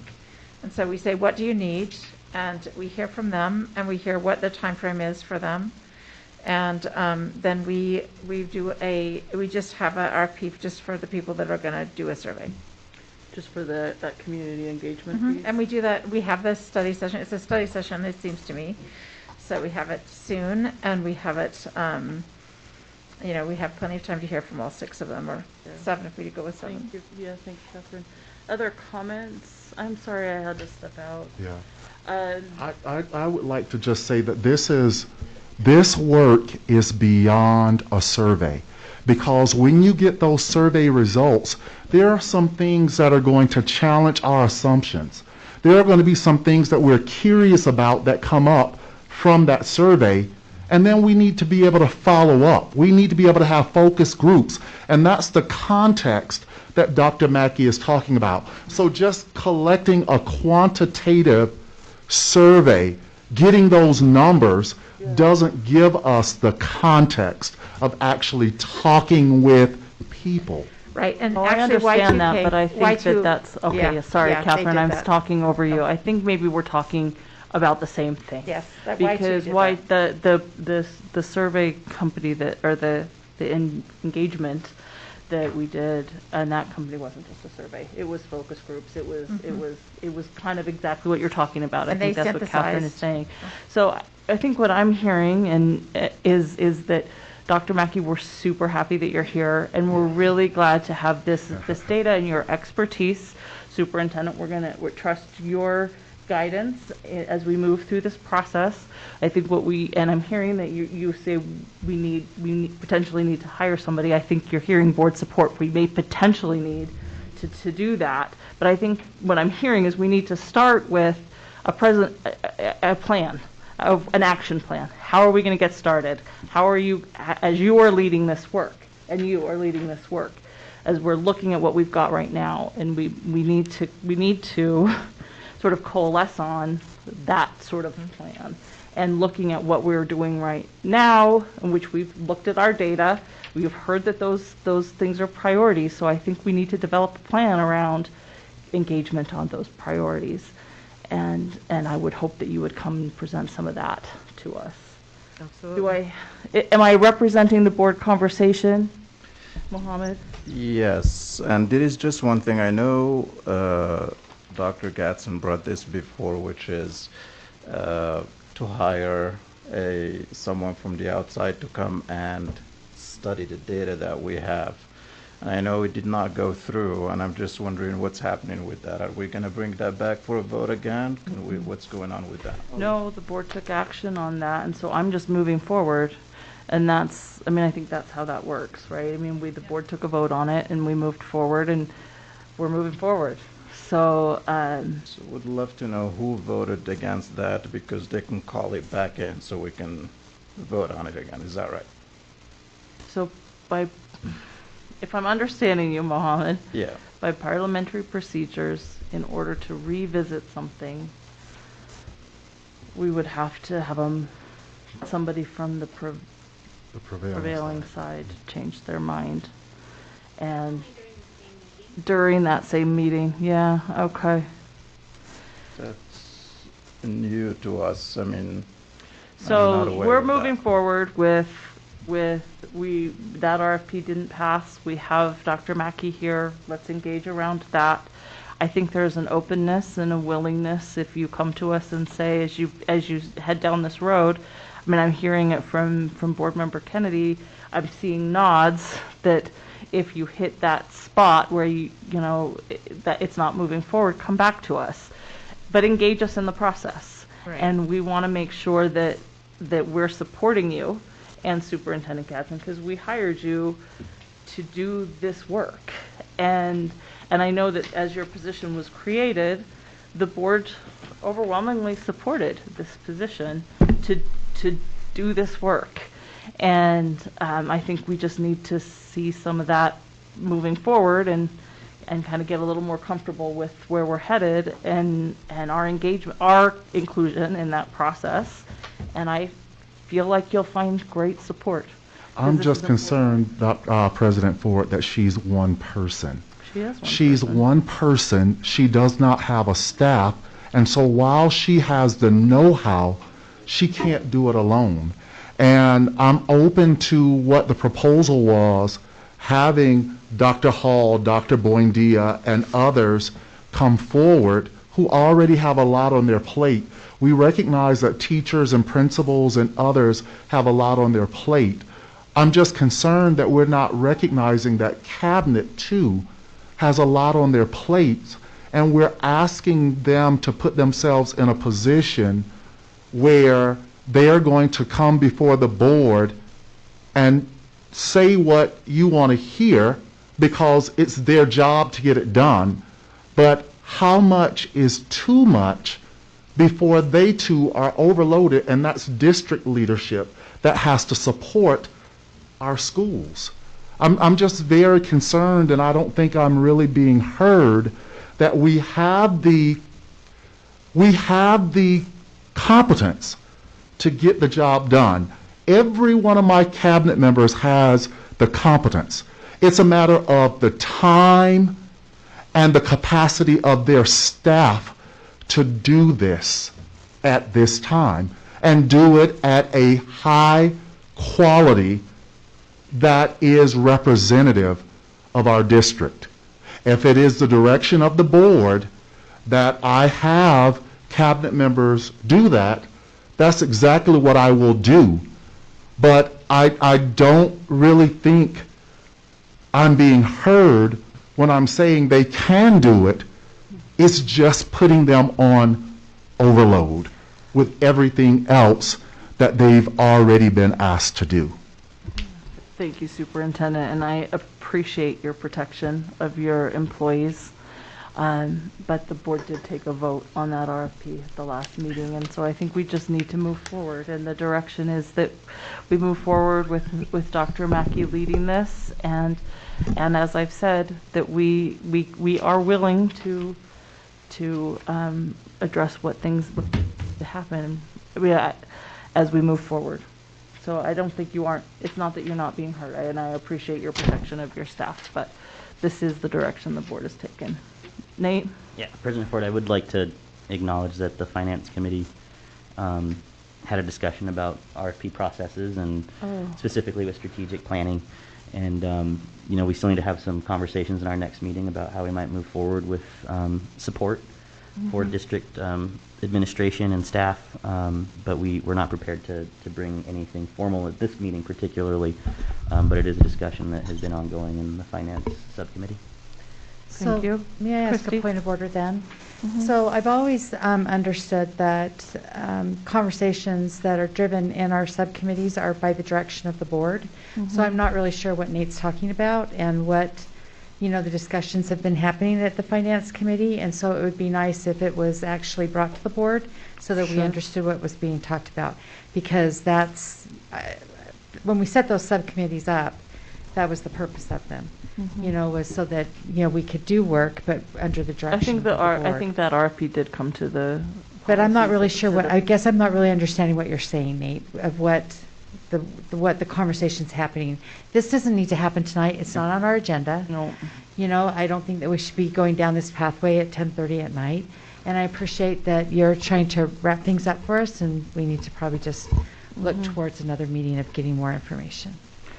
So I just want to make sure that you and Superintendent, you feel like you've got some action steps before our next board meeting in terms of this student achievement plan and getting started with the direction that we've given so far. Can you review those action steps? Well, yes, sorry, to discuss those 6-7 essentials that are in the current plan with the current owners of those essentials and those goals, and to with the addition of the ones that we talked about, technology and budget, and that we come back to discuss action steps around those essentials. Is that, I'm trying to encompass the board conversation, and Superintendent, making sure you feel like you've been heard in terms of, I recognize that this is a lot of work for your cabinet, but I think we need to get started on this work. And Dr. Mackey, I trust that you have the expertise to do it. I know that you're only one person, and so I'm hopeful that the other part of that action step would be for you to come back to us with, I'm engaging in this work, this is what I've gathered from these essential owners of where we're already at, and this is how we're going to start engaging moving forward with the board as part of your work. So we're going to be team members, and we're going to link elbows, and we're going to march forward on this. Again, I'm trying to encompass multiple opinions, but I hope I'm covering that. I don't want to preclude any of your sentiments, Superintendent. I'm not undermining that. This is a lot of work for all of us. And so I think we just need to move forward. We just need to start getting the work done, and I'm super glad you're here to start leading it. Thank you. Any other comments from board members, Superintendent? No additional comments. All right. Thank you, Dr. Mackey. Thank you for being here. We don't have anything on the action agenda. Thank you, Dr. Mackey.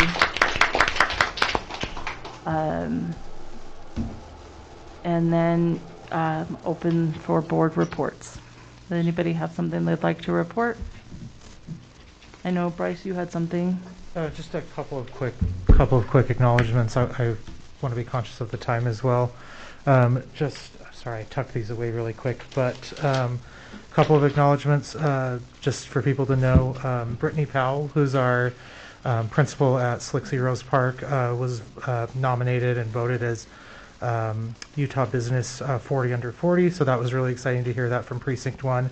And then I also wanted to acknowledge the work of the staff at Backman, Heather Newell and Karina, on the Backman Community Bridge. Yeah, thank you. That was great. That was great stuff. Yeah. Thank you. Any other board reports? President Ford, I would just had a chance to attend the East SCC, and a huge compliment to our Director of Human Resources, Logan. There's a lot of positive feedback about the work that we've been able to do for substitutes. Huge compliment to Alan and your team and the superintendent for the work that we were able to do to increase the pay for substitutes. We had a lot of positive feedback from parents about the process being a lot more smooth, and then of course the intent relative to paying folks what they're worth to be with our students when they're needed. Thank you. Thank you, Nate. Any other reports, Mohammed? I've had the privilege of going over to the Capitol and meeting with some legislators. It was so nice to see, those who are committed, who are looking at education, on its source, not just as a political arena. And I sincerely really appreciate meeting with them. And even those we disagree with, it was nice to just talk to them face to face.